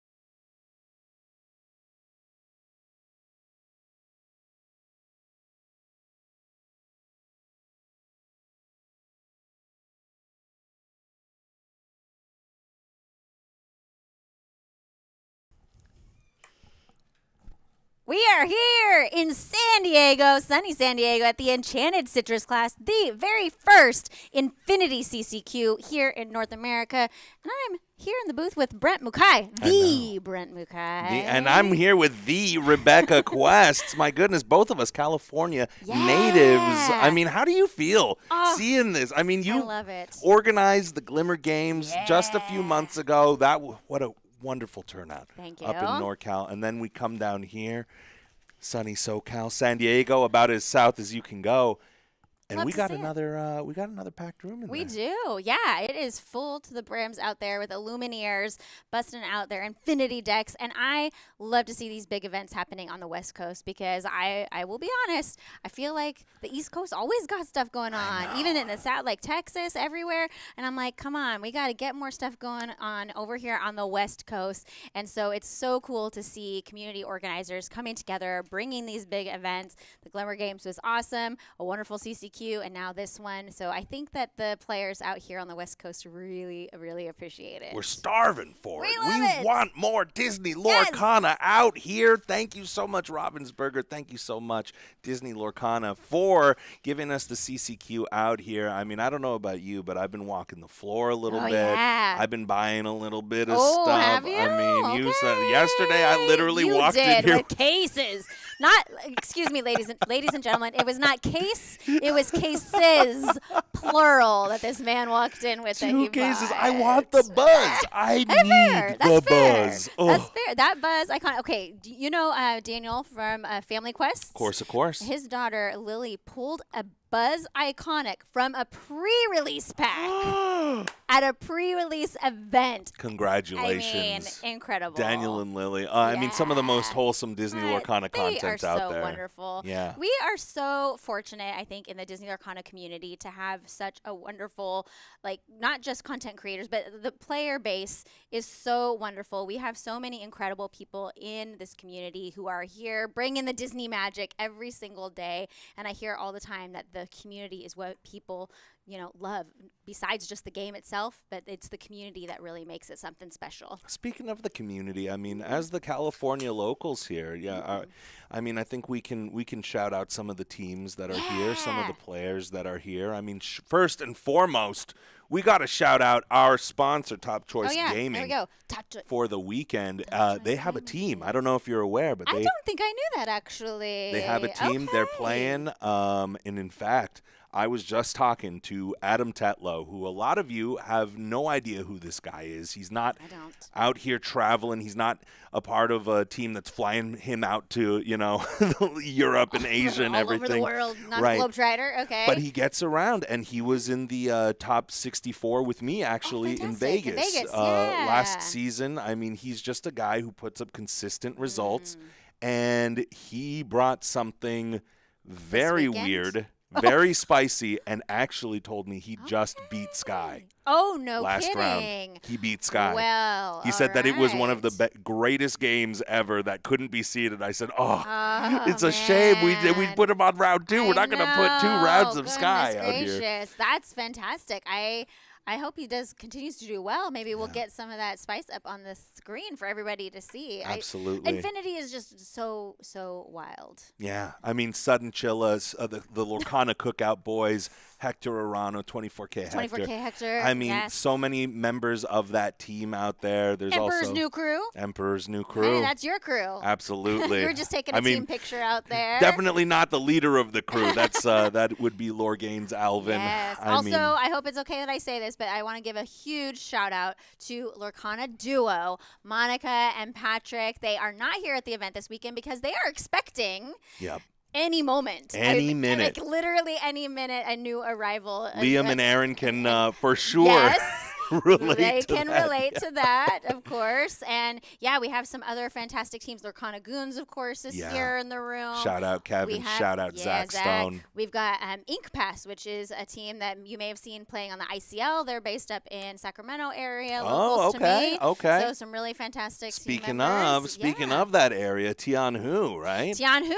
is here in the building. Represent. Yeah. No, so there's some fantastic teams, fantastic players. The West Coast is full full of, like you said, maybe they're not globetrotting around, but some really, really strong players here in the building. The CCQ invite is not going to be easy today or not going to be easy at all. We got Sky, we got Tiago, we got Ed, we got some of the big names of Disney Lorcana here, but I do believe, if I'm not mistaken, we have the next round number 4 coming up, and I'm excited. I am very excited, and we're not sure which player we got here to look at. There was a couple players that we gave over to the judge team to pool, so we have been trying to bring you guys some good variety of decks, though, because what's true about Infinity right now is that there is a variety of really strong decks out there, and so we want to showcase all the decks that people are bringing. Absolutely. I mean, Ruby Amethyst having a reawakening. I'm sure both of us are very thrilled to see this. Me too. I love to see Ruby Amethyst revived. It's that's a deck that I think between you, Garrick, and I, we've got a lot of love for Ruby Amethyst in this room. You made that video about what are we excited for? And I was like, I can't pick Ruby Amethyst as the third. Shout out JDZ Quest sniping the Dale. Getting that Dale, the Dale card in that video before I could. Anyways, it looks like the players are just about ready. And speaking of Ruby Amethyst, it looks like we do have Philip on Ruby Amethyst playing here against an Amber Steel deck over on Chris's side. We have players doing their opening altar here. And let's see we got Smee. We've got that Cinderella Ballroom Sensation going on over Nani on Stage Chris's Manager side. looks like. And these players don't know what they're playing up Lilo. against. A Lilo bundled up. The Winter Spell. The Winter Spell Lilo. She's super fun. What it looks like Chris has here is definitely with the Lilos and with all of this going on, looks like a typical Amber Steel aggro deck. And if I'm not mistaken, for the most part, by the time Amber Steel aggro really kind of rearing its head, Ruby Amethyst was a little bit on the way out. So I'm kind of interested to see the matchup of one of the strongest decks in the earliest versions of the format versus one of the strongest during maybe the last maybe 2 or 3 sets ago, maybe the strongest deck in the format in the form of Amber Steel aggro. But Chernobog's Followers is going to come down here. Yep, Philip kicking us off on the play. Chris, I think he was going to want to go fast, right? Absolutely. You want to go fast against this Ruby Amethyst deck, and we are going with a Rhino in the Inkwell, it looks like, and he looks like he has quite a few. He's going to have lots of low-cost characters, right? So quite a few options here. We are going to bring that Singer 3 Cinderella Ballroom Sensation down here on turn 1. What a gorgeous card. The Enchanted, even more beautiful. And Casey Robin is in the house. Shout Robin. Out to Casey Robin, one of the wonderful Disney Lorcana artists who brought Cinderella Ballroom Sensation to life. She is here this weekend at the ECC. I've never had a chance to meet her before, so I was so glad to see that she was going to be here as one of the artists. I hope Liam isn't watching. He's going to be so sad he's not here in person. But that'll be coming up here as the Merlin Crab. It's just so fun seeing your old friends again. Yes. Ooh, okay. I love this. We've got the Chernobog's Followers is going to quest here, and we brought down Magic Broom and that new Hercules from Winter Spell that is the Whisper. He is a 0/3, but when you boost him for 2, he becomes a 3/3 character. You got options with this Hercules. You do. That's the thing with boosting, right, is it gives you options. And I think that the Smee is going to hit the Inkwell here. We're probably going to play out. Here we go. I guess Get 2 we'll 1-drops down. Rhino 1/16. 1/16 wolf. Yes. Subtract 1 strength from one of these characters here. And notably, Philip doing a heads-up play here. We go ahead and quest the Chernobog's Followers. We don't pop it yet. A lot of people get antsy. Whoa! Wow, look at that. We've got Strength of a Raging Fire coming down here right after that Daisy Duck hit the board and taking that Hercules off the board, that threat of that challenger coming, being taken away. I mean, what I was talking about is a lot of people get antsy with the Chernobog's Followers, want to pop it right away, draw the card. But Philip knows this matchup well, because even though the Cinderella could trade, that in most worlds, you're never going to want to be trading in that Cinderella. She's going to want to be singing something like a Kudetta Moody or, whatever, as we just saw, the Strength of a Raging Fire here. Yeah. So Philip now going to quest and pop it. And We're going to quest with the magic broom here and probably play a character down and then pop that to draw again. Yep. Wow. Jebediah Farnsworth coming down. Cookie, a wonderful new card from Wilds Unknown. Evasive. He is reckless. He has 3 strength and 3 willpower. A fantastic addition to Ruby decks. Did you just say Cookie? That's his subname. Yeah, it's Jebediah Farnsworth. Cookie. That's his name in the movie. That is his Did you not name know in that? the movie. Yes. I'm learning so Oh much. my He's a new goodness. card. Atlantis. Yeah. You're like, Cookie. Why is Rebecca talking about cookies? Why did Rebecca just say Cookie?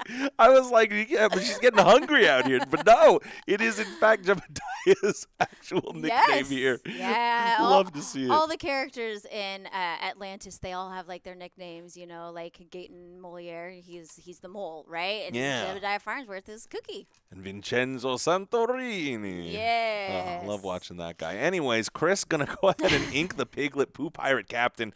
And what do you elect to play here? Is the question. What do you like to play, and do you turn anything sideways with that Jebediah Farnsworth on the board? We are going to go ahead and quest here with Daisy Duck, trigger that big prize ability, and a fox going into the hand for Philip. Philip, I'm sure loving to see that. Chris, not so much. And then we have Lilo bundled up, that card that we spotted in Chris's opening hand. I love Lilo bundled up. Okay, Absolutely. She's just a little guy. She's just a little guy, just 1, 2, but she quests for 2. And the first time that she would take damage, she takes no damage. So you got a double duty on Lilo if you want to get her off the board. Makes her annoying because So you kind of have annoying. to 2-for-1 into her if you want to really do anything. This Daisy Duck also, one of the staple cards of any aggro deck, 1/4, a lot of utility here. Jebediah Farnsworth, a 3/3, will not be able to take her out clean. I mean, we do know that we have the, Madam Mim Fox coming in here to take out the Daisy Duck.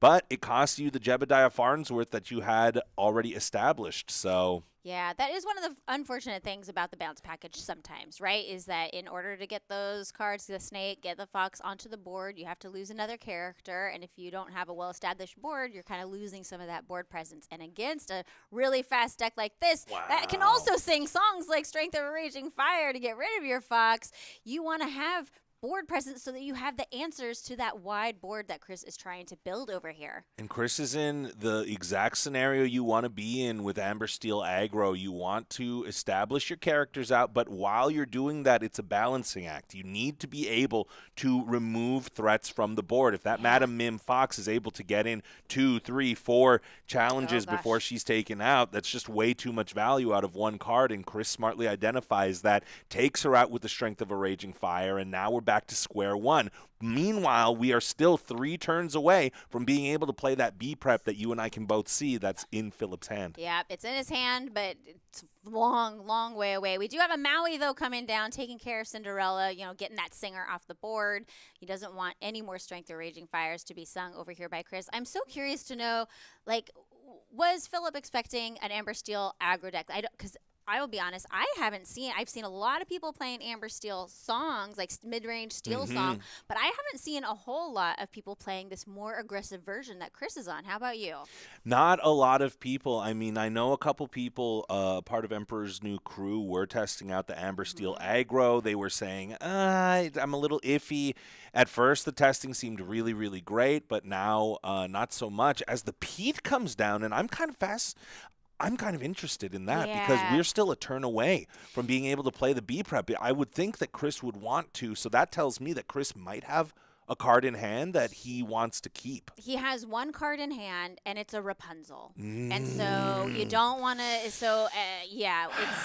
that was a tough call, choosing to put the Pete down now, but you're right. Normally, you would want to hold on to it, play it right before the Be Prepared is coming down. Yeah, now, maybe there's a world where you even just ink or maybe you don't play anything. I don't know. I don't know what this move is. Chris has got more reps in this than I do. And just like we were talking about earlier, it had to be a 2-for-1 there with both Elsa and Maui going in to get rid of that Lilo bundled up because of her ability. Absolutely. And now Rapunzel is going to hit the inkwell. What do we have? Doc, drawing cards is good. We want to draw cards. And unfortunately, he doesn't have any characters that could take and hold damage here in this situation. So Doc is going to be the best scenario here to get some more cards in hand. Okay. Okay, and now we have a new fresh 2 cards. Yeah. Yes. It's interesting because if you're Chris, you are obviously going to want to try to play around the B prep, right? Yeah. We know that we are 1 turn away. You're counting ink every Looming. time. Yeah. That Be Prepared is looming. We're going to quest as much as we can. Now he has 2 cards in hand, so hopefully if the Be Prepared does come down this turn, he can immediately put some more characters on the board up to 14 to Philip's 3. Very smart play. Yeah, it looked like he was deciding whether or not he wanted to play something down, and this is exactly how you play around the Be Prepared. You keep cards back in hand so that after Philip does potentially play the B Prep, he will be able to deploy more threats on the turn after and force Philip to have a second, third, fourth B Prep in hand to deal with the wide board that you then establish. Yeah. Looks like we have a friends on the other side in hand. We do have that B Prep. I'm trying to see what else Philip has in hand. We are exerting 3 here. We're gonna hard cast a friends on the other side. He does have 2 characters that could sing it if he wanted to and save that ink, but choosing to play it with his ink instead and then using a brawl to get rid of that Lilo bundled up. That's a great way to get rid of that little girl. Yeah, and Philip says, I don't need to play the B Prep now. I can save that. We're going to take out the Pete. We're going to be able to take out the Rhino. Now you got 1 Lonely Doc here, but it's 3 to 14. So Philip needs to start establishing some lore on board. Otherwise, Chris is going to be able to deploy a lot of threats. And here's the tricky part. Now, if you're Chris, what do you do? Right. Do you assume that Philip has the B Prep? Do you go wide? Thinking that, you know what I mean? How do you play around it? How do you play around it? And one of the ways you can play around it is by playing this really fantastic card from, I believe it was Into the Inklands, that Blue Bodyguard. It was Into the Inklands. Yes, yep. and he's was 0/3 bodyguard, but when he's banished, anytime he's banished, you're going to gain 2 lore off of that blue. So even if the B Prep does happen. Even if the B Prep comes down, he's still going to gain that 2 lore. I love that include Brunswickian the third, something like that. There we go. Von Brunswald the 13th. Yes, that guy. Right on the tip of my tongue. Ooh, now if you're Philip, I mean, Chris smartly deploying this Baloo. I love it. I mean, just 2 players who know the matchup, know the threats, know what's potentially coming out here, and playing a game of chicken here. Is Philip a little bit saying, who's gonna cause the B Prep first? When are we playing it? And that's always a question, right? When you're the Ruby player and you want to. Right, you want to hold on to that, be prepared for just the right moment, right? So you want to make sure that you have the tools that you need at the right times and not deploying that be prepared too early. But we are going to see it being deployed here. We are going to see Chris inching up with 2 more lore, going to 17. And now Chris is going to be able to go wide. I mean, unless Philip has another B Prep in hand, Chris is going to have to think this one through. And that is the good part about these aggro strategies is you got a fair amount of time to think. Wow. Yep, I see how you're pointing at Nani Stage Manager. Stage Manager. I love that card. She's so good. And in a deck like this, it's a perfect addition because there are so many characters that are those 1 and 2 costs. You get to look at the top 4, put 1 in your hand. What do you pick here? I gotta go with the Doc, right? I would think the Doc, he does have 1 card in hand. I don't know if it's inkable, but maybe if it is, you take the Doc, you ink whatever you had in hand, and then play the Doc out. Yeah, Pudge. I love Pudge. He controls the weather. I don't know if you knew that, Brent, but Pudge controls the weather. And if you have a Lilo out, you could play that little guy for free. And he does have Lilos in this deck. So let's see what we got here. We got something going into the inkwell there. And we are bringing out, we have Piglet. And he'll be able to quest for the win on his own. Yep. Oh, my goodness. All we are going to need is 1 more character next turn, and Piglet is going to be able to take the win. I was going to say, Philip needs a brawl or bust. Needs a brawl. And the Merlin Rabbit got him the brawl. He just top-decked it. Off the Merlin Rabbit. Look at the little wry smile on his face. He was able to pull it out of nowhere. But he pulled the rabbit out of the hat. He did. He pulled. Yes. I guess he pulled the brawl out of the rabbit. The rabbit pulled the brawl out of the hat. Yes, exactly. And now, I mean, Now, it's just a tricky scenario for Philip because you still need to find a way to establish a wide enough board. He's smiling because I think he knows that even though he's delaying the inevitable here, it's still the inevitable. B-Prep would have to kind of come down here. Yeah. He got a Maui. He's got a Scrooge McDuck. And there's no way to do it because he just played the Pete. So I think that this game is over. Yeah, unless he had to be prepared, you're going to have an answer because Chris is at 18. He only needs the lore from the Pete and the Doc that are ready, can't be challenged. I mean, you could run in, I guess, to the Nani, right? You could run into Nani to banish your Merlin. Or if you have something to bounce, okay, we bounce. We're going to bounce. Yeah. We're going to draw a Farnsworth. We're going to draw a cookie, it looks like, what he did. But the real thing is that if you don't have a way to take out one of Chris's upright characters, the game's just over because he's going to quest a 20. And Ruby Amethyst, right? As players, we've been in that scenario. Oh yeah. You're up against aggro. They're at 16. You finally kind of stabilize the board, and it's just like, but.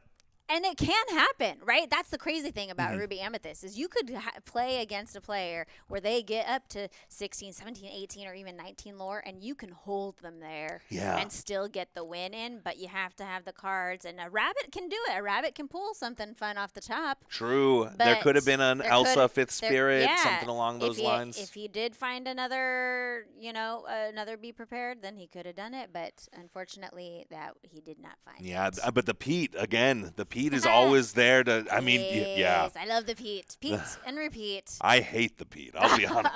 Okay. This Pete game's referee, man, the number of games I've lost to smart players playing Pete right when it mattered. Right at the time that you didn't want them to play it. Exactly. And then there's that new song from, I believe it was from Winterspell, the Keep the Ancient Ways, which is the 2-cost inkable song. So now you can sing and stop your opponent from doing actions or playing items. So it's a singable Pete. In Amber Steel, the songs version, that has become a staple. Keep the Ancient Ways is now like a part of it all, and we effectively have 8 Petes. Go wide, Pete, into the Ancient Ways, into Pete, into the Ancient For the Ways. record, I want to say that last set, I was playing Amethyst Steel mostly. Yeah. But I was playing both Pete and Keep the Ancient Ways in Miami Steel deck last set. So I feel like I was a little ahead of the game. You were ahead of the curve. I was the trendsetter with Keep the Ancient Ways. Everybody note it down. It was Rebecca Quest invented the card. All right, so Philip is going to be on the play here in Game 2. Now, notably also, both of these players are 3-0 today. So that means they both have 9 points. Whichever player wins this game is going to make 12 points, and there's going to secure a spot going to day 2 because you do have to have 12 points to make it on to the last 2 rounds of Swiss tomorrow. Wow, a lot on the line here. Yes. And I believe that Philip went first, was on the play last game. You are right. Still could not clutch out the victory because of the smart play of Chris, because of the way the cards fell. Let's see what he's able to do here. We have the Hercules now, and with his ability to boost, if we miss on a 2-drop, that is not a bad way to spend a turn. Yeah, and I think a smart character to bring out right away to have a 3/3 character to answer some of these early characters that Chris has that might be questing for a lot. And then we got Scrooge McDuck, Ghostly Ebenezer coming down, which I think has been one of the community's favorite boost cards that exist in the game because that duck can get big. Oh, yeah. Every time you boost him for one, just one ink. He gains 1 strength and 1 willpower. He has been a staple of many of the core decks that we have been seeing. He is an extremely powerful, Strength of Raging Fire is powerful too, and says, I see your duck and I raise you Strength of a Raging Fire. He is not sticking around. And that's so smart of Chris because that duck, if you do not get rid of that duck, like we were saying, it's just 1 to boost every turn and it can get out of control. Yeah, and especially for Amber Steel aggro, you don't have the same amount of removal that you would in a regular Amber Steel Songs deck. So Chris smartly identifying that Strength of a Raging Fire, one of the most powerful cards I mean, I believe it was Frank Karsten who said the most powerful card in Fabled is Strength of a Raging Fire. Oh, wow. Okay. So, I mean, if Frank Carson says it, then you know it's true. Yeah. Right? We are choosing to go ahead and boost that Hercules here, and we're going to run into that Cinderella Ballroom sensation, taking just 1 damage back. Yeah, Strength of Raging Fire, I love it. And the thing about it is, I feel like it's a fair card, right? That's what people say, because it's not just right out that you're doing damage. Like you have to make sure that your board has the presence to do the damage that you want. Right, because sometimes you just take it off the top, you have nothing on the board. Yeah. It's absolutely useless. It's doing nothing for you. But these aggro strategies and showcasing why Amber Steel aggro is one of the powerful decks is because you can go wide. It's a deck designed to go wide. And then that Strength of a Raging Fire has just that much more power. Yeah, and we do see Chris going wide here, playing down that Lilo bundled up, followed by Daisy Donald's Date, choosing not to exert anything here, keeping that board presence. And Philip is going to have, he does have Brawls. He does have Elsa's, but that's another turn away. We're only on 3 ink right now. But Philip does have ways to answer characters that are upright and ready. And I'm looking at Philip's hand here. It looks like he has 2 Merlin Rabbits. You don't want to get rid of your Brawls, but you also don't want to get rid of your Maui Hero to All, because that is one of your good challenges. Ooh, yeah, we do have a Brawl going in. See it. We're going to play, ink 1 and play 1, because like you said, you don't want that Maui. Is something that he wants to keep in his hand. And he'll be able to deploy it next turn. I mean, you're just kind of in this weird kind of area here. I mean, next turn, if Philip does not get another ink or something he doesn't want to ink, he would be able to deploy the rabbit. But the double Lilos! Look at these Lilos. She's making a wish. She is making a wish. She's bundled up. Yep. She's doing it all. All the things. Oh, man. Listen, Lilo making a wish is one of those cards from set 1. Oh my goodness. That's the gamble. That's the gamble you take when you play these boosted cards, is sometimes you boost something you don't want to get rid of. Yeah, that is unfortunate. Man, the boost is one of the nice things I will say about having those boost cards in Ruby Amethyst is that you do have the cards, the Madam Mims, that can bounce those cards back to hand, so which is so powerful, being able to boost that. It's like a draw engine, right? But if you lose a character and you lose those cards, and in this case, we know that Philip would love to have that B prep in hand. Yeah, absolutely. I mean, Chris is over here, I believe, with 0 cards in hand, though. Ooh. So that is something notable. Here's the issue. We have the Maui Hero to All. We're going to be taking out the Daisy Duck, Donald's Date. But now we have 5 lore on board. Ooh! Hey, a Nani is not bad. Nani is not bad to draw off the top. We can play a Pudge for free. We can, that's what we're taking. Oh, there was a Strength, though. Unfortunately, that's going to the bottom of the deck. But, Pudge coming out for free because there is not just 1, but there's 2 Lilos in play. We're going to go ahead and go on a little quest here, going up to 6 for Chris. Yeah, I mean, this Maui is going to be able to take out a whole bunch. As we can see, Philip has another Maui in hand, trying to decide if the draw is more important. But I think that right now you have to prioritize getting that Maui out. Do you double duty your Mauis onto Lilo? I would have thought, we take out the Lilo making a wish and the Rhino, but no, instead, Philip says, I'm just going to keep drawing my cards. You're only at 6. I'm at 2, so we got a little time here. But, man, I mean, Chris has 0 cards in hand, basically, but he needs a dock. Let's get a dock off the top here, Chris. That would be great. I think it was a Pete. It is a Pete Games referee coming down. So, we can't see Brawls. We can't see B-Prep next turn. And we're going to keep on questing. Just keep questing. Just keep questing. Just keep questing. And now the Nani is going to be able to challenge in. Philip now has the other Maui and has a Brawl. Okay. That is not bad for Philip. Chris, though, pushing the lore total up. We're going to use Merlin to challenge into the Lilo that's the for first, one that's for the first damage. Lilo. Yep. And then we're bouncing back. We're going to get a card off of there and then run Madam Mim in to take care of Lilo for good. And he just drew a card that actually could help him catch up back in this game is the library. Yeah.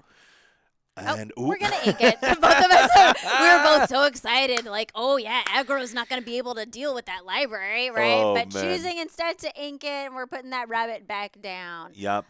Prioritize the draw. I do love bouncing rabbits, and we did get a dock off the top this Wow. time for Chris. Both players laughing at that. There's always a dock. There's always a dock.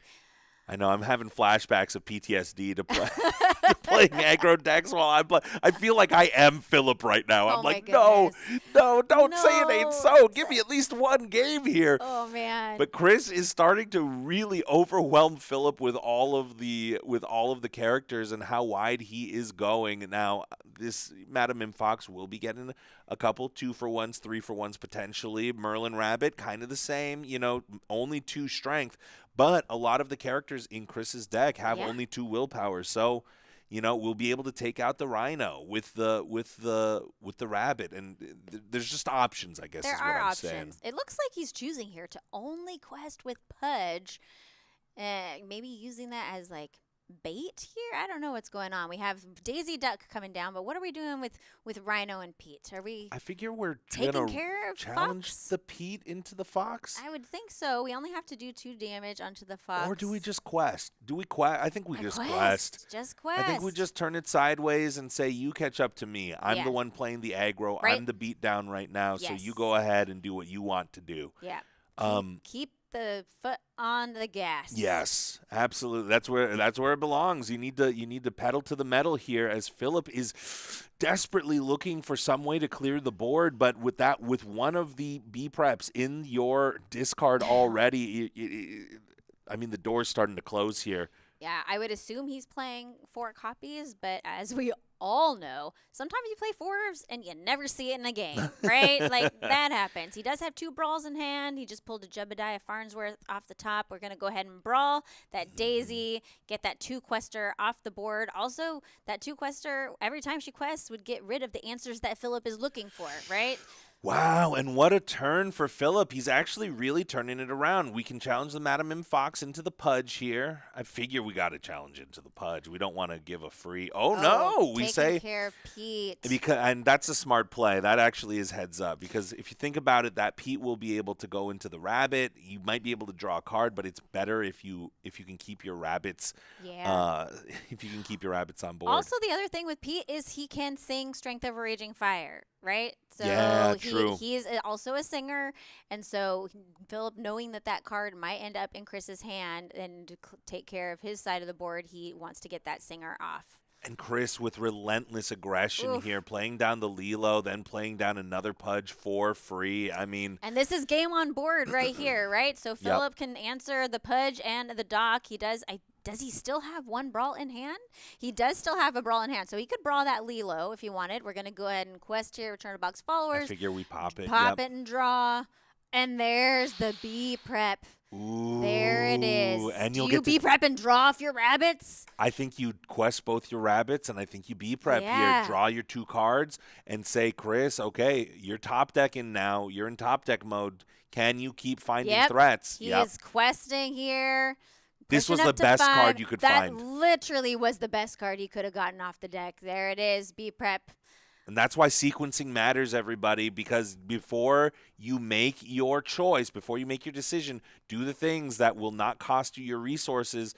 If he had not popped that Chernobog's followers first, and we had deployed a bunch of ink, then we might not have been able to play it. So Philip, heads up here. Oh, we did get a Lilo off the top, though. Yeah. What was really nice, though, for Philip, though, was that he had the extra ink that he was able to play that Scrooge McDuck right away, and then immediately says, I will not let that Lilo stay around. Brawl coming down to take care of her. And shout out to both of these players. I mean, the sportsmanship is great. It feels like they know each other, even if they don't. Even more impressive. They're both laughing. They're both having a good time here. And the SoCal scene just being great. Oh, a Rapunzel off the top, but nothing to play her. Not enough ink to play her, so she just goes into the ink well. Oh my goodness gracious. Rapunzel has not been able to do much here for Chris in either game. And we're going to go ahead and start questing over on Philip's side because Chris can't do anything about it. And this is a classic. This right here, I mean, Philip drawing that B prep, and then Chris. It's another Rapunzel. Yeah, but now my we can play it goodness. because Chris smartly inked it on the last turn. Yeah.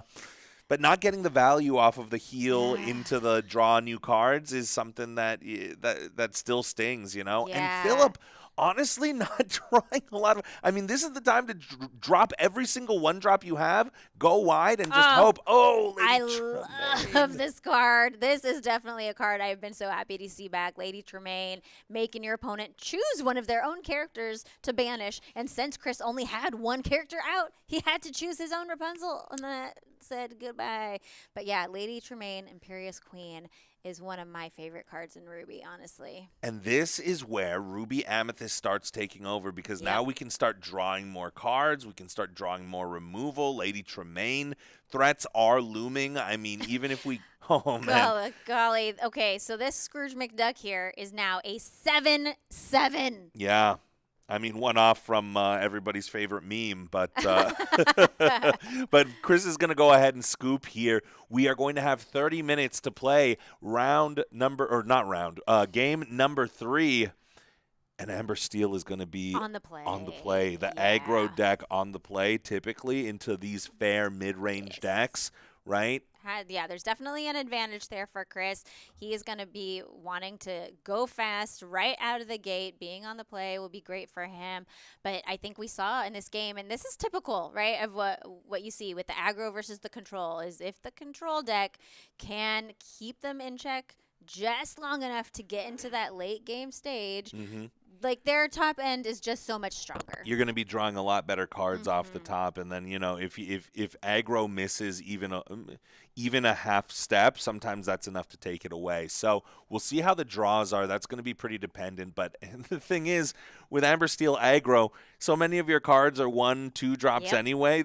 Your chances of missing, things that you won't be able to do anything with are pretty slim. I think Chris also being in top deck mode was really not doing him any favors. He couldn't find the docks. He wasn't able to keep cards in hand and keep presence on the board. Yeah, I mean, if I'm Philip here, I'm probably tossing this Diablo also because on the draw, just not as good. You're going to be getting the extra card anyway, right? I mean, maybe I'm keeping stuff like the library so that they can't really get in there and, Chris's side is not going to be strength heavy. Right, yes. But I guess Philip disagrees with me. I would have thought that we want to keep the broom and at least have something that can survive and challenge into, let's say a Lilo all bundled up. But let's see what Chris's strat is. I wonder if he had that Hercules again to bring down on turn 1. I couldn't tell if he had that in hand or not, but I think that the Hercules would be great to bring down on turn 1. But yeah, like you said, Diablo, not great because the 0 strength there. He wants something that he can challenge with if he needs to. And we do have the Scrooge McDuck, Ghostly Ebenezer there, which is one of the more powerful cards, especially against aggro because unless, like last game, we do have the Cinderella coming out. If we don't have the strength of a Raging Fire with the double 1 drops, then that Ebenezer might be able to stick around. What are you looking at? You know what we have though? We have Let the Storm Rage on in Chris's hand. So depending on what he plays, well, it's a Diablo, but he could pop that with Cinderella if he wanted to. Wow, and that might be why Philip might be super ahead of me. In terms of maybe Diablo is the better play here because if you put down, let's say, Chernobog's Followers, if you put down the Broom, right, all you're doing is giving the Cinderella more fodder when that inevitable, oh my gosh, not Strength of a Raging Fire, Let the Storm Rage on comes in. Yeah. Man, so many cards cycle through my brain. I know, right? Yeah. It's like a Rolodex in there, like, right. Which card is that? My first Infinity casting event. Is very happy to be here, but keeping all the cards straight is going to be a bit tough going forward as the Cinderella Ballroom Sensation hits the Inkwell in order to play the Piglet. Interesting. I love that coming down. And we are going to go ahead and quest with Cinderella. We're saving Let the Storm Rage on, not wanting to give him the card draw off of that when Diablo is banished. Yeah, so Let the Storm Rage on. That was from, I believe, Rise of the Floodborn. Actually, don't quote me on that. Let the Storm Rage. Yes, Yes, it was. Rise it? of the Floodborn. Yeah. Spot And- on. Yeah, and such a great card. Deals 2 damage, and you get to draw a card. The only drawback is it's inkable, uninkable. I mean, yeah. But I'm glad to see that one being played in Infinity. It's such a great card, great art. I've been happy to see that one back. And here's the drawback here of being on the draw when you're Ruby Amethyst is that when Chris plays this Piglet on turn 2, if you're on the draw, there's really nothing you can do about it. Yeah. He's going to get a free 3 He's lore. going to get 3 lore at least once, and there's another Piglet Pirate. Piglet Poo. That's a tongue twister. Piglet Poo Pirate. Yes. Coming down. The Capitan. Il Cap. We do have that Lilo bundled up in hand as well. So there's choices here. They are choices. Do we sing? If he's going to sing now, that. here's the question. Yeah. Do we play Pete to stop a brawl happening on next turn?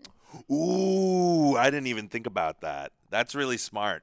And that's the difference, right? Is when you're on the play and you're Ruby Amethyst, once that Piglet comes down, you're going to get to 3 ink first. You're going to be able to brawl the Piglet, so you got to be a little more cautious. But Chris smartly identifying, there's nothing you can do to my Piglet yet. So, yeah. why But don't Pete I- goes into the inkwell. Yeah, I mean, wasn't that bad. would have been a great play. I mean, Nani, Stage Manager, also a phenomenal play here because so many 1 and 2 cost characters in the deck of Chris, which means that we're almost always going to hit with this Nani. And getting the cards in hand, that's the one thing you don't have really is a whole ton of draw. Yeah, as much as Let the Storm Rage On is a great card, I do think probably Chris wishes that he had Strength of Raging Fire because he would love to use Cinderella to sing that to get rid of that Scrooge McDuck. So that is unfortunate because if he does turn Piglet sideways, Scrooge is going to easily run into him. So he will get that 3 lore, but only once. Yeah, as we have a crucial decision to make here.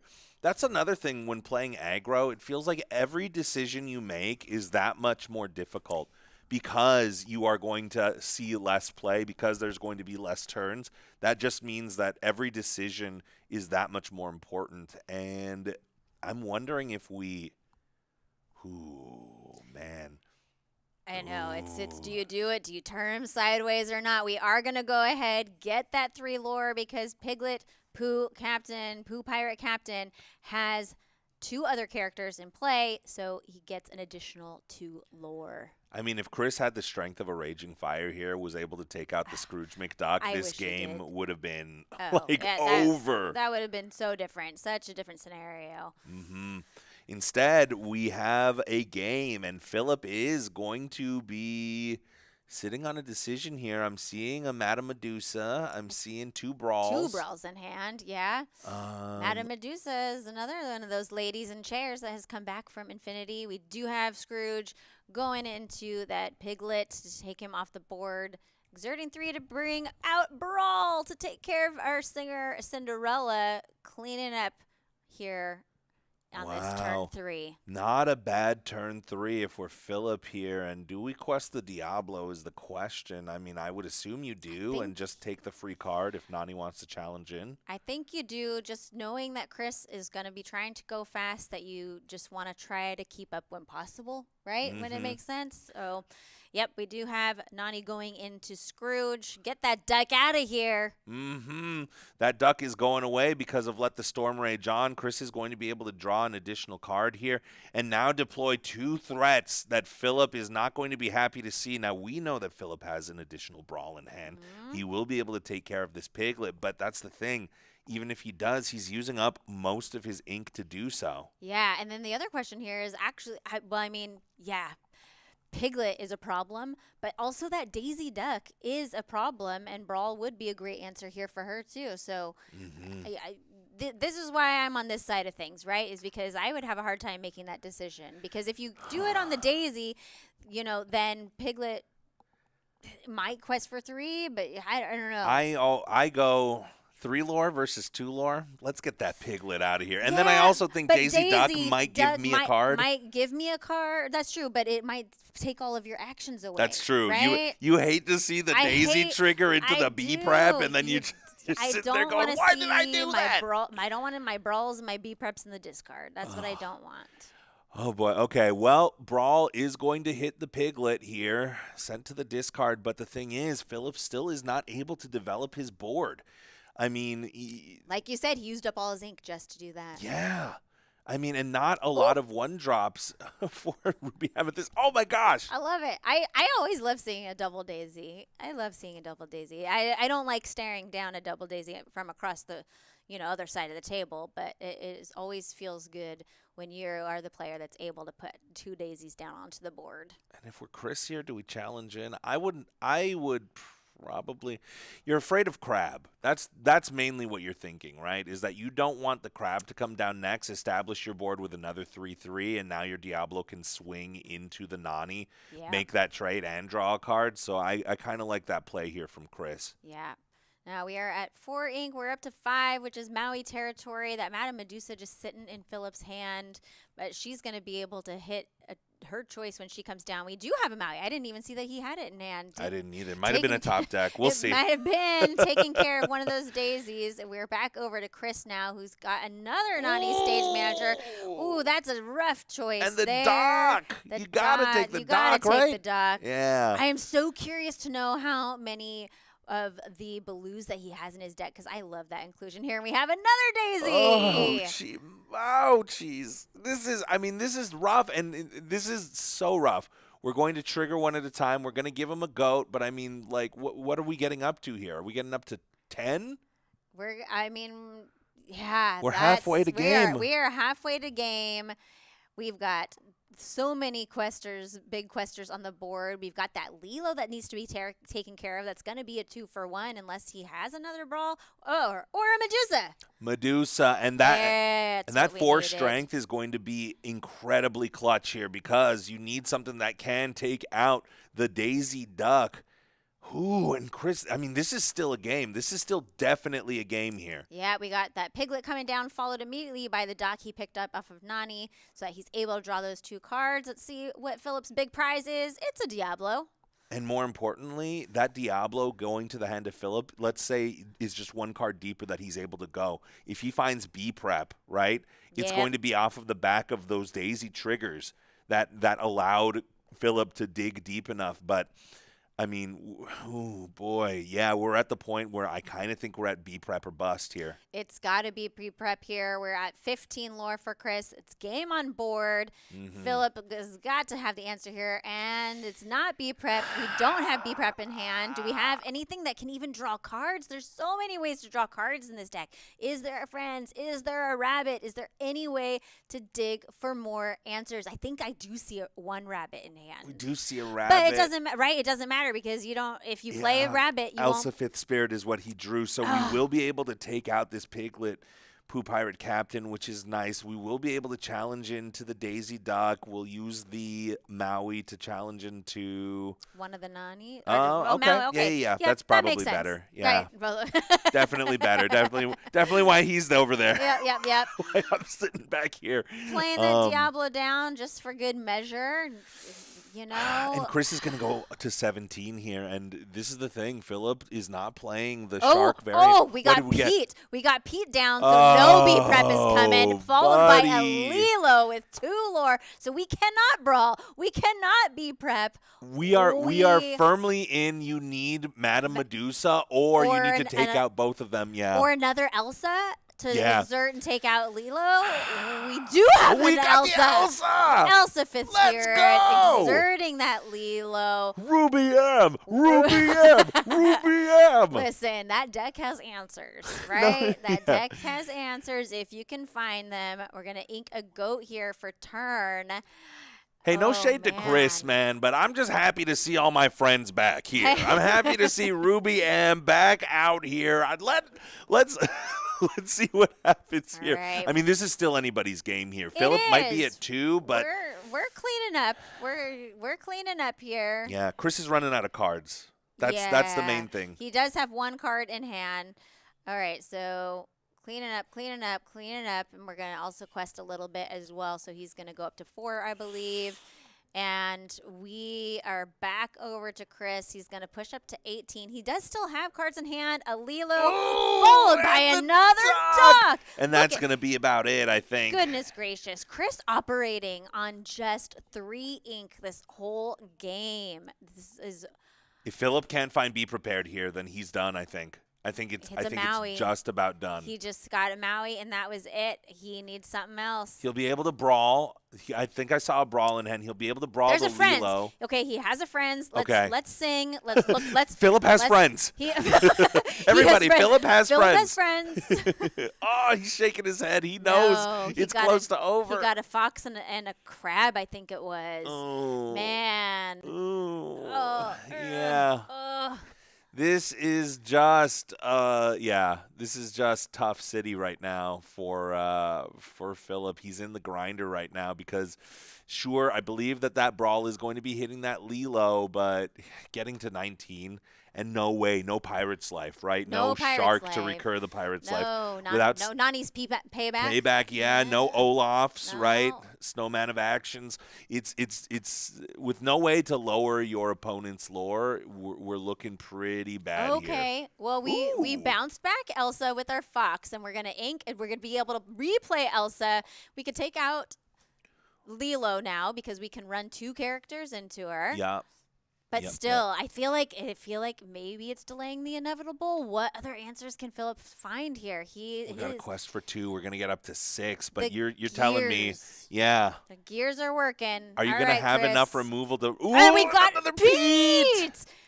Oh my goodness, backbreaking. That is rough for Philip. I'm not sure what else he could do here. Nothing. There was no brawl. The brawl was in my mind the whole time. It was just an illusion of a brawl. Philip, the door is closing here. He's going to challenge in. We will be able to find a friend, but we can't even play it because we of the can't. Pete. Oh my gosh, Pete. Oh. I just almost tipped the table over. I know. You guys. Us Ruby Am players, dude. We get passionate. We feel it in our soul. Oh, we're feeling it in our bones. We're playing rabbits and we're digging for answers, and Philip not able to find it, extending the fist bump there. Chris taking it here in a game 3, and Chris is gonna go on to day 2 here at the Enchanted Citrus Clash, securing those 12 points he needed. Brent, what a match! Congratulations to Chris on the Amber Steel aggro. Played expertly, absolutely expertly. I've played a little bit myself in the Fabled meta, but I am no master like Chris apparently is. Wow, what a match. What a match. Ruby Am versus Amber Steel. I mean, it always comes back to it, doesn't it? Listen, it felt like we time traveled a little bit right? there, right? That's what Infinity feels like a little bit. We are in a time capsule, time bubble. We are time traveling. Ruby Am versus Amber Steel, and that was a fantastic match. We saw both decks doing what they want to do, and just unfortunately Philip not able to find the right answers that he needed in that 3rd game. Yeah. I mean, I'm going to tell you what Infinity feels like to me. What does it feel like, Brent? It feels like I've been watching my favorite show for forever.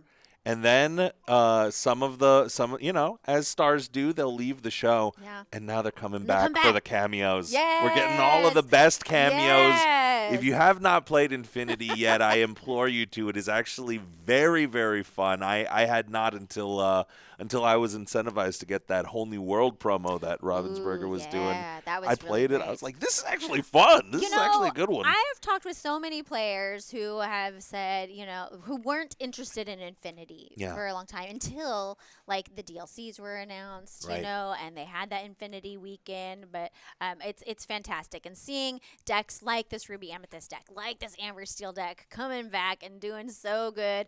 And I know that we are so excited to hear from our Amber Steel player who just took this win and made their way to day 2. So we are going to. We actually, I've heard from production that our Amber Steel aggro player was so humble. He said, I don't want to talk about me. Look, I don't want to do no interview.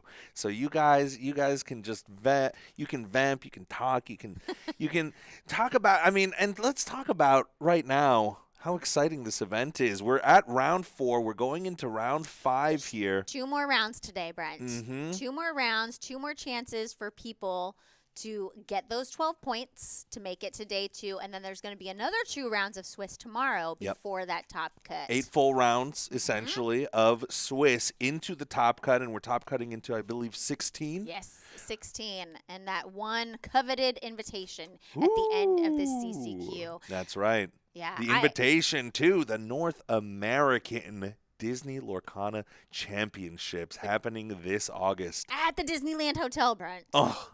If you are going, or if you didn't get tickets, like next year, put it on calendar. I know those tickets are so hard to get, but the championship event at the Disneyland Hotel, you were there last year, Oh, yes? yeah. It is magical beyond belief. It is so magical. The last chance qualifiers I played in Yeah. did not do well. A lot of you are like, you didn't make any content about it. It's like, I didn't make anything, I didn't do anything worth making content about. So let's leave it at that. Leave it at that. Yeah. Well, that was such a fun match, Brent. I'm so glad that we got to cast that one together. I think that we both were feeling that, like, in our souls, the Ruby Amethyst player. I know. The ups, the downs. I was like, come on, Philip, the emotional roller coaster, the bee preps, the Madame Medusas. I really thought there was a turning point there, but it looked like it, didn't it? It did look and like that's, it. I mean, credit to Chris. He really pulled it out and made a bunch of smart decisions. He did, yeah. So good luck to both those players. You know, one of them going on to day 2, but the other one still has 2 rounds to get those 12 points that they need to go on tomorrow.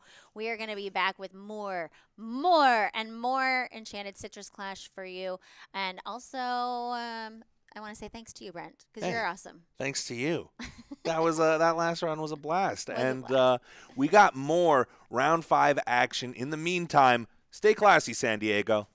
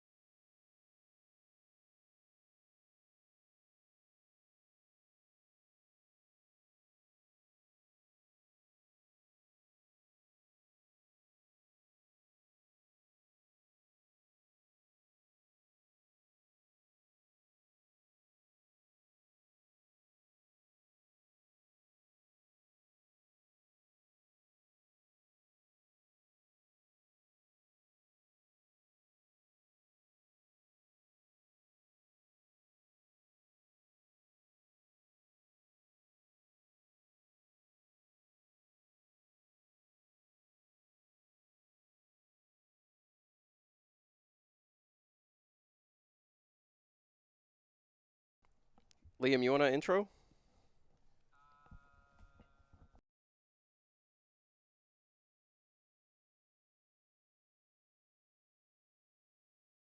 Yeah. Lumineers, and welcome back to the Enchanted Citrus Clash CCQ out here. I should say out here in California. It's out there in California. I'm here in there in spirit. But you're there, Garrick. You're actually Yes. there in the room. What is I want to ask you, I am living vicariously through all of you all day, and you all don't know, well, you probably know, but even when you're off camera, I'm listening. I can hear you all in the back. You're having so much fun. I am so bummed not to be there. What is the energy like out there? What's going on in the room? It's What's it like being there? it's very electric. We've been talking about it all day today. It does feel like a little mini DLC here. People are out here having a lot of fun. They're doing a lot of different things that aren't just playing Disney Lorcana, like we mentioned, the speed puzzling. There are people learning how to play as well, talking to the artists, getting signatures, buying cards. JDZ and production just opened up an Alien Enchanted off stream here. So So much yelling. yeah, everybody is having so much fun here at the Enchanted Citrus Clash, and I think it's been a home run thus far from a community event perspective and as well as a competitive event. You know what I like about this CCQ in general, but just CCQs in general. And you all were talking about this quite a bit this morning, and I was dying to chime in. But um, I really appreciate the way Ravensburger leaned into the CCQs because there are players there, and we see them at every event who we all know. We see Sky there, and we're like, okay, Sky's a really good player. We follow Ed and DKP and Tiago and these players who travel the world. But there are a lot of very, very talented, very good Locaner players, like all around the country and around the world, and they just don't have the time, the ability to travel, perhaps, and they can't pick up and play where we can see them all the time.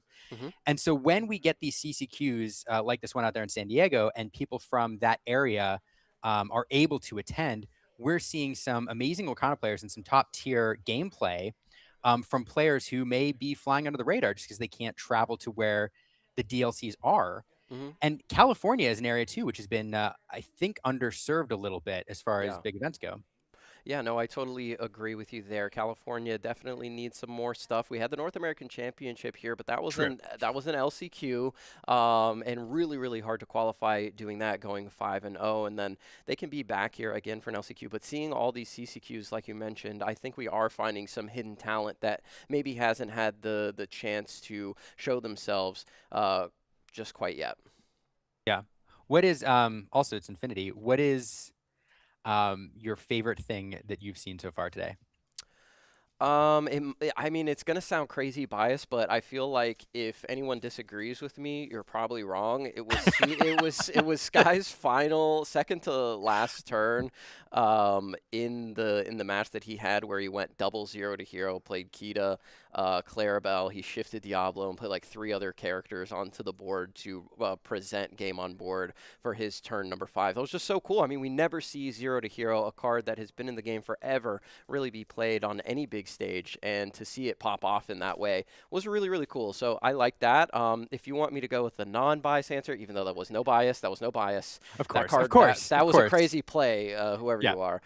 If you want me to pick something else, it was round number 1, seeing that Incredibles themed Ruby Steel deck with the Omni Droids really do what it was built to do, and that is defeat the Dogs deck. Having the opportunity to shift on that turn number 2 if they wanted to, or have that V10 Omni Droid in that Nomanazan island. That was just awesome to see. How about you? I honestly, I don't want to copy and paste your answers, but no, like Ruby Steel was so fun because and you've said this like 3 times. I've been watching the stream throughout the day that I do not think I agree with you. I do not think that Infinity is solved at all. Yeah. I think we know what some very powerful decks are, but I think there are so many decks out there just waiting to be discovered. The thing that makes Infinity so interesting is that it is so wide open that there are so many different lanes you could take to attack, and there's so many like one-off variants which could sneak in top finishes in big tournaments that nobody's expecting. The thing, sometimes we have these like rock paper scissors meta, and they're very, very easy to predict, very easy to attack, and the best thing to do is just go in with one of those decks and be one of the best players with those decks. Infinity is just like, it's like anything goes. And so Mhm. seeing that demonstrated in round one with that Ruby Steel deck, and not and a Ruby Steel deck that I'd never seen, was fun. Um, I do want to echo your thing about Sky though, because it reminded me of the finals of Milwaukee, Mhm. because in the finals in Game 5, Frank Karsten's been teasing this weird Amethyst Steel build he's got with the Timothy Kumauses, and then these Tinkerbells, and we never saw them work quite right. And then in the final game, these tools he'd put in this deck like went off at the exact right moment where they were meant for, and it allowed him this explosive start, and he ended up winning the game. And it all came together just like in that one moment. The Zero to Heroes, Sky had played like one or two maybe earlier in the game to like some effect, but most of the time he was dumping him to Diablos. He played multiple for no effects just to draw off Yeah. Clarabelle. And then, like, at the exact right moment, he demonstrates why they're in there. He busts out two, plays two crazy characters, very expensive characters on the last turn, and wins the game. So, like, everything came together in that moment. So, yeah, it's kind of, I hate echoing you, but No, I yeah. mean, I think if you were watching the stream, I think everybody in the chat would agree. But let us know in the chat what you thought of the tournament so far. What were your favorite moments? We're over here. We're monitoring. Also, shout out Rebecca Quest on YouTube. Thank you to everybody watching over there. If you haven't yet, hit a like on the stream on YouTube, and if you want to subscribe, it really does help Rebecca out. If you're sitting there and you're watching, you haven't liked, it takes 1 second, and it would really help her out. Also, follow JDZ Quest on Twitch. If you are enjoying what you're seeing, he is out here traveling all summer, it seems, bringing these CCQs to you. So if you want to see more high-octane, high-level Disney Lorcana gameplay, this is the place to be. Yeah, JD always locked in. I asked him once. JD's always locked in and leveling up. And I asked him once. I'm like, hey, when do you like level like you're leveling up like every time? When do you level down? And he's like, you never. You just the levels are infinite and you just keep going up. Yeah. And I don't know. He may have reached critical mass. I don't know. This summer though, yeah. To your point, he all over the place, and it's a treat for us because it seems this summer it is just like back to back to back to back major Lorcana event, whether it's a CCQ or a DLC, or just giant tournament. Just when we thought we had like a weekend off from a CCQ, we found out this week that PPG in Dallas on July 4th weekend is a CCQ, Yeah. with spots available still. So there's just so much Disney Lorcana, and I don't know, I'm here for it.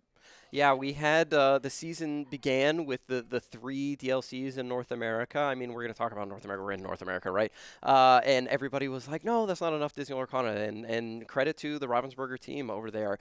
They saw the issue and they went in and they fixed it. And now we have this summer of Lorcana. That's what I'm calling it, because it's just, like you said, it's every single week. We have these high-level events, and they mean something because the winner will be invited to that national tournament, the North American Championship out in Disneyland. Yeah, and to go full circle here on where I started with or where we started talking about the importance of these CCQs and getting these events out into different communities, it does feel like at some point wherever you are, and of course somebody's gonna yell at me because I've missed a place, but in general there is a CCQ at some point in your area, whether Vegas or a couple in California, a couple in Washington. I know the DLCs kind of service the eastern part of the United States, but we've had a couple in Texas now. So like, it does feel like a larger percentage of the country has been serviced by a CCQ, where at the start of the season it looked like that wouldn't be the case. And it is, I will say, it is frustrating, I know, for people. Everyone's going to say, yeah, but it's not a DLC. And that's true. DLCs are pretty special experiences. But at least with these CCQs, people have a shot. And the other thing I appreciate about it is, and to talk about the Citrus Clash, like some of these CCQs were like existing tournaments where people have been working hard to make these big tournament series, like Inc. or Charlie's or PPG. But then there's so many of these, like Glimmer Games, like Citrus Clash, where the community just said, hey, we want this thing for our community.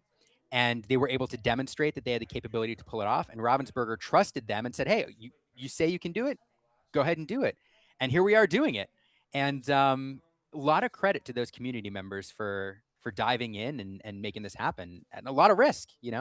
Yeah, huge risk. I mean, there's not a ton of money to be made in tournament organization, especially when you're doing your first one and you're doing it to this level. I mean, they're trying to pull out all the stops, and I think they are doing that. And if you have a chance to get to one of these CCQs, that is amazing. And speaking of the community, I believe that we are about to send it over to an interview with a member of the community. Rebecca Quest is standing by, so we're going to send it over there for a quick interview, and Liam and I will be right back after that.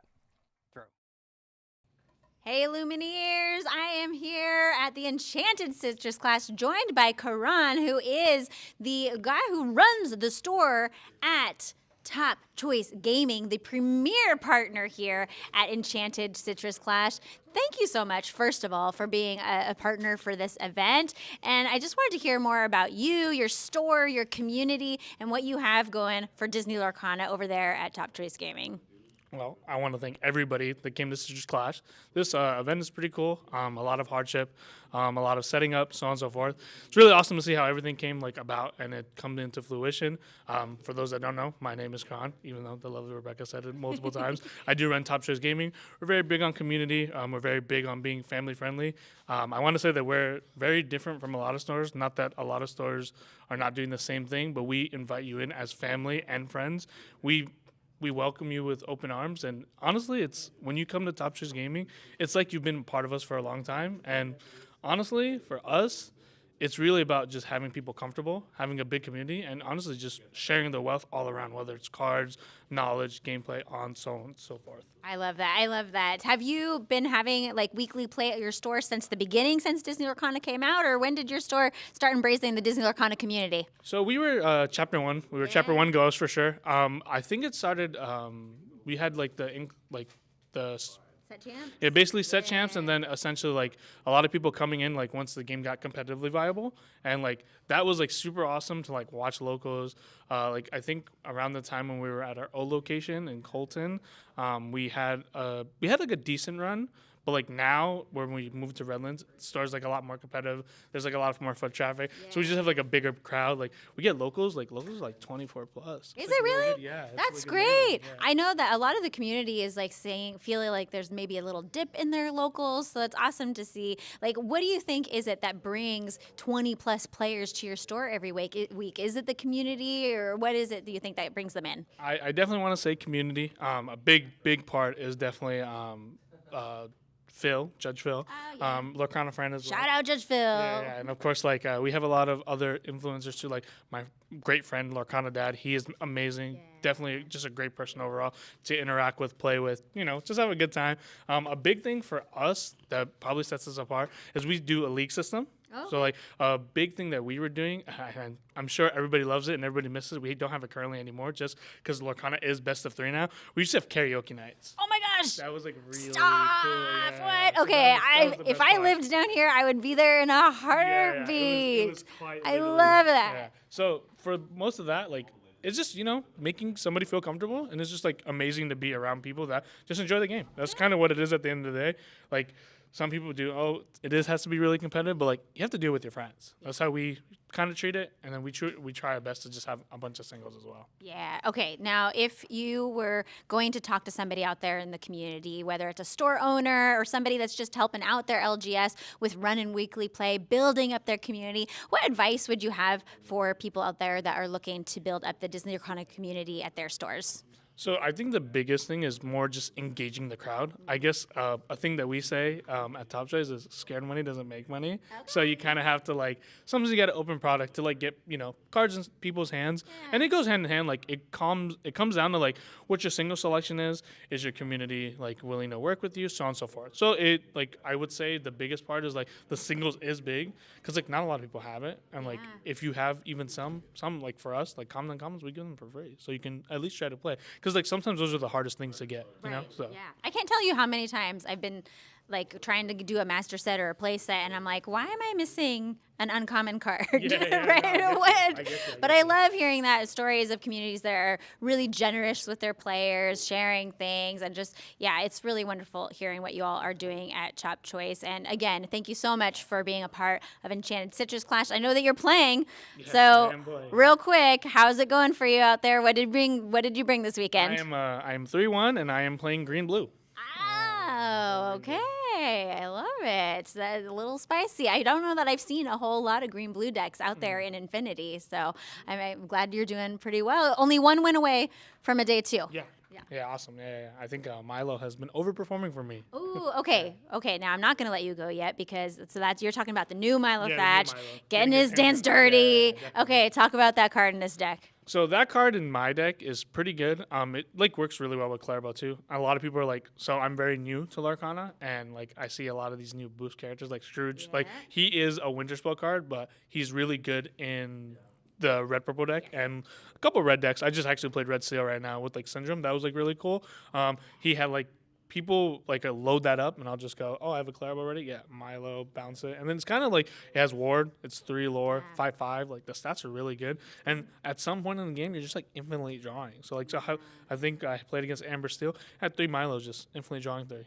I missed the Clarabelle, but it's okay. I had a bunch of Milos, so it was pretty good. Yeah, it was awesome. That's great. Okay, well, congrats again on your run so far. Good luck for getting to day 2. Thanks for chatting with me and sharing with the Illuminators out there tuning into the Enchanted Citrus Clash, all about Top Choice Gaming. So go build up your communities out there. You know, local game stores is where it's at.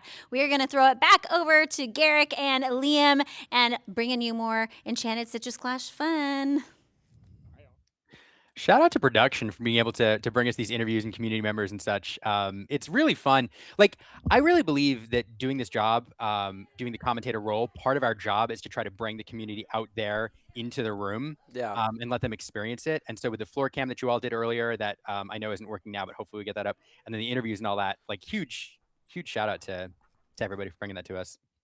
Yeah, JDZ is over here working really hard to make sure that everything is staying up and stable, doing casting, interviews, production, all at the same time. And of course, he does have JDZ Quest Production alongside him, helping out.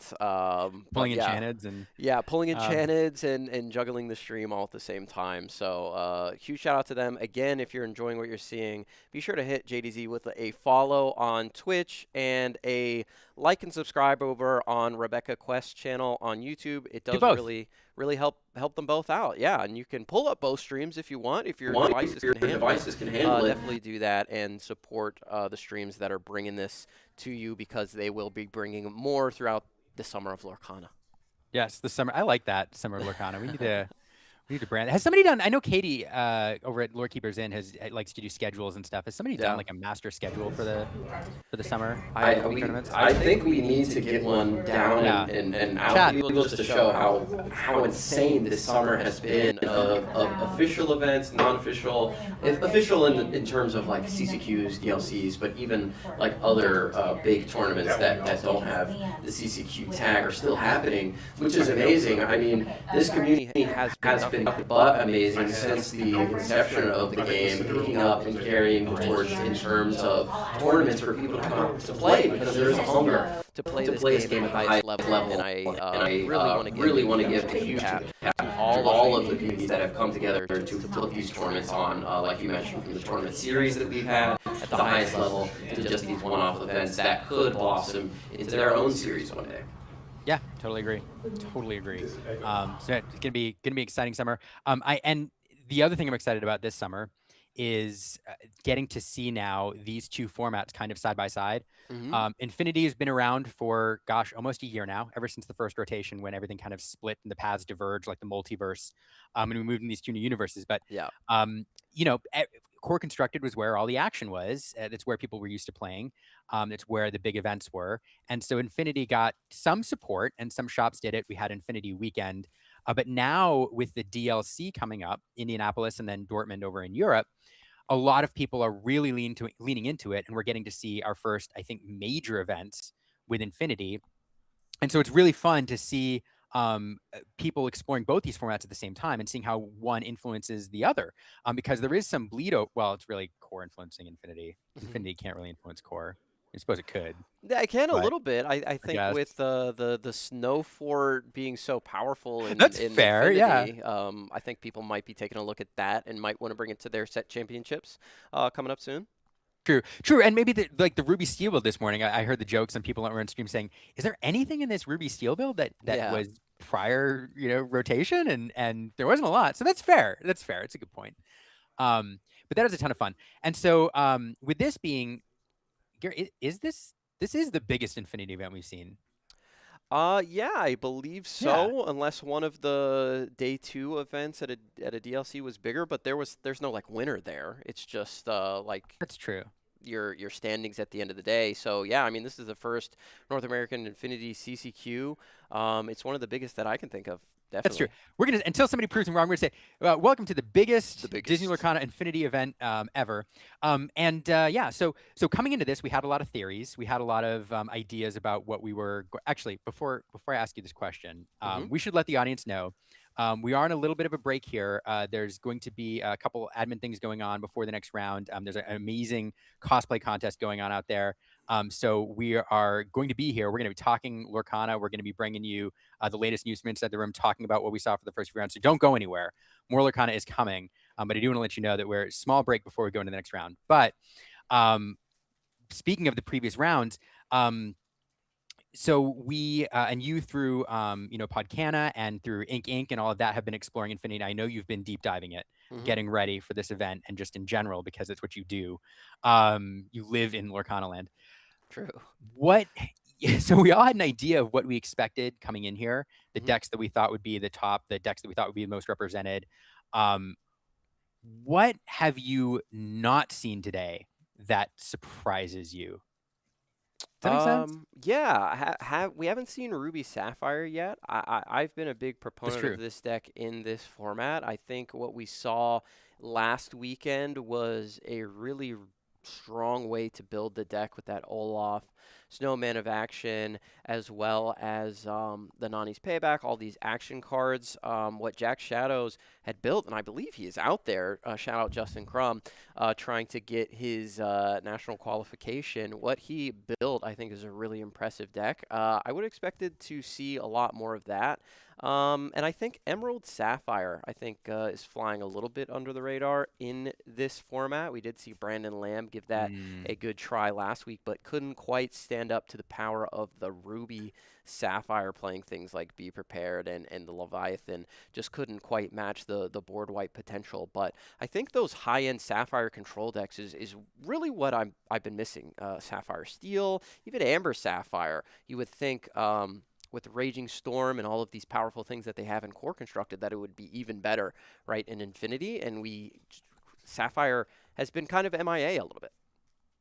That's a good point. Yeah, the item decks, and I think that it was very, very early on, I think the narrative about this season was like Ruby Sapphire was going to dominate and crush people. Steel Song was going to dominate and crush people. And then when Dogs started becoming busted, it was like Dogs. And those are the 3 decks that everybody was talking about.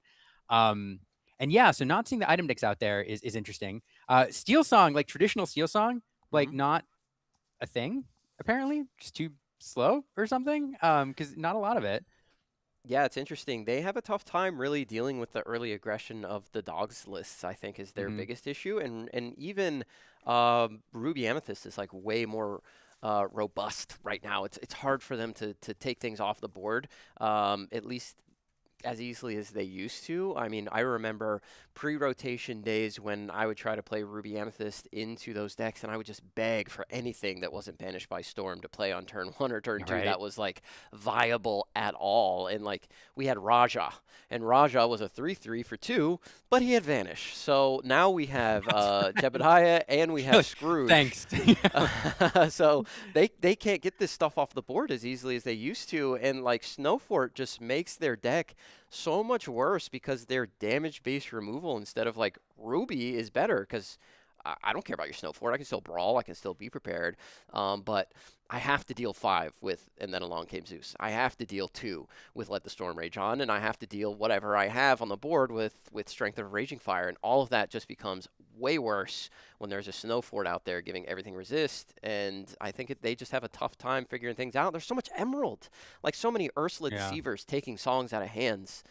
Poor Amber Steel. I still think it's a great deck, but there are a lot more obstacles than they had before.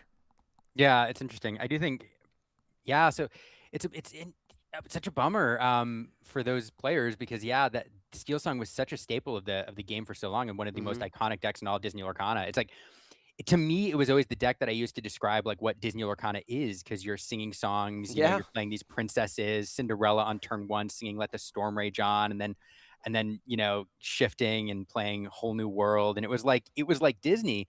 I do wonder if like the Sky variant with the Angels and the Akuds and all of that was doing work in Core Constructed last set is better. But even that we've seen variants of that. I guess that's the one we see running around now, is more that low to the ground Akud Eddie Moody kind of style deck, but still doing the same core thing. It's leveraging singers to do more things than you should be able to do in a turn with your ink total.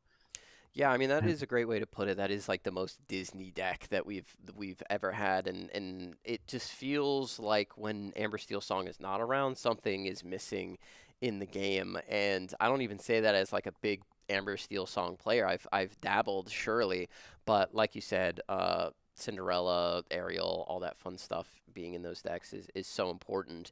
But yeah, right now it's tough out there for them. I hope that they are able to find a way back into the meta, and I think they will as more cards get printed. I was talking to Rebecca about this earlier, about how Ariel Spectacular Singer will just always be a good card, unless there is just a card that's like, okay, it's a 3-cost inkable 3/3 that does the same thing. Then Ariel's not going to be as good because she's a 2/3. But if there isn't a blatant power creep, this card is just always going to be get better and better and be like evergreen, because they're always going to print new and better and more impactful songs in the game.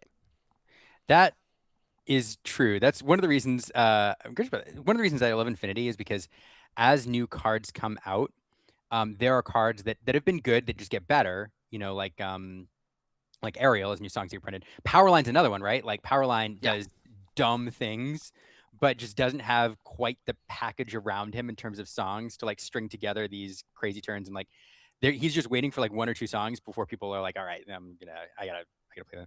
But then there's these other random cards too, like randomly, one that always occurred to me was like Hades, King of Olympus. Is this 8-cost 6-shift card that gets +1 lore for every other villain character you have in play? And you're like, is there a villain archetype, like a low to the ground villain archetype, you know, with Hades running around and Hades recurring things out, and at the end game you shift Hades and then quest for like, you know, 9 because you have all these like villains running around. So there's all of these weird cards that you know, you have sitting in your bulk boxes, you know, in your set binders from, you know, sets ago. And with the right couple cards coming out in a given set, all of a sudden you're like, all right, it's your moment, you know? Yeah, that happened with the dwarfs, I believe, for Infinity, because we had the Amber ones for so long that really never got to see that much limelight, and then we got all of these new Amethyst ones here in the Wilds Unknown set, and Diego Saz, DLC champion, was able to put together a really cool Amber Amethyst Dwarfs deck that you thought would really never come to fruition. And what I've really noticed about the game design from Ravensburger for Disney Lorcana over the past several sets since rotation, I would say, is they've been a lot more intentional on the way that they've used the keywords and how they've built the keywords together. We're seeing it especially in this set. You have toys and you have the dwarfs, but also you are setting yourself up for supers. And in the previous set, they sort of teased that at us, right, with the winter spell, because Darkwing Duck came into the game, and what did he have? The super tag. And then we're following up with the Incredibles and the supers there. And now we have The robots are being set up even more than they had been previously. I know Baymax had the robot tag, but that was really it. Never had that much of a synergy, just had the tag. And I think now they're becoming more intentional with these tags, and I wouldn't be surprised if we saw even more robots in the next set, more toys. We just saw a new Woody that was revealed.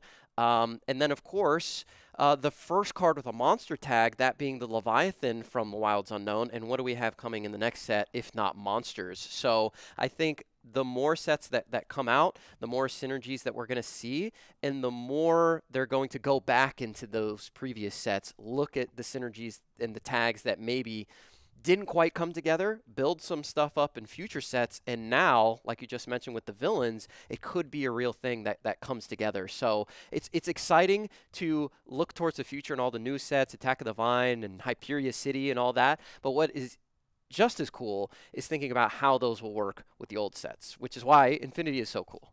It is why Infinity is so cool. And even, we talk about these official formats, Infinity versus Core Constructed, and of course, there's limited formats too that are like these official competitive formats. But let's not forget Kitchen Table too. And just that's one of the things that Disney Lorcana makes it so fun is, you can develop these fun theme decks, and you don't have to apply them to certain formats, certain labels. Of course, everything in Infinity is fine unless you're playing Hiram,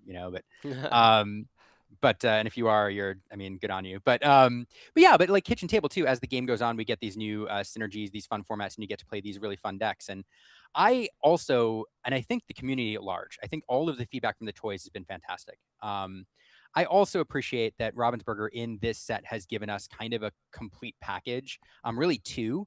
There's this whole, Woody, Emerald, Amber line you can build, or people are splashing some toy synergies into Steel Song. But if you're going for a pure theme deck, you can do it in two different places. You can also do it in Ruby Amber with Sid's toys and with Sid Phillips on the top end. And it is just so fun in this Disney card game to see a deck full of a single franchise or a single type of card doing their thing and working. It just feels like what Disney Infinity is supposed to be.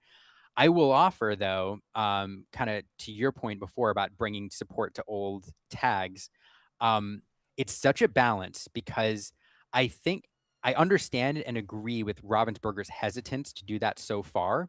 And it does seem with cards like Brooms, with Dwarfs, with even the Madrigals, they've given them some fun synergies, but never quite enough to make them super meta relevant or even dominant. And I think that that's good generally because I think players in a TCG want to be creative and don't want to feel like the solution was handed to them. Like, here you go, here's the deck. But it does feel good sometimes when it is done occasionally and getting, every few sets like a new archetype, like here's toys, is super cool.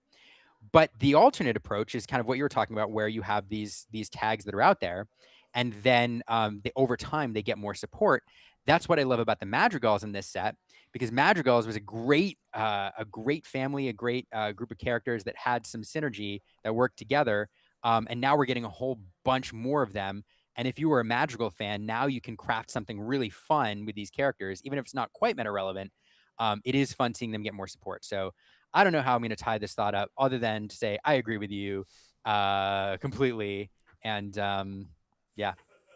I can't wait for I can't wait for more tags to come into the game. Like I mentioned, the monsters I think is going to be so much fun, and then just all the ideas of like what could come down the way. Like, could we ever get cars in the game, and would those have the racer tag, right? And then could you play those in your Wreck-It Ralph racer deck, right? Those are the interesting things that are always like spinning in my brain. Or would those have cars and a racer tag? Like Lightning McQueen would be a car and a racer, but like Mater would just be a car. You know what I mean? So it would be interesting to see if and when that happens, how that would work with the Wreck-It Ralph cards. I love it. Like, one of the things I love about TCGs and just games in general, like I can say that with any games, whether it's board games, TCGs, is that what you're doing when you, like, the mechanics matter, but what really matters is how they're packaged, because what you're really doing when you play these games is you are telling a story, you're creating a narrative, and every single player, whatever game you're playing, somehow imagines that narrative. That's why the packaging is so important. So if you're playing like I don't know, Settlers of Catan, and you're building an empire, you're playing Mysterium, and you're in a mysterious manner trying to solve a mystery. And for those who get my references, I appreciate you.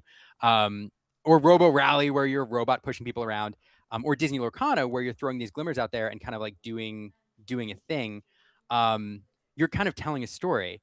And this idea that you just presented of like either Lightning McQueen racing against Vanellope for the Piston Cup, or Yeah. like the Sugar Rush Speedway, you've got Lightning like, in Sugar Rush, like heading around the candy track, trying to beat, Gloyd Orange Boar, the finish line. Like, I love that image so much. And I don't know. It's fun. Yeah. Yeah, I think that's a huge part of what makes Disney Lorcana super magical. You know what else is magical? More community interviews. Yes! And we have Brent Mukai standing by, so we are going to send it on over to him for another interview, and we will be right back. Good afternoon, San Diego and beyond. I'm here with somebody you may recognize, Q. Hello. Hello. Hi, I'm Q. I'm from Non-Inkables. The Non-Inkables team. Who are some other members that we might... we usually do shout-outs last. I'm saying shout out your team. Shout out the Non-Inkables here. All right. So on our team, we have my husband, Brian. We have Justin, who's our newest member. Let's go, Justin. We have Ray, who builds a lot of decks. And then you may have heard of Tyler. Tsukanawa? Batsu, yup. He's already qualified. Batsu. Is that why he's not here? That and he has 2 kids, so... So we're lucky we see Tyler at all. Yeah. So how's the day been going for you? Day's been going pretty good. I am 3-1.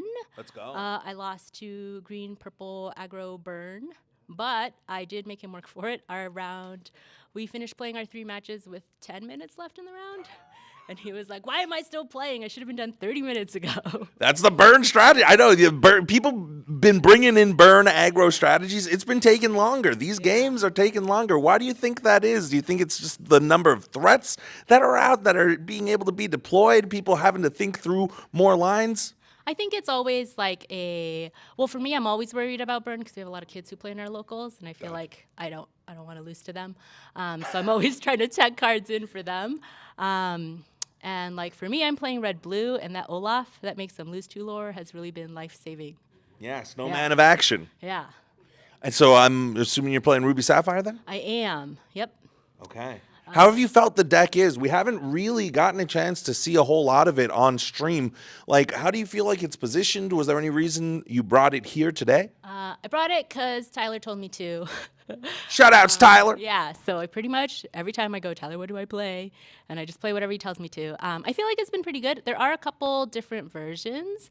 So like I played a mirror, and they were playing, I would say, like more DKP build with manners and stuff. I'm not playing that one. And so I think it has a lot of tools now. There's almost too many. There really are. Every single game, I feel like people are like, oh, I'm going to ink this card. I'm like, can I see that card? I don't remember what that card does. And then every turn, I'm like, can I quest? Is it safe? Is this a trap?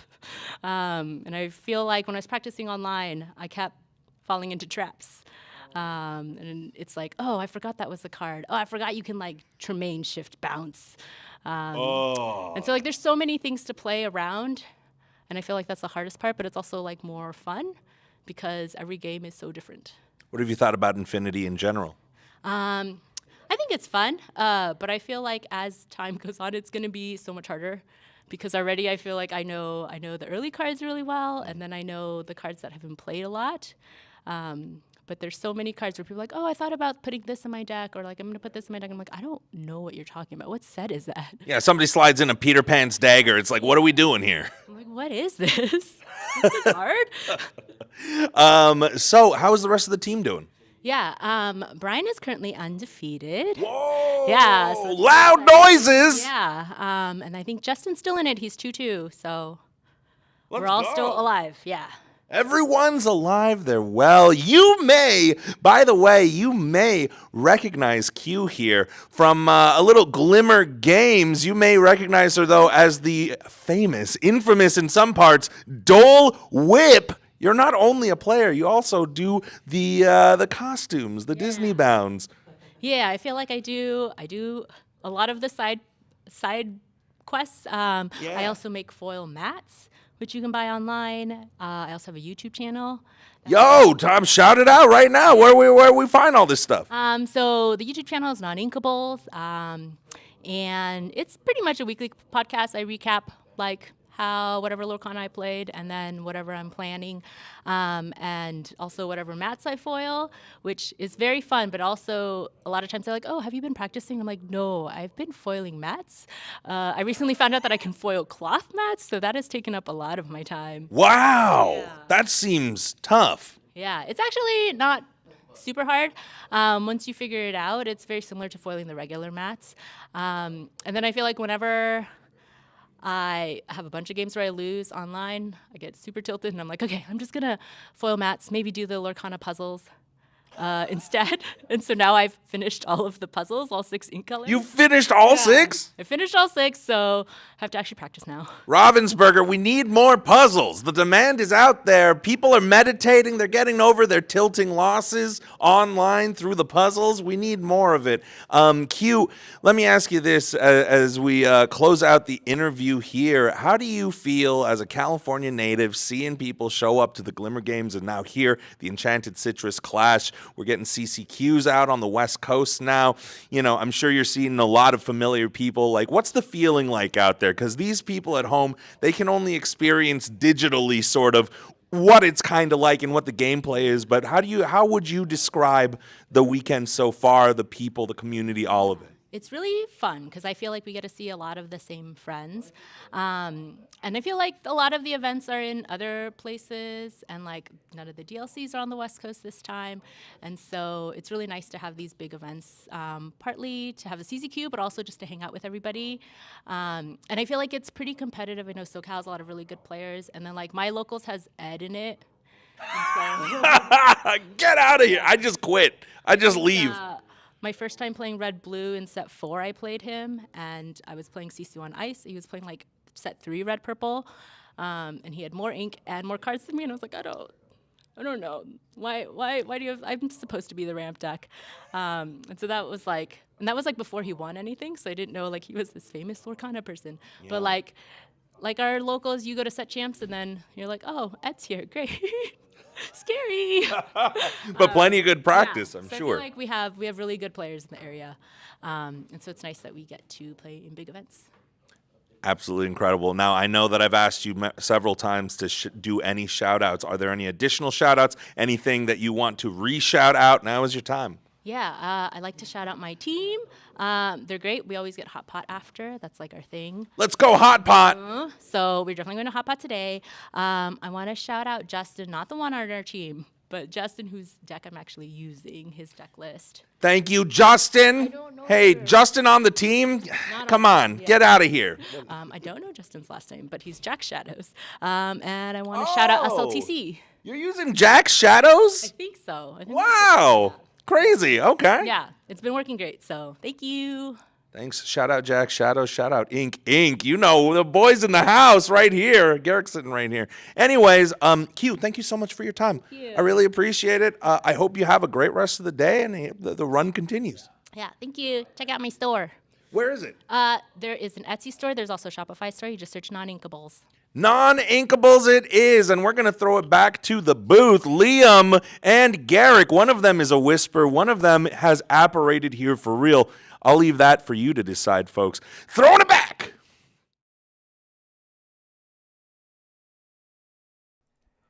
Yeah. Oh. Hey. Yeah.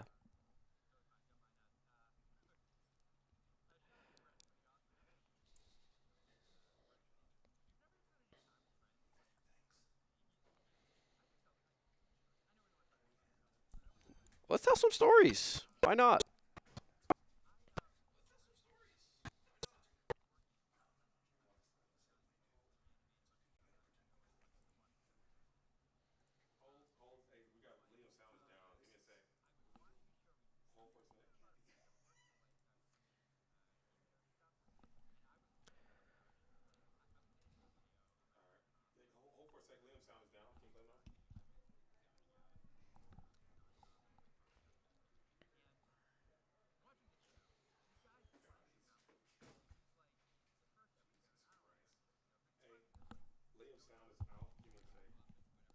Is that what?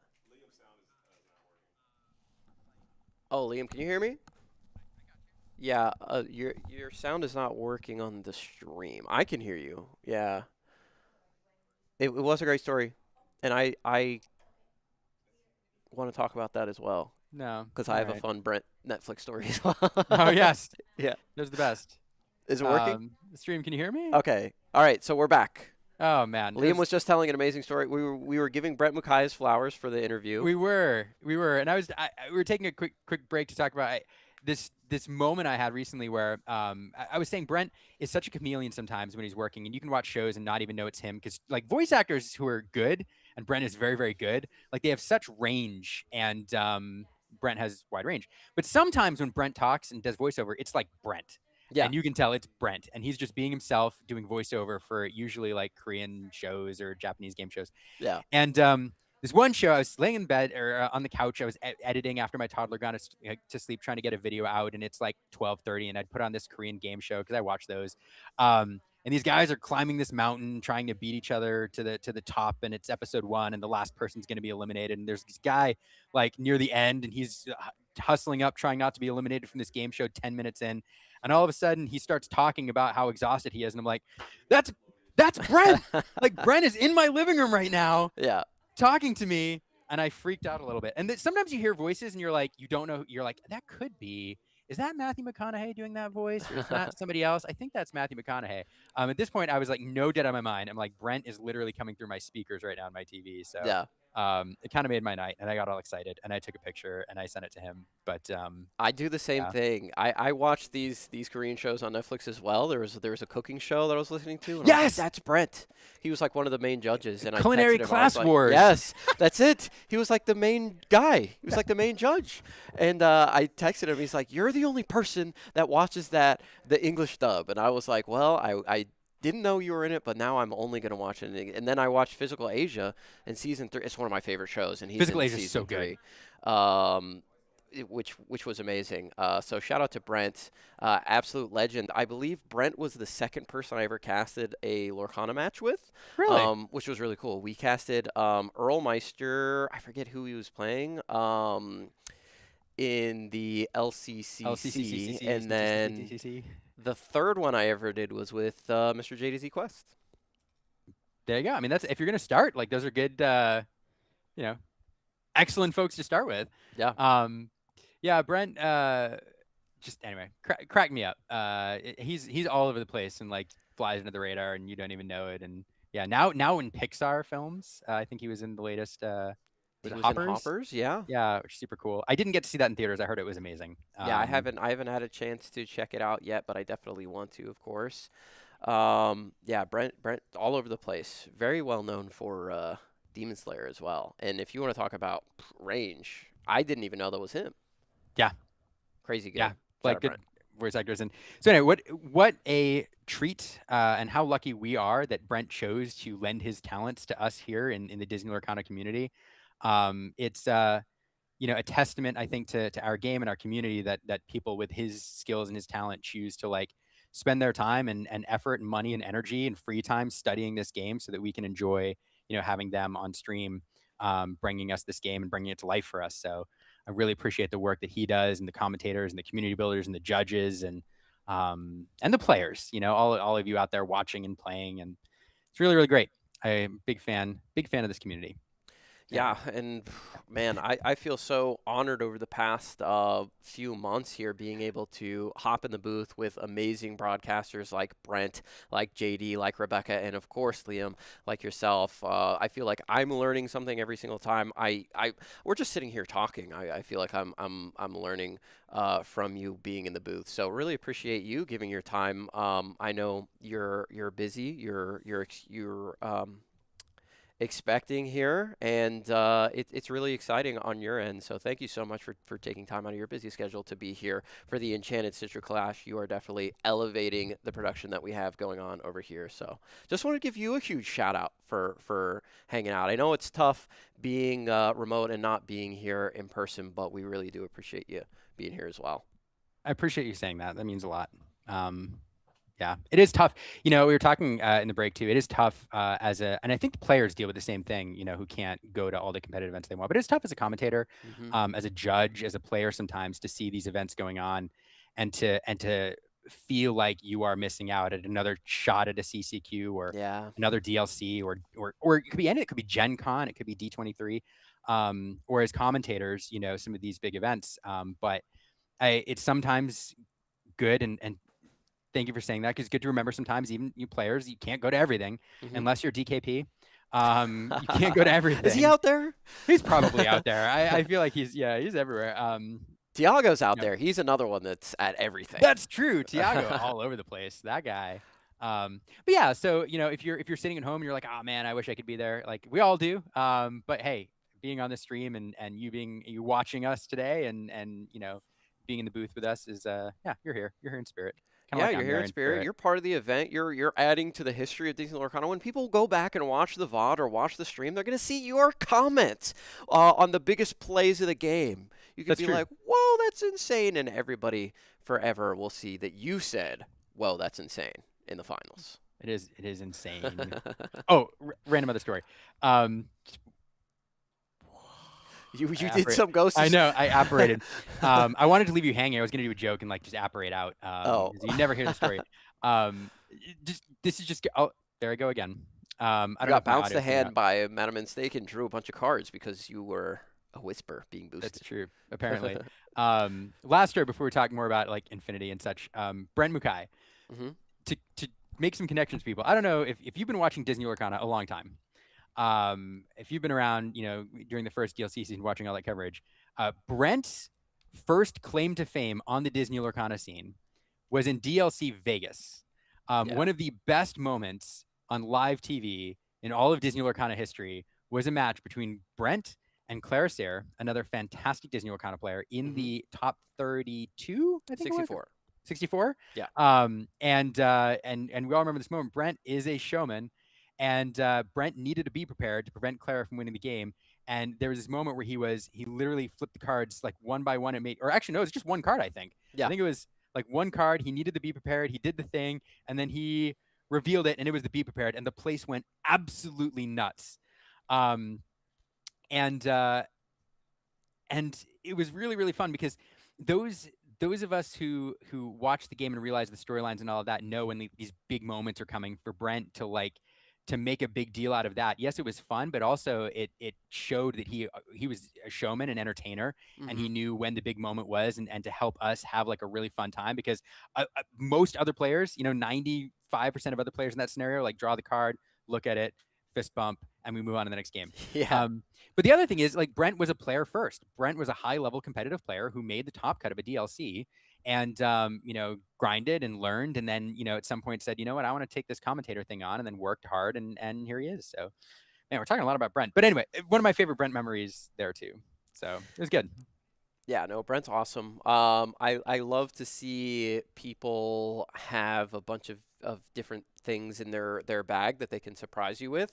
And I always knew, like, he told me he wanted to do broadcasting. I was like, bro, you're a shoe-in for sure. And when you know, this was his season, and he's been absolutely crushing it. So really happy for him, and happy for the whole broadcast team. I think everybody on today's stream is leveling up in certain ways and doing bigger and better things, and it's really cool to see that as somebody that is a big fan of the art, if you will, of broadcasting. It's coming from like a sports background. I feel like it's underappreciated, and not to pat ourselves on the back too much, but you know, we try to bring things to life for you a little bit. But yeah, shout out Brent, I think, is the moral of the story. I give you a pat on the back. Oh, nice. Wait, I think I go this way? Yeah. Boom. We did it. There you go. Yeah, there we go. There we go. Yeah, no, it's fun day. So I guess we'll bringing it back to the competitive scene a little bit. Those of you hanging out with us, and if you're just joining us, we're on a little bit of a break before going into round 5. We have 2 more rounds today, and then players who have accumulated a certain point total. Is it 15 points, Garrick? 12 points, I 12 believe, points? is what Rebecca said earlier today. 12 points then. We'll get to play in 2 Swiss rounds tomorrow before the top cut. So plenty of Lorcana left today, high stakes Lorcana, and then plenty of Disney Lorcana tomorrow. But we're on a bit of a break now, so they can do a quick lunch, and then they're doing a quick Disney bound contest and some other stuff. But it won't be too long before we get into the next round. But to bring it back to Lorcana a little bit, we have talked a lot about what we've seen, what we haven't seen. But overall, taking a step back, let's just at a basic level talk about this meta. What do you think, if you had to pick one deck to be the best deck in the format, the deck that everybody has to keep an eye on? I think I know what your answer is. What would you say it is? I would say that it is probably the Snowfort Amber Emerald deck. We did see it lose to the Dogs last week. But that was Kurt Spice playing it, and I think he is one of the best pilots of that strategy in the history of Disney Lorcana. He's been a huge fan of it, a huge proponent of that strategy for a long, long time. But I think the Snowfort deck has so much inherent power in it, and it really isn't too hard to pilot. I think it is going to be the most represented deck and the deck that converts the best, at least from like this early data. Now that could completely change by the time we get to the DLCs. That could be completely flipped on its head. But that's what I would say. But I do know that JD wants to do a quick break to change a few things on his end and then bring us back in just a minute. Don't go anywhere. We'll be right back.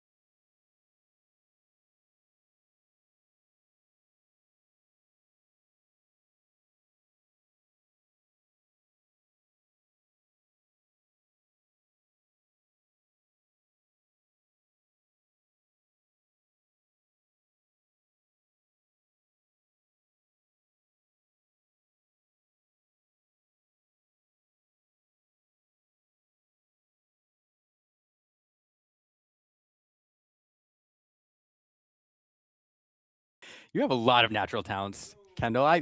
So welcome back to the booth, everyone. I'm here again, being remoted in, and I am thrilled to get to spend a few minutes virtually with one of my favorite people. It's artist Kendall Hale. Kendall, how you doing? Hey, I'm doing so good, man. Happy to see you. Happy to be here. Happy to be talking to my buddy Liam.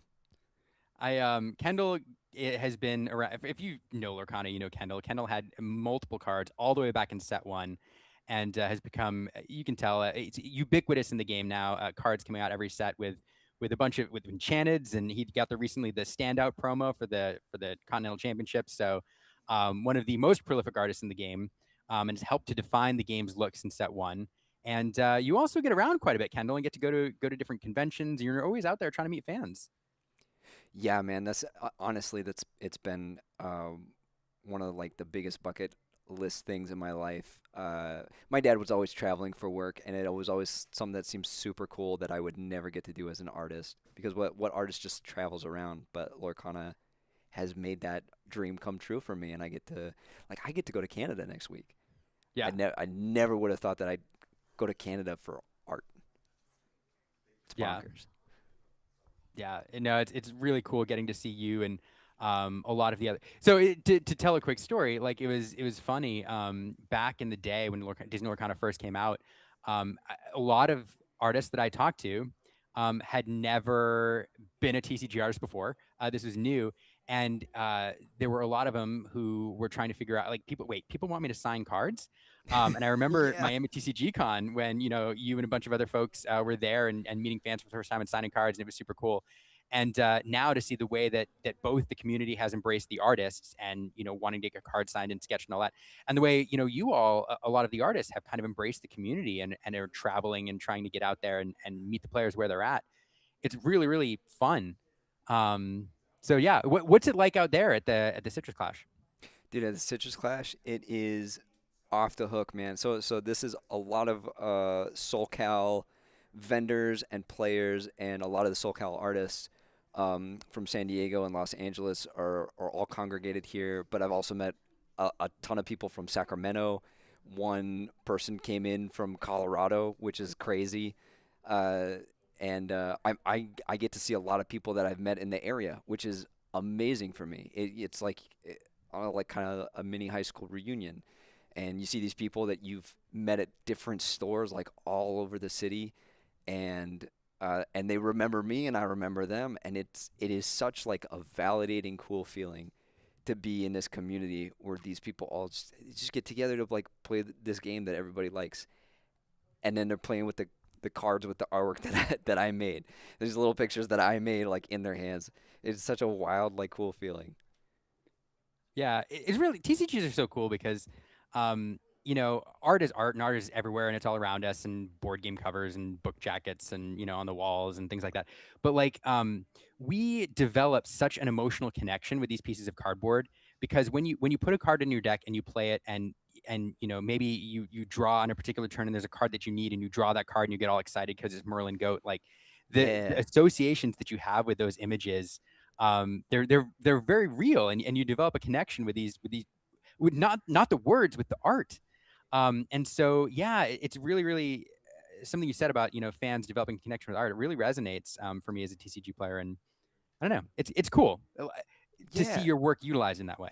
Yeah, I just like an hour ago, I had this woman come up to me and say, like, I like your Scuttle because I was playing with a blue deck that just kept getting targeted, and your Scuttle has Ward, and he kept me alive, and I won that game because of your Scuttle. And I was like, oh, thanks, man. Like, you know that's mine. That's true. I've even seen Lorcana art. There's a Hades, who a player in Europe, one of the world's competitors, used it to win his spot in the Continental Championship, and it was his favorite card. And he got a big tattoo on his arm. So like, who knows, Kendall? Extreme, man. Some of your art may be out there right now, like on someone's body, on people's bodies. It's crazy. So one thing I want to ask you about, and we've talked about this before, I think, but now I'm going to ask you on camera. We did an interview. We talked way back when the game first came out, and one of the questions that we talked about was like what your favorite Disney characters are. I don't even think it was like what Disney characters do you want to draw. I think it was just like what characters do you like to draw. And one of the things you mentioned was Chernabog. Like I love Chernabog, favorite character or one of my favorite characters. I really want to bring that character to life. And recently, in a very recent set, you got to do a version of Chernabog. What is it like to get to interpret like one of your favorite Disney characters and be a part of that character? So what was that like? And then just in general, what's it like knowing that you're now part of these characters' like visual journey? Yeah, well, Chernabog is very unique in Lorcana because there are so few of it, and it's I think there's only 4 Chernabog cards that I'm aware of that are out, and it's almost in my mind it's like a little exclusive club, and I'm just like I'm so giddy to have been picked to be one of those 4. Um, one of the other ones being Julia, who is also in the same like Chernabog fan club as me. Yeah. And when they made the assignment and gave it to me, like I was overwhelmed. I was so happy. Like that was number 1 on my wish list, and I knew I had to go hard. Like this is it. Like if I'm gonna go hard on anything, it's got to be this.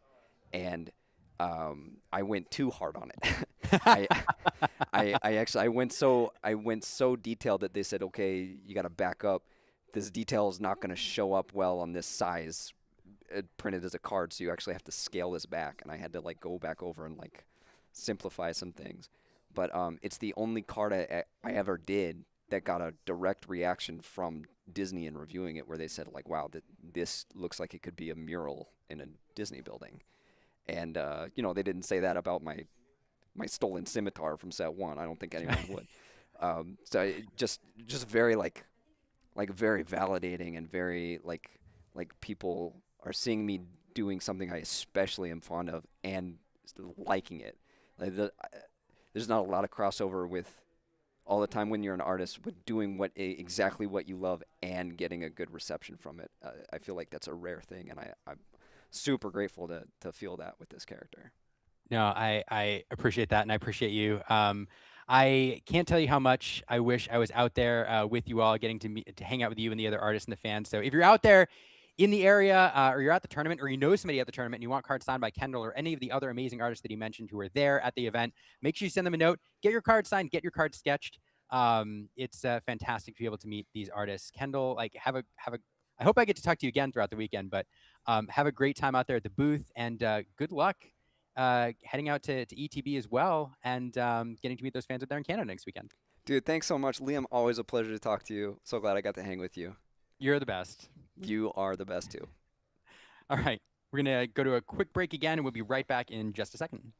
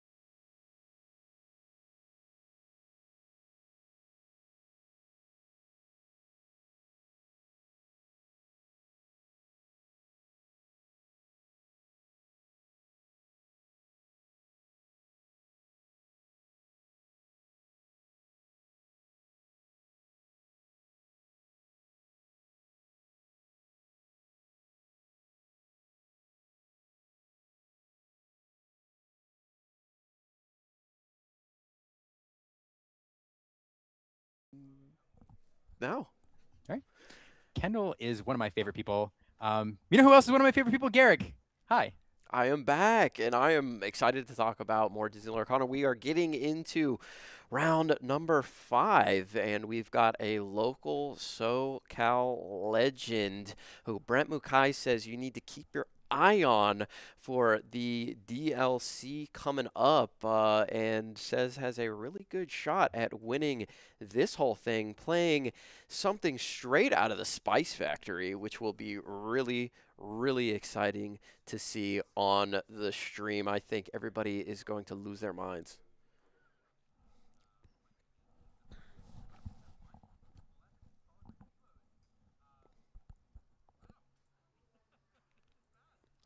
Yeah, we are getting up and we are getting active here with this deck, most certainly, as we've seen a lot of Ruby Amethyst today. The Jebediah has been doing his best trying to fight off or stave off all of the aggression that we've seen thus far on stream today.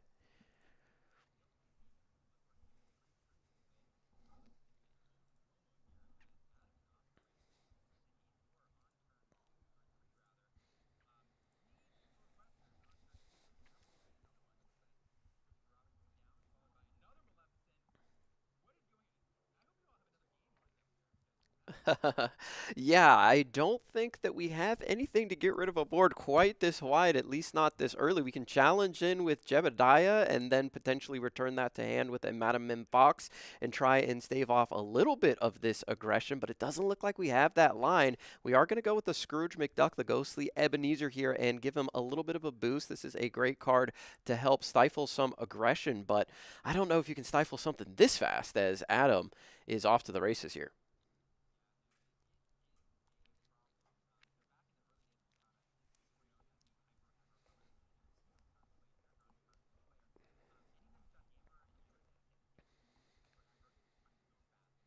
Aggro, because it is just this. It's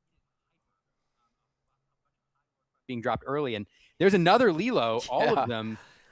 There's nothing to do. Carlos has seen What are you gonna enough. He has absolutely seen enough, and it looks like this is going to be. Can we finish this entire round another 10 minutes? What do you think? That was 4 minutes. Somebody needs to tell production that we've got it. You better be ready to snag another table. Yeah, we might have to get another table for sure. We can't vamp for 30 minutes or 45. I mean, we can, but you all don't want that. So that's round 1. That's game 1 in the books. You know. So back in the day, these cards, Lilo and Maleficent, were very common plays in these aggressive decks. Maleficent was actually like a $17 card at one point because everybody wanted her. And then, of course, everybody remembers Lilo turn 1, Simba on turn 2. That was the play. But these cards have been, kind of fallen out of favor as these colors want to do other things. They're unequal. They're kind of a pain. But people dusting them off and bringing them back here. I saw Maleficent's played in the ICL last weekend, and here she is being played again. And this fast seems like an understatement. California does not like to go slow. I mean, we talked about it earlier. The deck that won the Glimmer Games was another very speedy deck, one of those decks that likes to gain a lot of lore out of the hand. And speaking of gaining lore out of the hand, I see gathering that wisdom, gathering that knowledge in hand for Adam there on the left side. Also sporting that David as a bodyguard to help protect all of those 1/1s that you just spoke about. Yeah, we can kind of see the game plan here. I mean, game plan number 1, just drop a bunch of 1 lore 2 questers, or 1 ink 2 lore questers, as many as possible. It's very hard to lose the game that way, but kind of telegraphing the other strategy here. Sometimes these hyper aggro decks, one of the problems they had in early Disney Lorcana was that, like typical aggro decks, they could just burn out. And they would gather like 10, 12 lore, then their opponent would manage to control the board, and then there's just nothing you can do once your opponent has the access to the brawls and be prepared and all of that. Yeah. But since then, these colors have gotten reach, and we have them in both, actually, these amber and amethyst colors. I would argue that, of course, in amethyst we have gathering knowledge and wisdom. In amber, you have cards like Baloo, which isn't reach in and of himself, but once he's on the board, the lore gain is inevitable. Nothing you can do. And here comes Christopher Robin with that underdog ability on turn 1. Christopher Robin is so good on the draw for these aggressive decks, having an amazing stat line, a 1-3. You're only sacrificing 1 in comparison to Daisy Duck, and if you're on the draw, you get to play it on your turn number 1, and he's inkable. I think this was a huge card for these aggressive decks to stay in the game more often on the draw, because they do sometimes struggle when going second, and this underdog ability was an absolute slam dunk, I think, coming in. The winter spell set here as the Chernobog Followers is going to go on a quest for 1. Let's see if we decide to draw or leave the character exposed, and we do leave the character on the board. I think that's the right choice. Christopher Robin, probably not going to challenge in here. Absolutely. If he's challenging, he's not questing, and that's what Adam wants to do right now is quest. Every turn that he doesn't quest, I think, is fine. And here he is going to take that trade here. Removing that Chernobog Followers, removing that card draw, but to be quite honest, I think Carlos is just looking to draw things out as much as possible. What? Befuddle. I was befuddled for a second because I hadn't seen that card in a minute, but this card will bounce that Scrooge McDuck back to hand, and now the board empty. Adam will follow up with a Miko. Miko, really interesting here. An evasive 1/1 that also costs 1, uninkable. He quests for 2, but at the end of your turn, if this character is exerted, you must choose and discard a card or banish him. So you need to start getting rid of cards out of your hand as long as that Miko is on the board and exerted. But questing for 2 and being evasive is so powerful. Like the Maleficent and the Lilo, those are easy to challenge down. Miko, not quite as easy to get rid of. Yeah, that evasive ability is going to be really annoying for Carlos. And Adam, you know, if he gets that Amethyst Chromacon online, may be willing to let that Miko hang out for quite a few turns here, able to get that extra card draw each turn. I see a Daisy Duck in hand as well. Just everything in his hand, quest for 2. This is going to be, let's see. I was wondering if he was going to deploy that Chromacon now, because there's a couple options. Yeah, definitely has a few things to think over here at this point. Something I'm trying to figure out is how is this player 3-0-1? How is there a draw somewhere in there? That had to be intentional, right? There's no way this deck went to time. Yeah. Great question. No way. Show me more coming in now. Both players drawing a couple cards. And these aggressive decks, so we saw this in the Amethyst Emerald burn decks. We've also seen this in other aggressive decks. I think Amethyst Steel has played things like the Chromacon, where they're more than happy to give you cards if they're getting cards, because their cards, you know, Adam's cards, he can play 2 or 3 in a turn. Carlos's cards, he can play maybe 1 a turn, maybe 2. And so he's more than willing to give Carlos cards if it means he can go wide early here. And in the later game, he'll be doing that in pursuit of cards like Gathering Knowledge and Wisdom, which will allow him to burn out. Speaking of Kendall Hale, Befuddle coming down again and returning that Scrooge McDuck to hand, and not really worried about the card underneath, as you mentioned, because of what you just said. We're able to take advantage of all of the cards in our hand easier than the Ruby Amethyst deck can, which is why we see the Amethyst Chromacon come down onto the board as well. But Adam needs to start getting some characters onto the board as well and get a little bit wider here. If he wants to, he can Befuddle again for the 3rd turn in a row. Yeah, Chromacon is such an important card to get into play at this point, or in this game, now that we know it is likely going to get to be prepared territory, because it is about to be Carlos's turn 5. And Adam is only at 4 lore. He can go up to 8 this turn, but Carlos will be able to answer that Christopher Robin. There is going to be a point in this game where be prepared is an option. Carlos probably will have one, because Ruby always does. And the way Adam's going to close out that game, yes, he's going to use his reach cards, but to get there, he's going to need to be drawing multiple cards a turn. And so what he's going to be looking to do is Chromacon, draw a couple cards. If he gets another one in play, even better. And then drop 2-3 cards a turn onto the board. And at that point, Carlos is going to have to be in be prepared territory every single turn, or Adam is going to gain a couple lore. Speaking of that Befuddle, you called it. It is that Scrooge befuddled again. And what do you're befuddled? I don't know. What happens if you're befuddled? I don't know. There's some wordplay there that I'm not going to come up with, but Scrooge that's Scrooge's bag in hand. Yeah, he has no idea what's going on. He's like, normally you bounce me back to the hand, but it looks like the opponent is doing it instead. Miko here, interesting.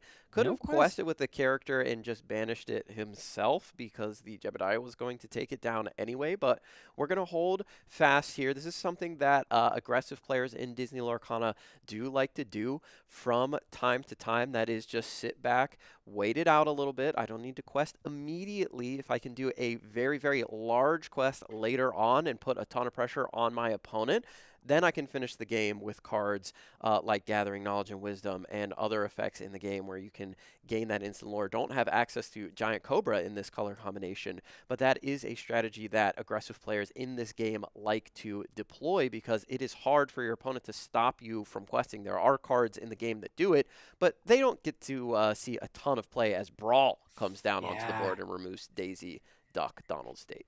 Yeah, it's just a touched thing because Adam is going to needs to get as much lore as possible out of his characters. I suspect he may have been waiting, hopefully, for a bodyguard character on this turn, maybe hoping to get a David here to protect all of his characters when they go wide. But losing that Daisy to the Brawl feels pretty bad. And now we will see those characters go off in a quest, pushing Adam up to 8. We'll see what the follow-up is here. A Maleficent, a Lilo, we do see a Honeymarin in hand, so there's a little reach as well. And now, yeah, we are one turn away from Be Prepared, unfortunately. Adam can't close this out just yet, but it's, goodness gracious. Carlos is now dreaming about, okay, so protecting the Honeymarin, Miko going to be sent to the discard pile here. And it's over to Carlos. Yeah, I like that. Get rid of the Miko. It's going to be banished anyway by the Jebediah. Shout out to Cookie. So get that out of your hand. The Honeymarin represents at least 1 lore, if not 2, if she gets the opportunity to quest. So I think keeping that card in hand is a little bit better value there, even though your Christopher Robin probably would have traded with the Chernobog's followers. Yeah. Yeah, it would have forced a trade there, but I think... Again, I think Adam is in a good place here. And now 6. It's one of the ladies in chairs, not in a chair in this version, but Lady Tremaine coming down, forcing Adam to pick a card. No, to banish a character 3 or less. And pick a card. Pick a card. Yeah. That's that lady in chair.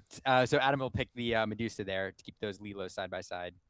Yeah, Tremaine in the Enchanted art getting out of the chair, getting up and active, as JDZ would say. And we have a full grip here thanks to the Amethyst Chromacon. So a bunch of different options for Adam.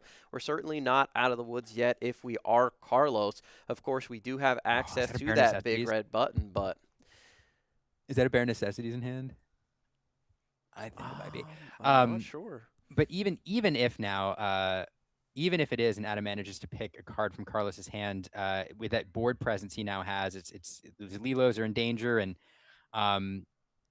the ideal turn here would be to drop multiple characters on the board. I think try to draw out that Be Prepared, forcing a board reset. Oh, he has a Mickey Mouse, the Traveler. He also has the Prince, and Honeymarin is what we're looking at right now. Oh, okay. That Mickey Mouse is really interesting. It can reduce the strength of your opponent's characters, which makes it a lot harder for them to challenge in. He may enter Exerted, and while he's Exerted, whenever one of your characters quests, chosen opposing character gets -2 strength until the start of your next turn. He does cost 4, so it is pretty costly for a very aggressive deck like this. But if you have a bunch of characters out that are questing, they're basically challenge-proof when this Mickey is out onto the board. It's just tough, though, because ideally you'd like to get the lore out of it. And, yeah, he could put it into play Exerted here to make use of its ability, but really wants to gather lore. And, of course, you love – it's very, very satisfying when you get the, hey, let me read that card when it comes into play. Means your opponent is not anticipating what you're doing there. But we will see the quest from the Lilo there. Some strength reduction. Yeah, so I didn't see which ones did he indicate? No, he's not exerted. Yeah, he's not exerted. Chose not to because both the Lady Tremaine and the Jebediah would take out the Lilos even if they did have their strength reduced. Yeah, we did get the bodyguard to the Prince, but not. So it's tough. Carlos getting the lore here. That is an indicator to me, either looking for the Be Prepared has plenty of cards in hand, but didn't quite like exactly what he had. Wanted to take an additional look there with the Chernobog's followers. Interesting because the Prince is on the board, so that is a 0-2 that could be challenged into. As we see the Maui Half Shark indicating that there might be a Pirate's Life sitting in the deck somewhere as Be Prepared comes down and cleans up everything on the entire board. Adam wants to draw 2 cards here, courtesy of the Amethyst Chromacon, and we might draw a couple more. Show me more. And this is exactly what Adam wants to do in this state. We knew Be Prepared was coming. He knows Be Prepared is likely coming against Ruby if he can't close this out quick. So his answer now is to drop multiple threats on the board. Carlos has plenty of targeted removal answers. We've seen Brawls, we've seen Lated Tremaines, but it's a big ask to force Carlos to have 2 targeted removal cards every single turn. And so Carlos now eventually will need to find another Be Prepared or just continue to have answers. Adam is perfectly fine at this point getting 2 lore a turn off of those characters and forcing Carlos to continually answer his board without advancing his win condition. It's also interesting that we did ink all the way up to 5, so now we'll be able to play like 3-4 characters a turn if we have the cards in hand, and with things like Show Me More in the deck allowing you to draw 3 cards, plus the Amethyst Chromacon keeping the hand healthy, it won't be too difficult to do that as we have to deploy a second Be Prepared immediately after the first one, and a Magic Broom follows that up. And to be quite honest, I think Adam is fine with that. You've drawn out the second Be Prepared. Again, it's forcing Carlos to have answers every single turn. Every card that you draw, oh, goodness gracious, I feel like this is good for Adam as well. Yeah. Yes, you're drawing Carlos answers, but again, when you're dropping 2 characters on the board, one of them, you're forcing your opponent to have 2 targeted removal answers or Be Prepared. And it's easier right now for Adam to accomplish his plan of just dropping little annoying characters on the board that Carlos has to answer. Multiple. And there's that Piglet coming down. Pooh Pirate Captain. Yeah, could be setting that up for a big quest next turn. We have plenty of cards in hand and plenty of more to draw as he does put Raja into the inkwell. So we have 6 cards right now in our inkwell, being able to play as many cards as we want on every single turn for Adam, it seems. Yeah, and so you wonder why ink that. You could save the Raja, but to your point, now you can play 3 cards a turn most likely, and you are setting up for this pipe dream turn where you accumulate those gathering knowledge and wisdoms in your hand and play perhaps 3 of them in a single turn. Yeah. Carlos will answer 1 card there. It's important to get Christopher Robin off the board. 1, it quests for 2, but 2, that Piglet, as we know, gains 2 lore whenever it sees 2 other characters on its side of the board. So Adam will be hoping to activate that ability. And getting that Christopher Robin off the board makes it just a little bit harder.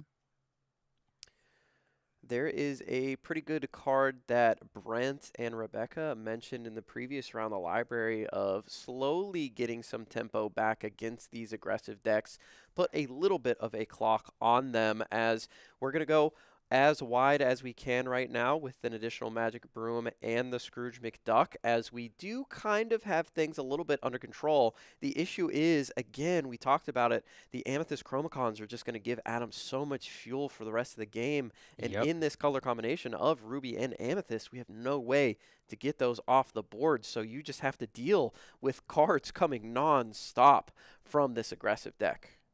Yep, and using them both here, drawing a total of 3 cards. We will see the Lady. This Lady will allow you to cheat another character on the board. There it is, that Diablo coming in for free. Now Piglet will see both those characters. He will quest for 3 this turn. Adam trying to figure out, do I risk the biscuit? And it looks like he's going to, putting everything on the board here, really forcing Carlos to have a Be Prepared. It's another Be Prepared or bust. Now, Carlos has drawn multiple cards since the start of his last turn, so the odds of him drawing into one are a little bit higher than if he had only been drawing for turn. Yeah, those Amethyst Chromacons have been fueling his hand. Probably has over 10 cards in hand at this point, but has already deployed 2 of those Be Prepareds. Could come down with an Elsa, the 5th Spirit, or even Elsa, Spirit of Winter could come down and help us out here a little bit. But we need to find something to either remove these characters, like a Brawl, or something to get them exerted so we can challenge in. Otherwise, this is going to be game, set, match for Absolutely. Adam. And I think you have to, at this point in the game, when your opponent's drawing 3 cards and you haven't seen one yet, you have to assume that a Gathering Knowledge and Wisdom is coming next turn. So you have to do as much removal here as possible. Now, he does have those Magic Brooms, and he can drop a character and look for a few more cards if he is missing that Be Prepared. But I think that's really where you're at now. Be Prepared or bust. You can probably save another turn with the Elsas, as you pointed out. But it's going to be really tight. Carlos doing a lot of thinking, though. Trying to figure out. He's aligning things here, almost as if he's aligning challengers. Could I have a Demona? Maybe. That's a good. Could have a Demona. Yeah, Demona not something that we've typically seen in these Ruby Amethyst lists. I mean, it's a card that comes down on turn number 6 in the Infinity format. You don't really want to be emptying your hand like this. You want a full grip, and you don't want to play something like a Demona right before turn 7, which would typically be your Be Prepared turn. So Demona has not been super favored, as we are going to challenge into the Piglet Poo Pirate Captain with the Scrooge McDuck. Yeah, this is an interesting call here because, again, if you do not have to Be Prepared, like let's say you do have an Elsa, even if you lock down 2 things, your opponent's still going to gain at least 3 lore, and that puts you 1 Gathering Knowledge of Wisdom away from your opponent winning the game. So it's really, really tough to allow your opponent to even have 3. There's a point in which, if you don't have to Be Prepared, you pop those brooms and look for it. Although, I mean, we don't know how many Be Prepared he's running. He could maybe only be running 2, and maybe they're all expended. I don't know. We'll see the Broom's Quest here, though, and perhaps that's what we're considering. Could be an indication that we need to search a little bit deeper into the deck, as we may play a character here to draw. But it's interesting that we went ahead and challenged with the Scrooge before doing so, but that might not be what Carlos is doing here. No, not at all. I mean, if those brooms can't challenge anything else here, so I mean, you may as well get the lure out of them. Let's see a Sisu Emboldened Warrior. Oh, how about right? That? All right, there's the Chernobog that we're going to trigger broom number 1 and number 2, it seems. Pop broom number 2. And now, I think, not giving anything away, Carlos. Doing the math one more time. That is at least 5 on the opposite side of the board, 7 to be exact. And again, there's plenty of 2-card combinations you could drop here to keep Adam from winning the game this turn. It's just you really want to keep, and there's one of those cards. You really want to keep him off 18 is the problem. And Elsa's going to exert that lady. We're going to see her challenge immediately. That evasive rush character has been doing work ever since she was revealed. Amazing card. It looks like we do have enough to brawl here if we'd like. It looks like we're going to sing something. A Pirate's Life. Oh, Pirate's Life! You called it earlier. It's anytime there's a shark, it's an indicator that shark, not a pirate himself, but he is pirate adjacent, sailing around the seas, and enjoys singing this song when he can. So this will reduce Adam's lore total by 2, change that clock a little bit, and if it buys Carlos another turn, that feels pretty good. Yeah, so Carlos thinking out all the permutations there and was able to get something off of Game on Board. But if we don't deal with any of the characters here, we'll quest for a Mighty 5. And then again, like you said, that 2 lore out of the hand would be enough for the game. So if you're Carlos, you'd like to get rid of at least one more thing. You'd love to. I just haven't seen, unless I'm mistaken, I don't think we've seen one yet this game. And so if Adam is running 4, you have to think that it's coming anytime. Yeah, there's the Queen's Castle. We're going to get 3 looks at it. Here's the first one. And that is not one. And he's drawing again. He's like, do I have game? No, you're going to draw again really quickly. Do I have game? Oh, my goodness. He's not showing. We are questing here. Really quick quest. I mean, if you have it, do you show it or do you quest and go through the motions? All right, Daisy trigger Maui to hand. Not an awful card to get. Diablo, okay, so we don't have it. And we are just dropping things. So here we go. Now, Carlos has gotten 2 cards off those Chromacons. He's got a Chernobog's Flowers in play he can use to dig again. We do have that Queen's Castle now, which is ticking up lore. And let's take a look at the lore totals now, because there's 1, 2, 3, 4, 5, 6 now available on Carlos' side. Carlos could win this turn, genuinely. Play Maui Half Shark, sing A Pirate's Life, and let's get on to game number 3. Yeah, I mean, all of a sudden, Carlos just doing a great job of ticking the lore up and putting himself in a position here to win this. And if I'm Adam, I'm feeling pretty bad that I didn't hit one of my reach cards there. Especially, even a blue would have done it. And so now Carlos questing out, it does lead me to believe, when you quest out like that, it leads me to believe that perhaps you're looking at resetting the board here. Goat, No! bounce goat could Oh, get there it he done. is! That's the first goat I've seen today. I'm so excited. Goat coming into play, gaining a lure upon entering play. Will we bounce it? We will bounce it with a snake. And then I think we have 4. Yeah, that is, and everybody's scooping because he has enough lure to deploy it again. Amazingly piloted and navigated there by Carlos. It was really choppy waters. Adam not able to find the gathering off the top of the deck to put it out of reach, but we forgot about the Pirate's Life, which Carlos did not forget about, was able to use that card in concert with the Queen's Castle to put enough pressure onto the aggressive deck to get that game number 2. And now we are going into game number 3, but this is the real challenge for Carlos. We saw what happened in game number 1.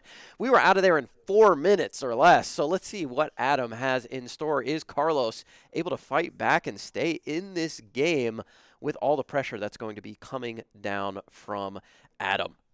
It's going to be tough, and you just have to hope that Adam's draw is not as efficient as it was in game 1. But look at what he's got. I mean, he's probably got 4 Lilos, 4 Maleficents, 4 Donald Ducks or Daisy Ducks, Donald Dates. That's 12 Two-Lure Questers on turn 1. He's got Christopher Robbins now. He's got Miko. It's true. Miko can come out early. Christopher Robbins on turn 2. He's got plenty of turn 2 Two-Lure Questers. So like, you just, I mean, have to hope Adam draws really badly. I do think you want that Scrooge turn 2, but Adam's running those befuddles too. And one, like if Adam has one befuddle, just one befuddle to get rid of a turn 2 play, like, or a turn 1 play, that could be enough. Oh, man. Yeah, really, that certainly really could tough. be enough, and it does look like he has a befuddle in hand. 1 Daisy Duck Donald's Date. He's got a lot of Davids in hand. Probably wants to send at least one of those back to get those aggressive questers. He saw how quickly he was able to win in that game number 1. Probably wants to replicate that. For Carlos, what you want to do is get a 1-drop down.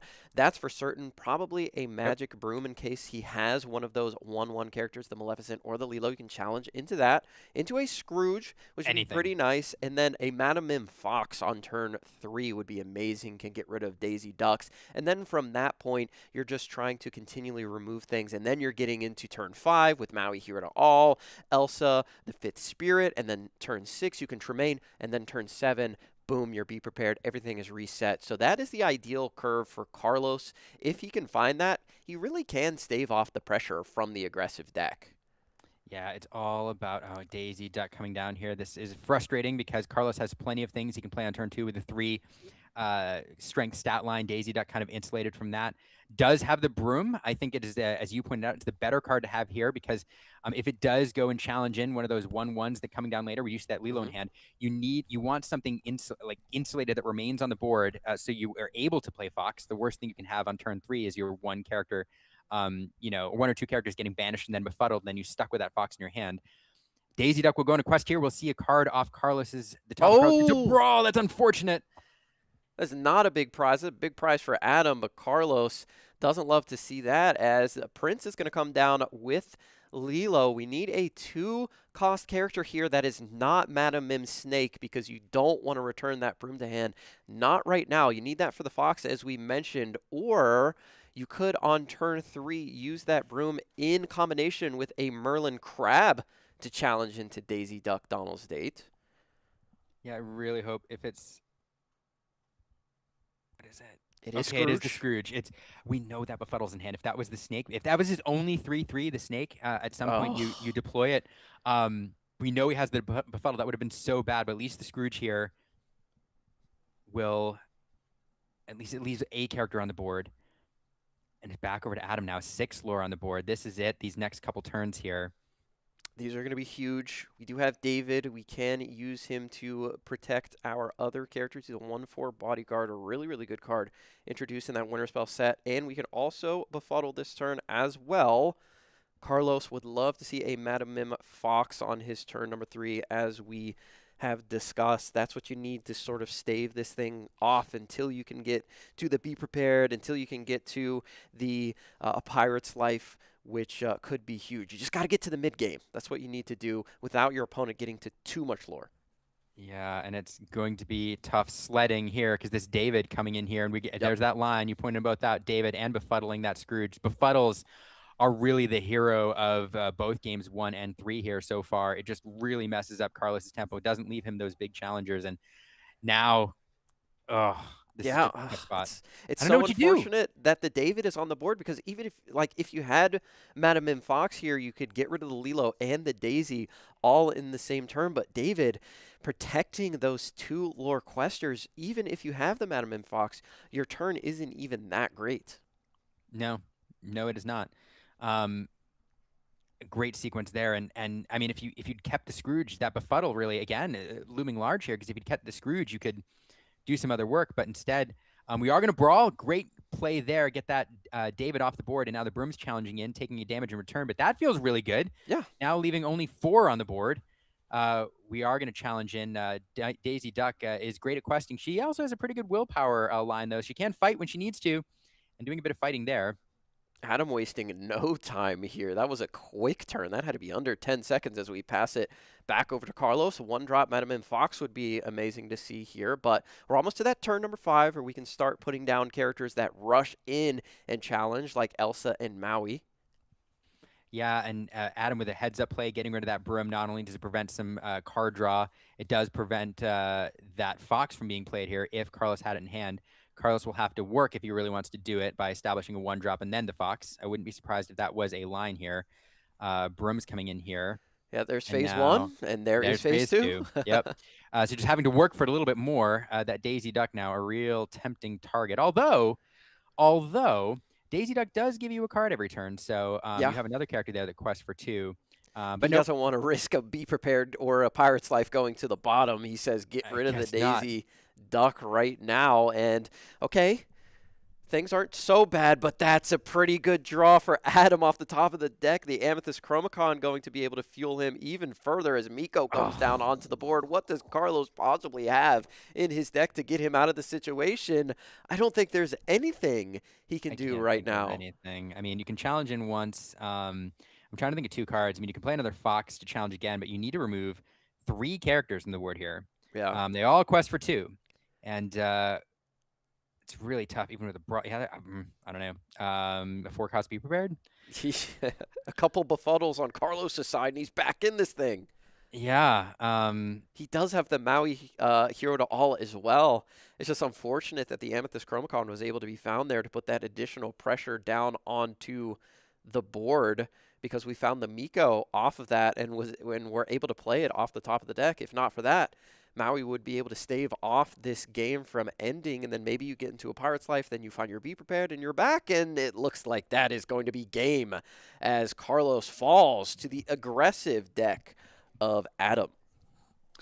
And this is Hyper Aggro is back, Lumineers. This is the color combination made. It was famous for running Hyper Aggro in early Lorcana. It is back now, but it has some added tools that reach. And I was impressed most, Garrick, by the befuddles. Yeah. And how much they just one at the right time gives Adam the space that he needs to close these things out before it reaches too far into the mid game. And yeah, it's a rough deck to run into. Especially if you're on the blind and you don't know what you're playing, because that deck can steal game 1 most times if you aren't altering specifically for it.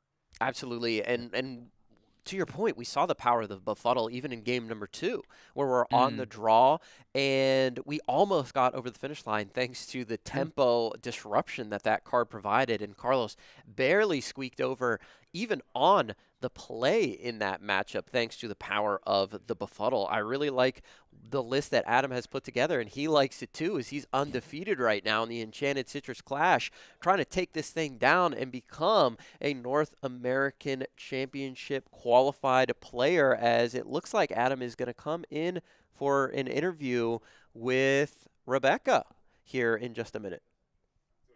Oh, it's going to be Brent talking to Adam, but it looks like they are Can't go wrong. Set up over there.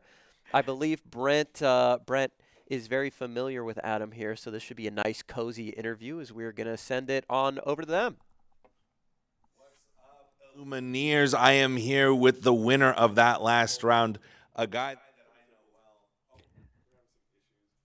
Oh, it looks like we're having a little bit of technical issues here. But Liam, talk to me about this Amber and Amethyst strategy. Do you think that Hyper Aggro is so back right now in Infinity now that it seems like Steel Song, we talked about it earlier, has kind of been pushed out of the format? It seems these smaller decks can sort of survive and thrive. Yeah, hyper aggro decks like this, like these incredibly fast decks, burn decks are another variant that we saw last tournament in Amethyst Emerald. It wasn't quite as fast as these, but it did something similar, trying to gain lore early and close things out with burn. There's always room for them in any meta, because especially when metas start to skew like control heavy, it leaves an avenue for a select few of these decks to make deep runs into tournaments. What happens though, if these decks become popular and you see a large percentage of the room start to pick up these hyper aggressive decks, well, then they start to eat each other. Yeah. And B, people start to tech specifically to prevent them from winning. So, for example, if you're playing Amethyst Ruby and you know that a good like 10% of the room, 10 to 15% of the room are going to be playing these hyper aggro decks that are just going to run you over, then you work in befuddles as well. Yeah. And you're trying to prevent that strategy. So the thing is that in any meta, at any given time, there is a lane for a certain number of decks to run under everybody else. And you are going to win, especially if nobody's prepared for it, you are going to win several games, several matches just based purely on surprise, because players are not necessarily teching for it when they're not expecting it to be well represented in the room. Yeah, I agree. It is a push and a pull. It's interesting how the meta, has its ebbs and flows and changes like that, but it looks like production was able to fix the issue over there. So we're going to send it over to Brent to talk to the victorious Adam of the Top Choice Gaming team. Here we are in beautiful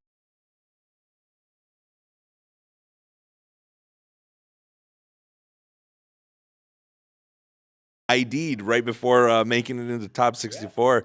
What a crazy run that was, and what a crazy run you're on today. How are you feeling? Feeling great, yeah. Nice to get that win, So, yeah. Now, I got to ask you, man, there's several questions floating around in my head. The number one question, and I think Garrick brought it up earlier, was why is there a draw when your deck moves so fast? We shouldn't be seeing any draws. Did you go to time? What happened? No, I faced a friend and we drew. So, yeah. Perfect. Another teammate? Yeah, just a friend, a local friend. Oh, wonderful, wonderful. Okay, well, I'm super curious to know why this deck, why Amber Amethyst? This is a deck on nobody's radar. Like, what made you go, this is the choice? I was thinking about how many one drops there were in Amber Amethyst, and I made like a prototype of the deck and played it, and I noticed that I was like, on the draw, I wasn't losing any games. Wow, on the draw? Yeah, or on the play, sorry. Gotcha. On the play. Yeah, but on the draw, how are you? Draw, it's about like 50% against, but there are some bad matchups. So, but like yellow Emerald Dogs is one of them, and Emerald Steel is another. But everything else is okay in too. And we haven't been seeing a lot of either of those decks today. Yeah. I haven't faced it. You haven't faced any of them? No, there's a reason why I call the deck Leroy Jenkins. Which I loved the name of the deck. Let's go. So Adam, I mean, like, what did you expect the meta to be today? Like, was there a specific sort of meta you expected in your head that made you say this is kind of the choice? I figured there'd be a lot of Ruby Amethyst and a lot of Red Blue. Yeah. I've actually been testing a version of Red Blue with Spooky Sight, and I actually tested a bunch of decks, and I wasn't getting the numbers I was with this deck. Like, this deck was nuts on the play. Like I said, like, I dropped very few games. So. Yeah, it seems pretty incredible. And even this game this round that you had, game one was over so fast. I popped over and it was done. Oh, I like my breaks. That's probably another reason why I play the deck. Yeah, I call it the Taco Bell meta. You got enough time to go run to some place and get some food. Yeah, it was either Leroy Jenkins, the name, or you got 10 minutes. Oh, trust me, you got more than 10 minutes every round, brother. You were telling me yesterday, because I asked you, I was like, dude, what are you on? Because I know that you tend to make these deep runs here. You're playing for Top Choice Gaming. I mean, talk to us about the team. Talk to us about Top Choice. Talk to us about how everybody's doing here today. They're doing great. I mean, it's a great team. I mean, Karan and Dio and all the guys. I mean, they're all great players. You know, some of the best in Southern California. So I'm lucky to play with them. You know, really. I was telling Garrick, I was like, you don't know who Adam is, but he's just a SoCal crusher, dude. Like, you're in all of those top 8 photos, like in all of the things. I always see you standing there. What do you think has been, what can you contribute to the Disney Lorcana success that you've had so far?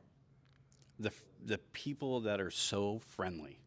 You know, I've been playing card games for years, and I haven't seen a more inviting group of people in my life. Yeah, I mean, and that's over 30 years in gaming. So, yeah. You heard it here, folks. Well, Adam, I do want to let you go get those 10 minutes. You know what I'm saying? But before I do let you go, I do want one last thing from you. Mm-hmm. Any shout outs you want to make? Now is your time. Anything you're working on, anything the team is working on, anything the store is working on, anybody at all you want to shout out, now is your time. Adam. West Coast. Shout out. West Coast, best coast, baby. Hey, keep it classy out there, brother. Take it easy. Thank you so much. We're going to throw it back right now to a quick break.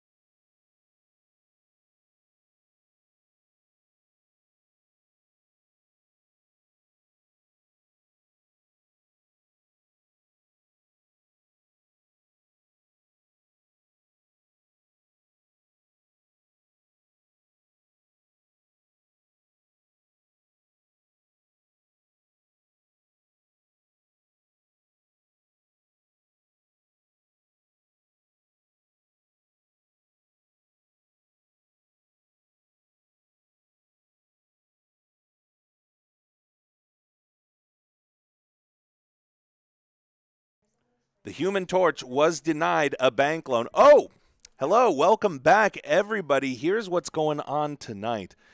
It's Brent Mukai. It's JDZ Quest. You know us. You love us. Hopefully. I mean, hopefully. I don't want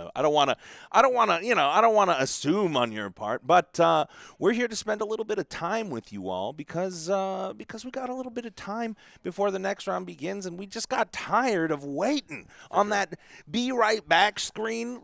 We all love a good BRB, but I thought, why don't we get in the booth? Why don't we chat a little bit, talk to the people, get to the heart of what's going on? We're in San Diego. JDZ, how are you feeling? I'm feeling pretty good. Typically, I don't like to do too many BRB screens. I know you. Essentially on the Quest, where we like to keep the thing rocking and rolling. First of all, I want to thank everybody who's been a part of this broadcast team and everybody who's been out there at home watching all over the world on the Quest world combined. We got JDZ Quest and Rebecca Quest are dual streaming this thing, one on YouTube, one on Twitch. Make sure you're supporting both of those streams if you're an absolute real one. Thank you guys all for the support and love on that. But we have been experiencing some issues, and if you know me, you know how much I love doing this production thing. And when things don't go the way that I want them to go exactly, I get a little miffed. I get it, man. But we're gonna forget all that. You're sitting over there, and it comes from a good place. You want the best. You want the people at home to experience the greatest Disney Lorcana content that they can. And I got to say,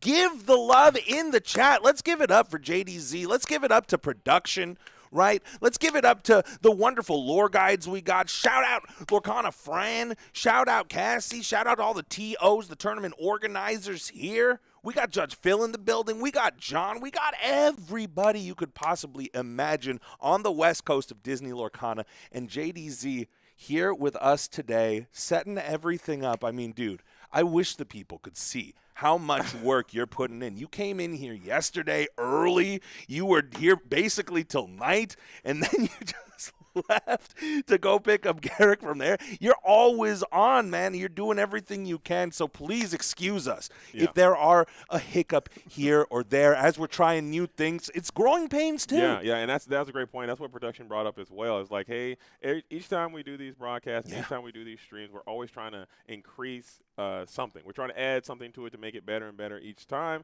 And sometimes you run a little hot, and sometimes you get a little ahead of your headlights, and you have some failures there. And we experienced that. But we learn. Each L is a lesson. And again, this is my passion, and I am pursuing it vigorously for the Disney Lorcana community, of which I love with all of my heart. So this event has been nothing short of absolutely spectacular. Seeing all the incredible gameplay that we've seen, all the people around the venue, all the booths we have out there, and just the love of this community is why I do this. I don't think my life would be as good or as fulfilled without this great game as being a part of it, man. So huge shout out to you for being here. I'm ready to rock. We got one more round of Swiss today, and then we're going to come back at it again with some more high-impact Disney Lorcana action tomorrow and find out who is going to be the winner. So stay tuned. Keep it locked. We had a very fast round in the previous round, Brent. Very fast round. I mean, dude, Tetlow out here with the Amber Amethyst. Excuse me? The hyper aggro Amber Amethyst? What is this, set one? When was the last time you saw those Lilos and Maleficents, brother? Lilo, Maleficent, Baloo. I was like, what is going on? Time machine, what? Time machine, where? Nightmares. Take me back. Take me back. Nightmare fuel. I'm in a glass case of emotion. I haven't had a chance to be in the booth as much as I would have liked to be. Okay, normally I'm over here, and you would get a chance to get all the San Diego jokes off, and I can't even do any, dude. We're in San Diego. I don't want to say the other part. You can't. Yeah. No. Google it. You know what I'm talking about. But it's been nice, man. It's been nice. It's been really cool. But yeah, seeing all these decks from our 4 times, the ancient text has revealed to us what what the metagame used to be like, and all the Illumineers. What I really love about Infinity format. Yeah. When you walk the floor, you get to meet the new players who didn't get a chance to play set 1 through 4. Granted, Brent, with Pixar and all the new IPs that have been added to the game, we've brought in an influx of new Illumineers to the community. Oh, yeah. There are so many people who didn't get a chance to see it the first time. Yeah. And now they get to experience and now they get to see it now, and they're just like, what is going on? Oh, my goodness. Oh. They get to know exactly what it's like when you bounce back that Merlin crab and then put out the fox and then challenge right into the Queen's Castle, brother. other. Like, dude, it is getting absolutely crazy out here with these decks. And all those OG old sages like you, man, you don't have to. What do you say? You don't have to remind me of the history. I was there when it was written. You know, I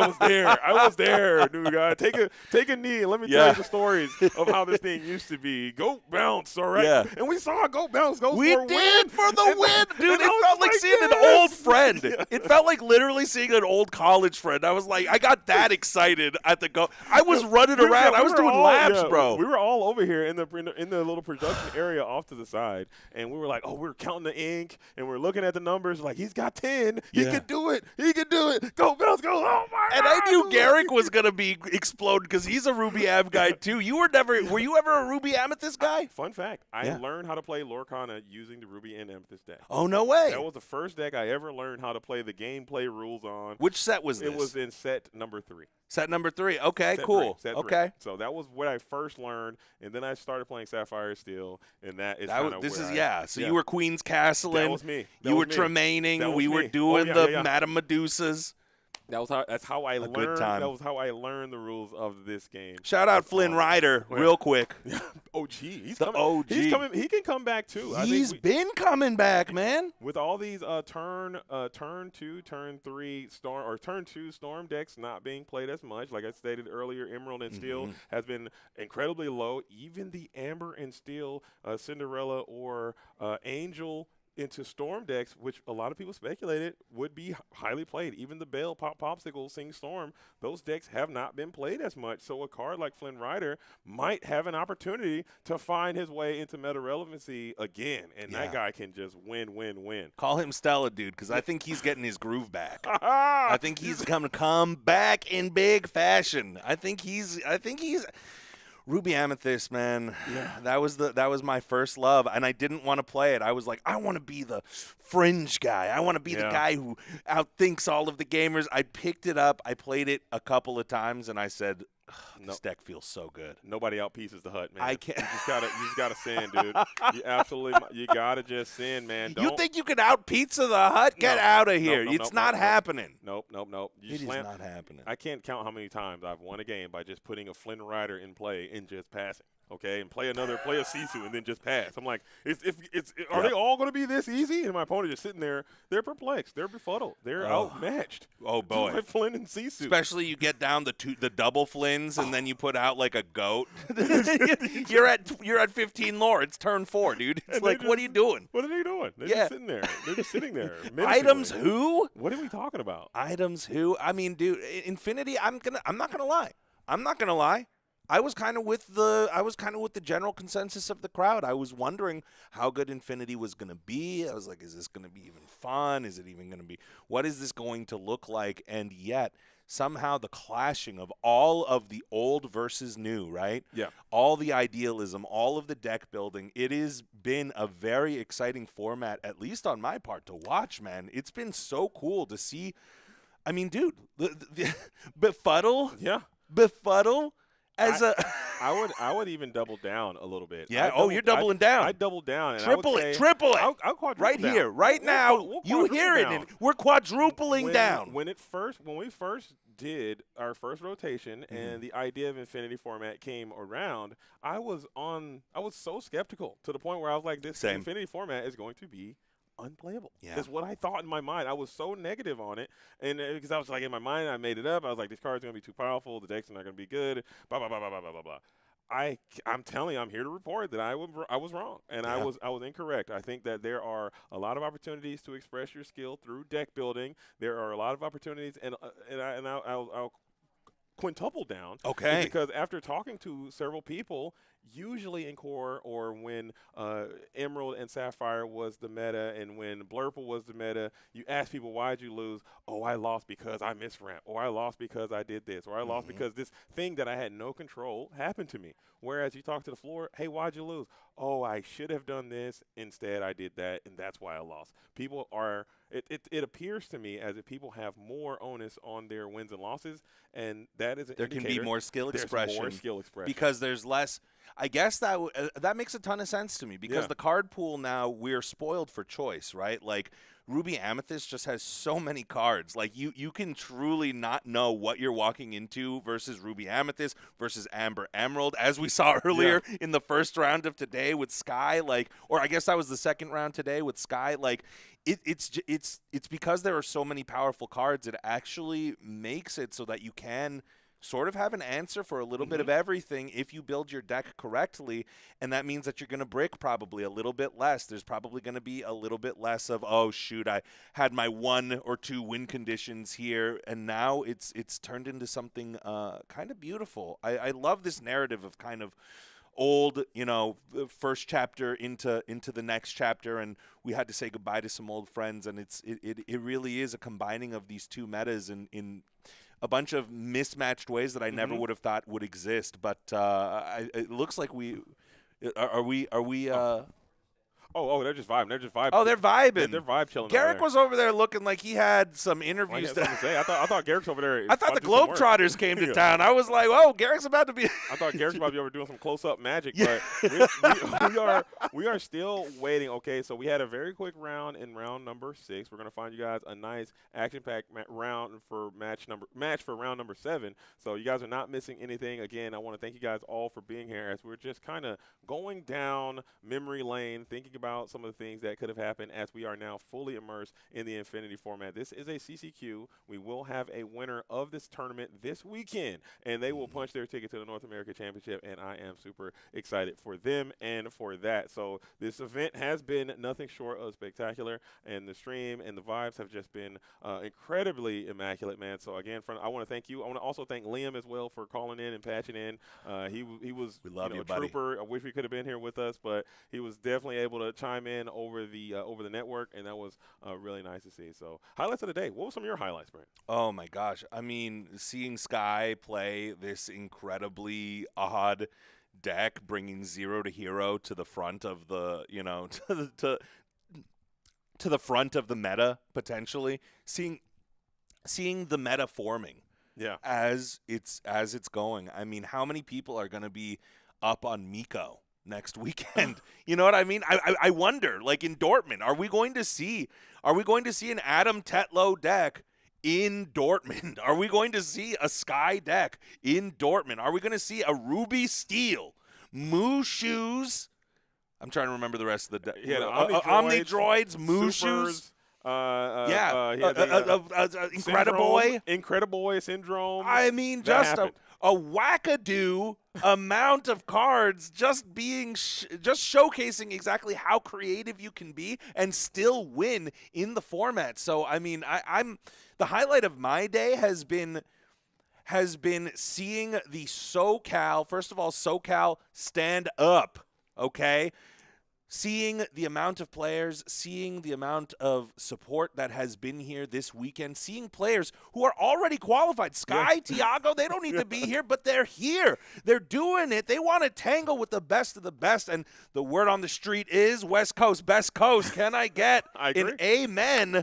I might be a little biased just to let you all know, but slightly. It's so cool because you know a lot of the best players, right? The Zans. We have the No I'm Nots, right? We have the Funguses. We have so many winners from East Coast, Midwest, from the South, kind of representing all in that area. And I do feel like the West Coast is a little bit underrepresented in that way. So to be able to see people show up and just kill it today has been really cool, and know that the meta and people are watching, right? And trying to figure out what the meta will be. And in a way, SoCal kind of helping shape that meta for Infinity, because we got Dortmund coming up. DLC Dortmund, June 5th. We have the Indianapolis DLC coming 2 weeks after that.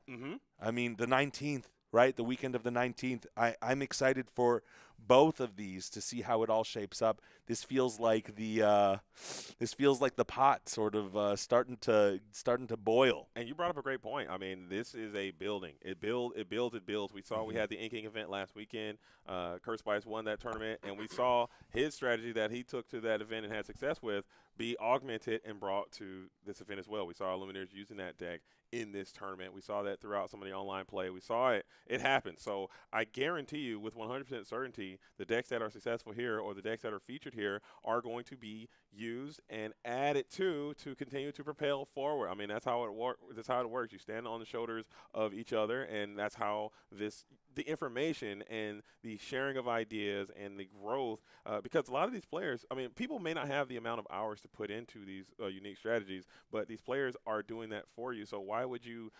disregard all that, take what they've already done, and then build upon that to make it your own thing? And I think that's how the metagame can resolve. So that's why these tournaments are so important. That's why these streams are so important. That's why this coverage is so important, is because we want a nice, healthy metagame, and we want that to be featured for people to see. So that's kind of why I want to do it. Absolutely. I mean, production, can we get the list of the sponsors? I would love to take this opportunity to do a little bit of giving flowers, a little bit of shout outs this weekend, because it takes a village. You heard Adam talk about it. The community of Disney Lorcana has been so wonderful.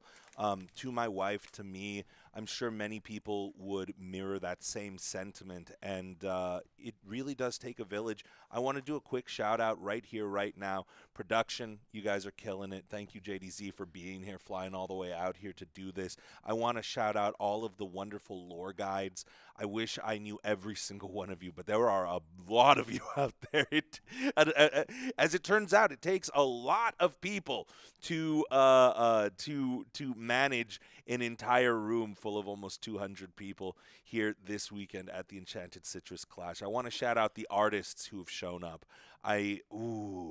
Oh no, that's not Boy, it. I don't know every single artist, so I won't call out by name. I don't want to shout out 4 of them that I know and then leave out one by accident unless I have a list in front of me. But we got the shout outs. Shout out our sponsorships real quick here, JDZ. Let's start. Yeah. All right, so we have Tier 1 Gaming. They have a wonderful booth out there. Let's and go. We were able to kick with them. I bought a bunch from you at the Glimmer Games, brother. You know me. I was standing there the whole weekend. Wonderful family operation going on there. Tier 1 Gaming. We got the Lorcana Goons out there. We're going to try to get them to come by. Let's and go. Do a little bit of interview as well. Zach and Kev, we love you, bros. Infinity cards. A lot of these SoCal, a lot of these West Coast staples, NorCal as well, coming all the way down to the game stores. We have the secret stash of cards. We have Trader Sam. Salty Ducks are in the building. Lorcana Frog, who has been actually working incredibly hard, making sure this event is going to be exactly what it is. And she's also running the prize wall and pumping some mats as well. So she does. She also foils her own mats. She does. They look amazing, too. They are incredible. My wife bought one yesterday.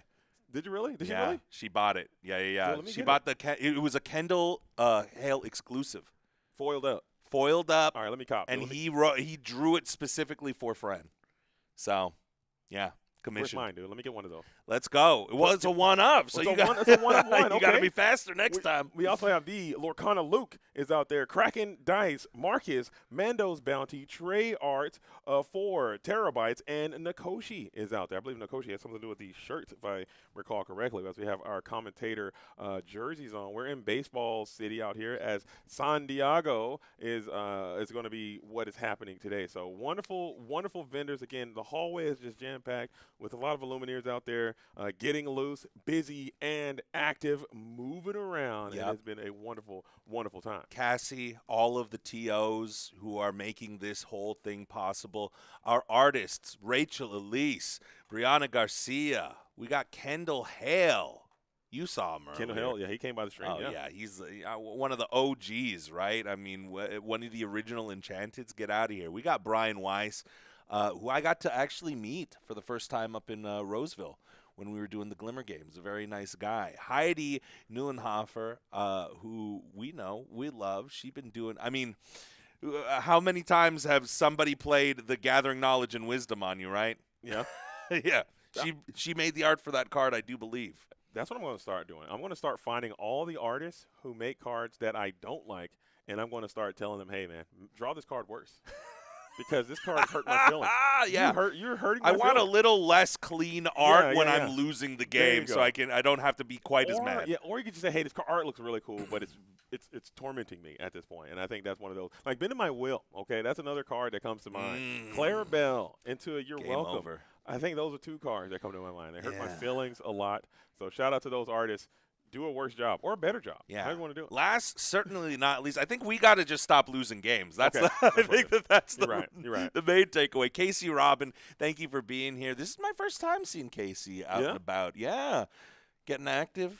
You know, laser focused out here. It's always nice to see. And then, of course, my friend that I got to talk to earlier, Caitlyn Rob, all of the wonderful artists that are in the next room over signing. So if you are here or if you are in the San Diego area, the Santiago area, then please come on down, get some cards signed. You're going to want to check out these artists. You know the cards that they've done. These are some of the most I was gonna say iconic. The most iconic. I don't think you can technically say that. But they have created some of the best artwork in Disney Lorcana. You're going to want to check them out. So please come through. Also, the voice of Minnie Mouse, Caitlyn Rob, is here in the building. If you got that iconic Mickey, speaking of iconics, you might want to get it signed by, I don't know, the person who's voicing her. Yeah, I think that's kind of cool. I gotta say that was very early in the day. So if you guys missed that, I encourage you to go back and watch the vlog, watch the replay, watch the VOD. watch the VOD, or watch the YouTube video and just go check that out because that was really cool to see two professional voice actors going at it head to head to kind of talk about their experiences, as that's a very rare thing, and I think that's something that is quite exclusive to Disney Lorcana because I don't know how many broadcasters are in other TCGs that are professional voice actors, and they can kind of share those experiences and what it takes. And I thought her story was quite incredible of how she got into it. I mean, it seems like stranger than fiction that the way that whole thing kind of shook out for her, and to have that such a prominent role and just such a cool title of being the voice of one of the most iconic characters in the history of the world. I think it's just such an honor to have her here and share that. And I think some people already clipped her doing her encouraging message as Minnie on the stream. So that was really telling people to go ahead and win. Just go ahead and win. I can't do. Go ahead and win. That was so good. It was that was nice. great, man. It was so nice. That was bad. That was pretty good. I'm trying. I'm trying. Gosh, I can't. I try to do a goofy and it just never comes out right. My goofy's okay. Yeah, my goofy's let me hear okay. the goof. Let me hear some goof. Will Gorge. Oh, that's pretty good. That is pretty good. All right. Round 6 is ready. Round 6 is ready. So we are going to throw it over to the table in just. We might have to do a little bit more cookeration here because cookeration. Let's check it out. Let's see if. Well, let me tell you what's going on here, folks. Let me just paint the picture for you. We are down here. It is beautiful. It is San Diego, California. We are out here at the Enchanted Citrus Clash, not just a tournament, but a CCQ. The winner of this will be receiving an invite to the North American Disney Lorcana Challenge Championships at the end of August. Now, this is going to be one of the hot ticket items because just for participating in the North American DLC championships, you will receive a beautiful standout enchanted looking card. I mean, I don't think I can call it enchanted, but a prize card nonetheless. You might remember the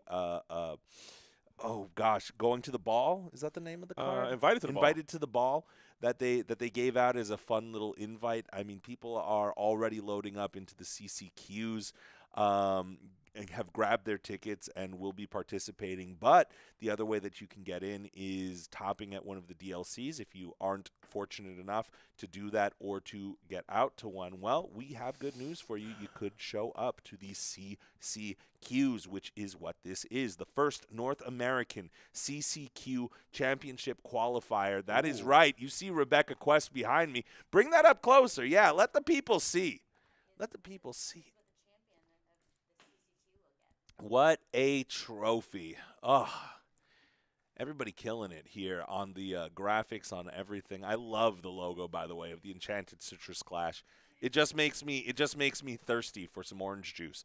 What I will say also is we are in the midst of round 6 of an 8-round Swiss. So today we will be going into our last round. Tomorrow we will be waking up and we will have 2 additional rounds of Swiss for 8 total, 6 today, 2 tomorrow, where we will be cutting into a top cut of 16. Now, 16 players, those players are going to be battling for one spot at the top with everything on the line. Not only is this